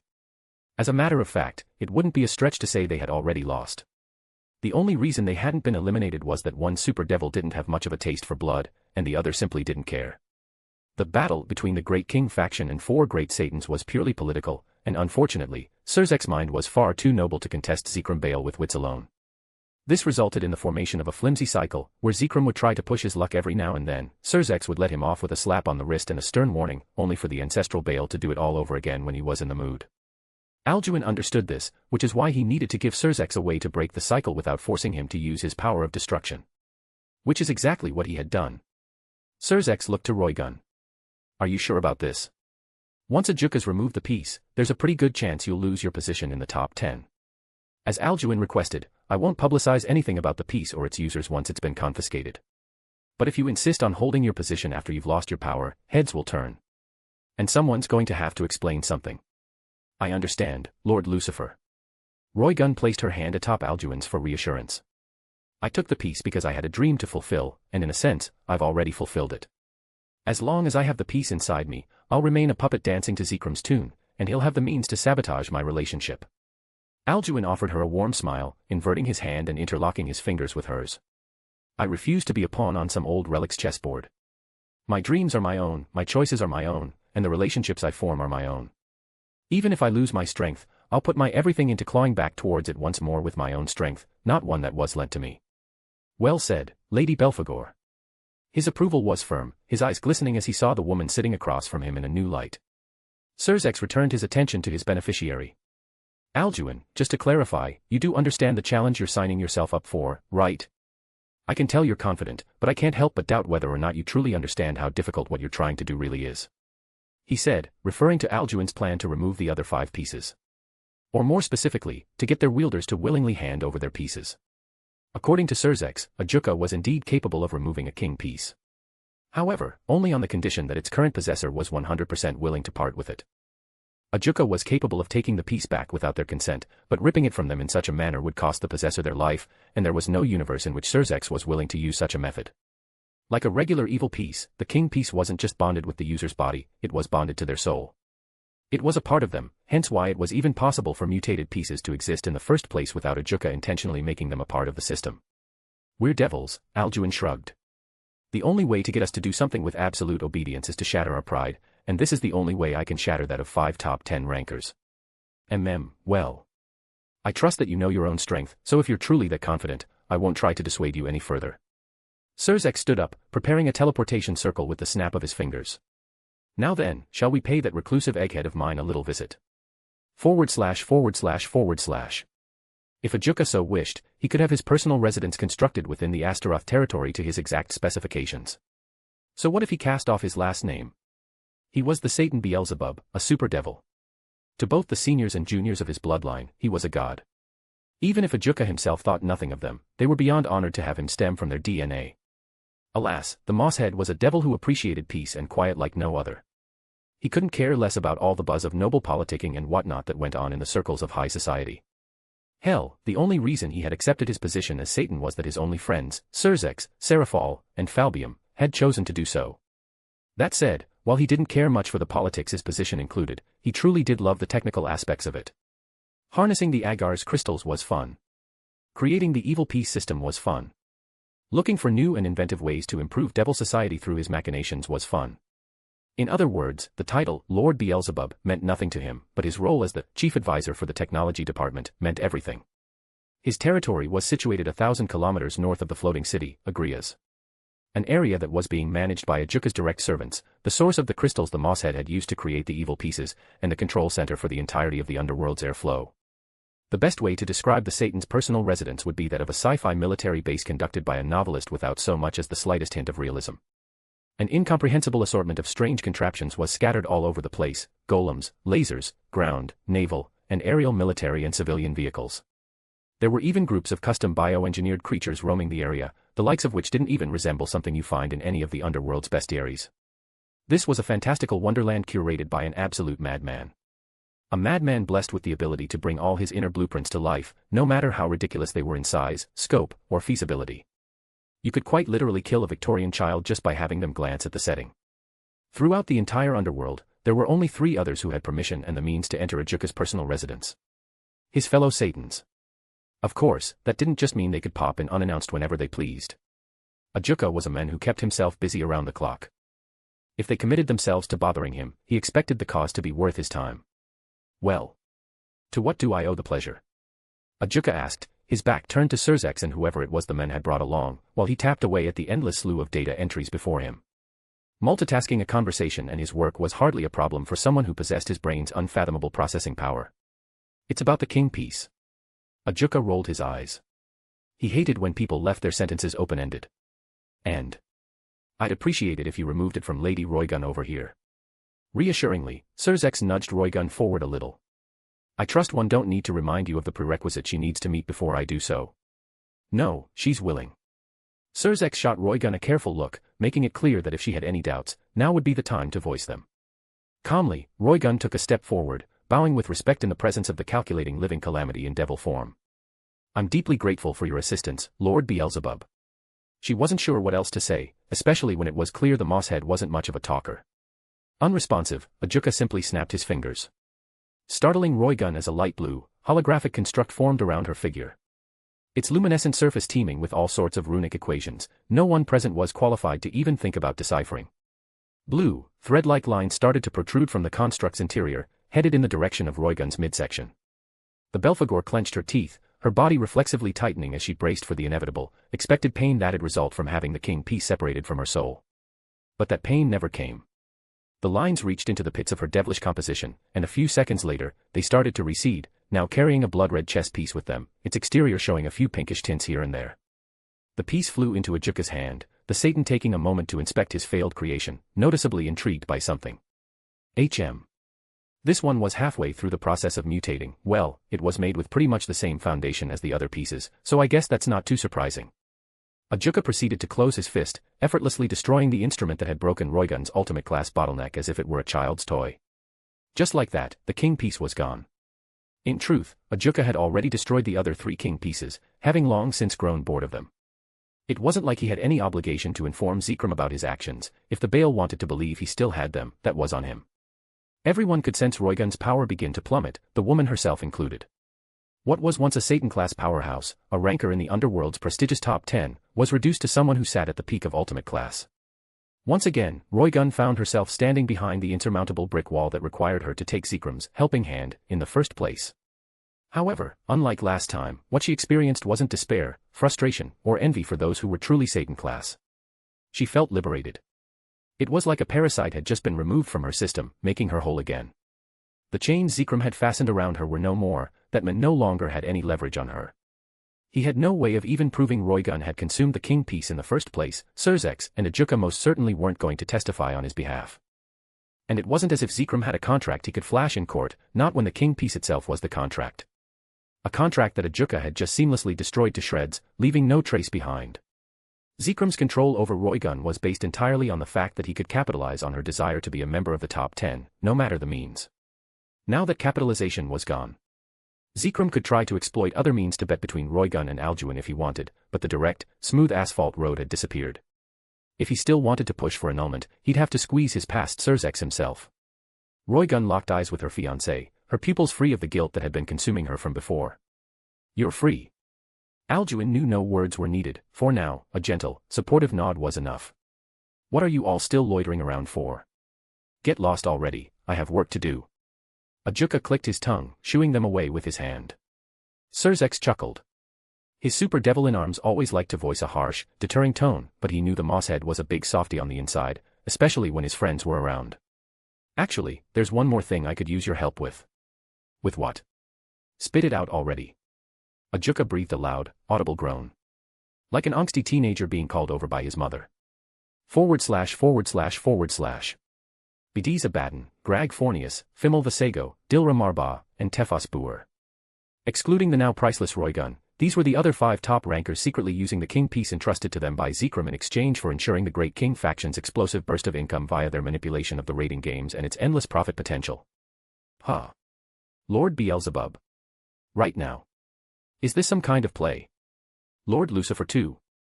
Simultaneously, each of them had received a joint message from 2 of the 4 great Satans, Lord Lucifer and Lord Beelzebub. An immediate summons to the Beelzebub's personal residence, one sent to them with utmost urgency. Refusing to show themselves would be no different than an open declaration of treason on the Underworld's current government. The fact that the Satans hadn't given them a reason for the summon was irrelevant. After all, to anyone with half a functioning mind, the names behind the summon were more than enough of a reason. ///// I know Grag Fornius isn't actually a king piece user, but I needed something to work with. The other 3 king piece users I mentioned are OCs after all. Their clans do exist, but they're either irrelevant to the plot or labeled extinct.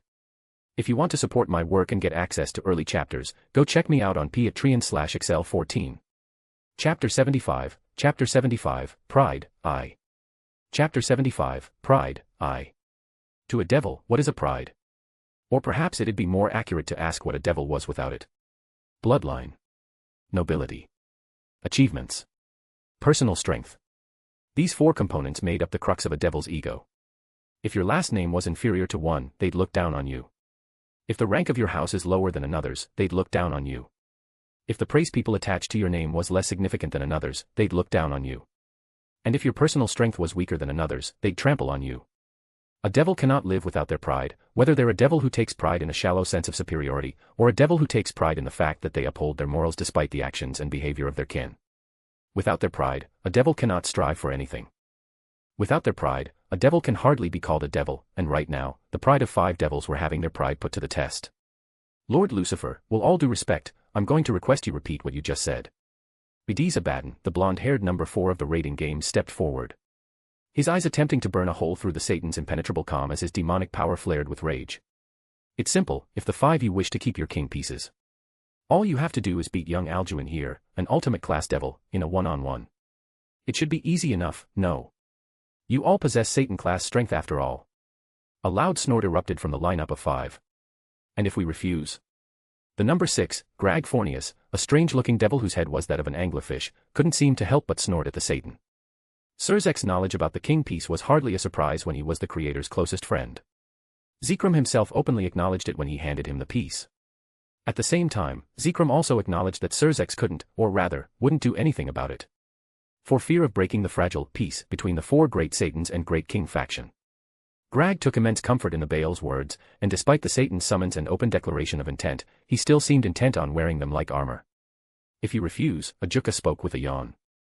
Not exuding so much as an ounce of intrigue or passion. I'll take the piece from you forcibly, which will result in your death. Failures ought to be discarded, and devils who depend on such failures as a crutch have even less worth. The faces of the 5 rankers whitened in horror. If those words had come from Surzek's mouth, they might have sneered and called his bluff. But Ajuka. That man was an enigma to them, his mind a closed book.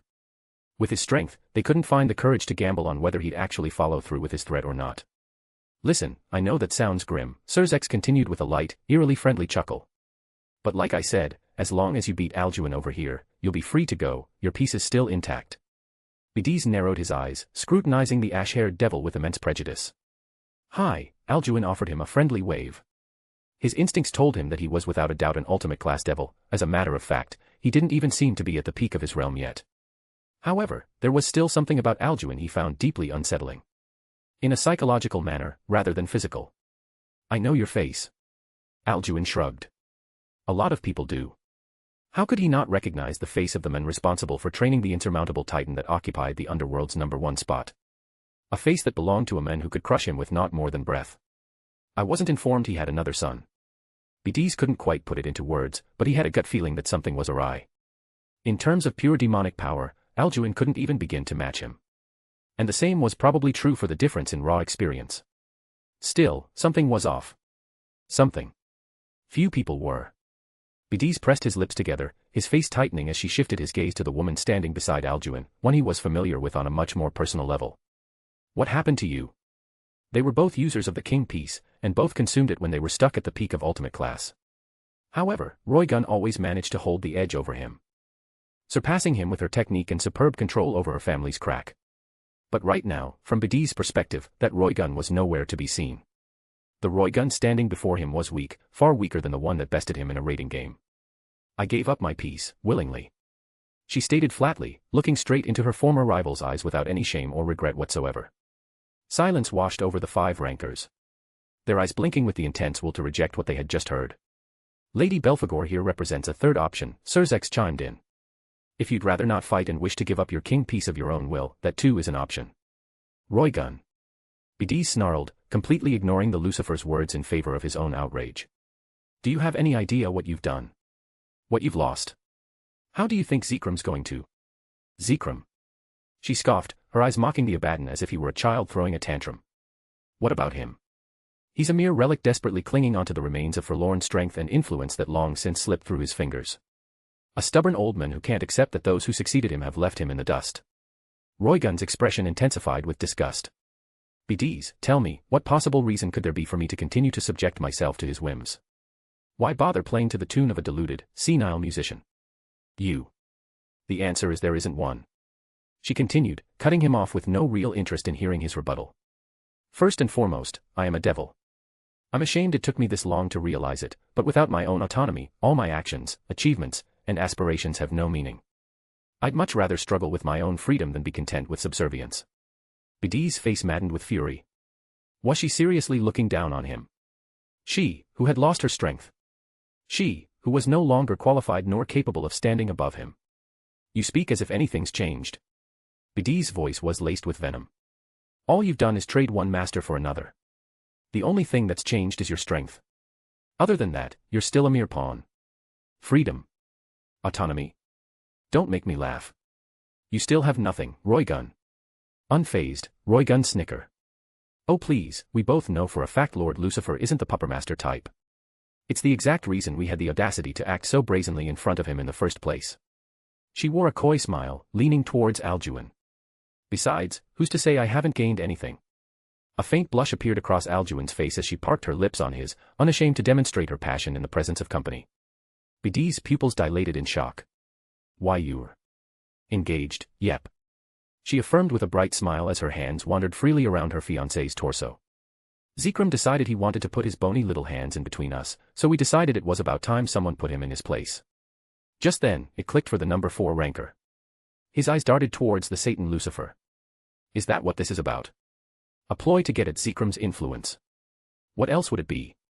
Ajuka groaned, trying to speed up all the chit-chat so everyone could hurry up and leave him be. The 5 of you have 3 options. Fight for the right to keep the peace, have it taken by force, or have it taken by your own volition. I'm giving you all 10 seconds to decide before I lose what remains of my patience.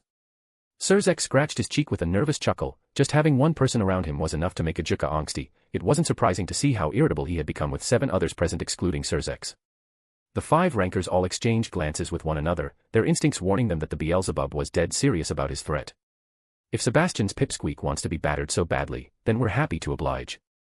Bidis replied as the group's mouthpiece. If we're doing one-on-one battles, then how about we do it in ascending order by rank? Alduin couldn't help but smile inwardly. Bidis seemed like a blockhead on the surface, but deep down he appeared to have realized that he had to have some kind of basis for his confidence in challenging the 5 Satan-class devils. By being the last to fight Alduin, Bidis would be able to observe the 4 preceding battles and learn whatever he could about the young devil, assuming he even made it past them. Very well, ascending order it is. Alduin nodded. /////. With the snap of his fingers, Ajuka had summoned a rating game field for Alduin to battle the rankers in without damaging his property, the battlefield itself bearing a striking resemblance to a Roman Colosseum. The first ranker to be facing was Tefos Burr, the devil holding the number 10 position. His hair was a dim silver with black tint scattered here and there, the surface of which seemed to drink in the very light around him. His eyes were violet in color, only a shade darker than that of House Baal's clansmen. Aren't you going to say anything? Alduin queried. A little perplexed by the Burr's oddly blank nature. In all honesty, he was expecting him to be a bit more Bidis-like. Though in hindsight, it wasn't exactly wise to assume all the rankers would be the same just because they each possessed a king piece. By that logic, even Roygun would be no different. The Burr simply stared at him, no visible expression, thoughts, or the desire to converse in any manner made known. Not much of a talker, eh? Fair enough. Alduin acted in an aloof manner, but in truth, he was taking advantage of the Burr's passiveness to observe the ranker in detail. For a Senjutsu user, there was a lot one could learn from a mere glance. The first thing that caught his attention was Tefos' shadow. For some reason, it was unnaturally sharp, even under the Underworld's dim purple sky. And upon inspecting it with his key, Alduin was met with a harrowing realization. It's alive. You noticed. A distorted, hollow voice echoed through the atmosphere. A pair of eyes blinked into existence on the shadow's surface, its two-dimensional form blitzing towards Alduin in half a second and wrapping around the Buné's ankle. The shadow effortlessly hoisted him up into the air before slamming him headfirst into the ground with enough force to shatter his skull like a dry twig. A fake. The shadow hummed, finding itself holding onto a shattered wooden version of Alduin rather than a real thing. Phew, that was close. The shadow's conscious state and the existence of its emotions made it possible for Alduin to read its aura with his key, allowing him to predict when it would move to attack, and carry out his classic substitution technique with a combination of a wood clone and partial hypnosis. Alduin wasted no time, seizing the brief window of opportunity and positioning himself right behind his unresponsive opponent, grasping a wood spear with the full intent to jam it right through the ranker's spine. He wasn't worried about killing his opponent. Ajuka would be able to mend any injury, no matter how severe, once the battle was over. How dare you try to hurt my master? There's two. Taken aback, Alduin was forced to halt his offensive, watching in sheer disbelief as another shadow formed around Tefer's feet with ice-cold blue eyes. With how close the second shadow was, he had no time to go for a second substitution, he could only try to escape with raw speed. Utilizing the full strength of his tuki, Alduin wrapped his feet in a thick layer of white ki and dashed backwards. His eyes widening in horror upon noticing that the shadow was still managing to keep up. Until it couldn't. There's a limit. Once Alduin was 10 meters apart from Tefos, the shadow came to a grinding halt, the line connecting it to the ranker as thin as a pencil. You're still standing. That's surprising. Finally, Tefos broke his silence. His lifeless, gloomy voice resounding with detachment. The blue one's name is Speculum. The red one's Umbra. His clan trait was known as Shadow Reflection. Each member of his house that successfully awakened their bloodline were granted a semi-autonomous shadow with their own unique personalities, capable of interacting with three-dimensional objects despite being two-dimensional. Normally, a Burr clansman would only receive one shadow. But Tefos was fortunate enough to have been born with a mutation, granting him an additional shadow that could be used simultaneously with his first one. Don't tell me you're about to start explaining your technique. Alduin spoke solely for the sake of stalling, racking his brain to come up with a way to defeat the devil before him despite the immense gap in power and speed between them. Did I give off that impression? I merely told you their names. Mildly impressed by Alduin's movements, Tefos decided it was time to put some elbow grease into the battle. Tefos teleported, swapping places with Speculum and positioning himself right in front of Alduin, and making it possible for Umbra to go on the attack. You overestimate yourself, child. At its distance, Umbra would only need 0.3 seconds to catch up to Alduin, and if it managed to latch onto him, Speculum would be free to rip him to shreds while the Bune was left helpless in the clutches of its partner. A shadow's weakness is always light. I don't know if his shadows are affected by the same law for a fact, but if I don't switch up my strategy soon he's bound to get me. Calling upon Fafnir's strength, Alduin allowed the Dragon King's golden aura to burst forth from his body, allowing it to expand throughout the Colosseum with reckless abandon as his body shone with the intensity of the sun. Immediately, Umbra retreated back towards its master. its aura teeming with annoyance as it stared Alduin down, unsure how to get around the regal light protecting him. Tefos hummed thoughtfully, quickly realizing how much of a threat the aura was. If Alduin rushed him now, his shadows wouldn't be able to defend him. Sure, Tefos' demonic power was a realm above Alduin's. But Tefos wasn't much of a physical combatant. In fact, he had barely ever put any effort into his own conditioning. His fighting style had always revolved around using his shadows to corner, bind, and eliminate his opponent. Usually, that alone was enough. So he had never bothered to account for a scenario in which it wouldn't be. If Tefos and Alduin exchanged blows in hand-to-hand, the latter had a 100% chance of winning. Therefore, he decided to just play it safe. Alduin's raw speed might exceed his, but as long as Tefos kept sending his shadow behind him and swapping places, there was no way for the Buné to catch up. Was it cowardly? Maybe. Was it effective? Absolutely. Tefos could tell that Alduin was eating up his stamina reserves like crazy, and with the Bur's base demonic power reserves being that much more abundant than his, there was physically no way for him to lose in a war of attrition. I had a feeling you'd go for that. Surprisingly, Alduin didn't bother trying to chase Tefos down at all. Now that the Bur had been so kind as to put so much distance between himself and Alduin, he was free to disable his golden aura and conserve his stamina. Before Tefos could even think about dashing towards him, Alduin arched his arm back as far as he could and conjured a bright gold trident constructed purely from Fafnir's essence. With all the strength he could muster, he catapulted it towards Tefos. The Bur creasing his brow without the slightest hint of danger palpable on his face. How futile. He ordered Umbra and Speculum to extend themselves to his left and right, swapping places with them to avoid Alduin's illuminated trident. He already knew the Buné would be using the locations of his shadow to predict where he'd teleport to, which is why he spread both shadows out at once and ordered them to move around at random, fully capitalizing on their partial autonomy to make it impossible for Alduin to predict where he'd be. How could he if not even Tefos himself knew where his shadows would place him? Not bad. Maintaining an even smile, Alduin continued to chuck tridents at the continuously teleporting rancor with reckless abandon. Seemingly with no care for the futility of his actions or the toll they took on his stamina. 5, 12. 18, 26. No matter how many projectiles were launched his way, Tefos remained concentrated on his shadows. His reflexes sharp as a knife's edge as he timed each teleportation perfectly. A move he had practiced countless times throughout his 200-year-long life and some change. Isn't about time you give up? You aren't going to hit me at this rate, if you somehow haven't noticed that already. Tefos grumbled, he just wanted to get this over with so he could get back to the reading he was doing prior to receiving Surzek's summon request. Who said I was trying to hit you? For the first time since the battle began, Tefos' face expressed genuine emotion. Shock was all he felt as the ground beneath his feet began to rumble. Roots enhanced by Fafnir's golden aura shot out of the ground and tied themselves around his feet, their radiant nature making it impossible for his shadows to set him free. At least quickly enough to stop Alduin from finishing him off while he was vulnerable. Impossible, how did I not sense them? At the very least, I should have heard or felt something happening beneath me. Thanks to Tefos being so deeply focused on his shadows, and a handy little application of partial hypnosis, the sneak attack was made possible. Like a cheetah, Alduin wasted no time hunting down the entrapped Tefos. Ready to impale him and put an end to the surprisingly troublesome number 10 rancor. Master. Umbra cried out. You don't have to tell me. Tefos sighed, running his fingers through his hair. Good grief, I can't believe a mere ultimate class devil is making me use this. That said, I suppose there's nothing mere about this ultimate class devil in particular. Calmly, Tefos stretched his arms outwards and pressed his palms together. You're quite impressive, son of Sebastian. More so than I ever could have expected. He opened his mouth and uttered two words.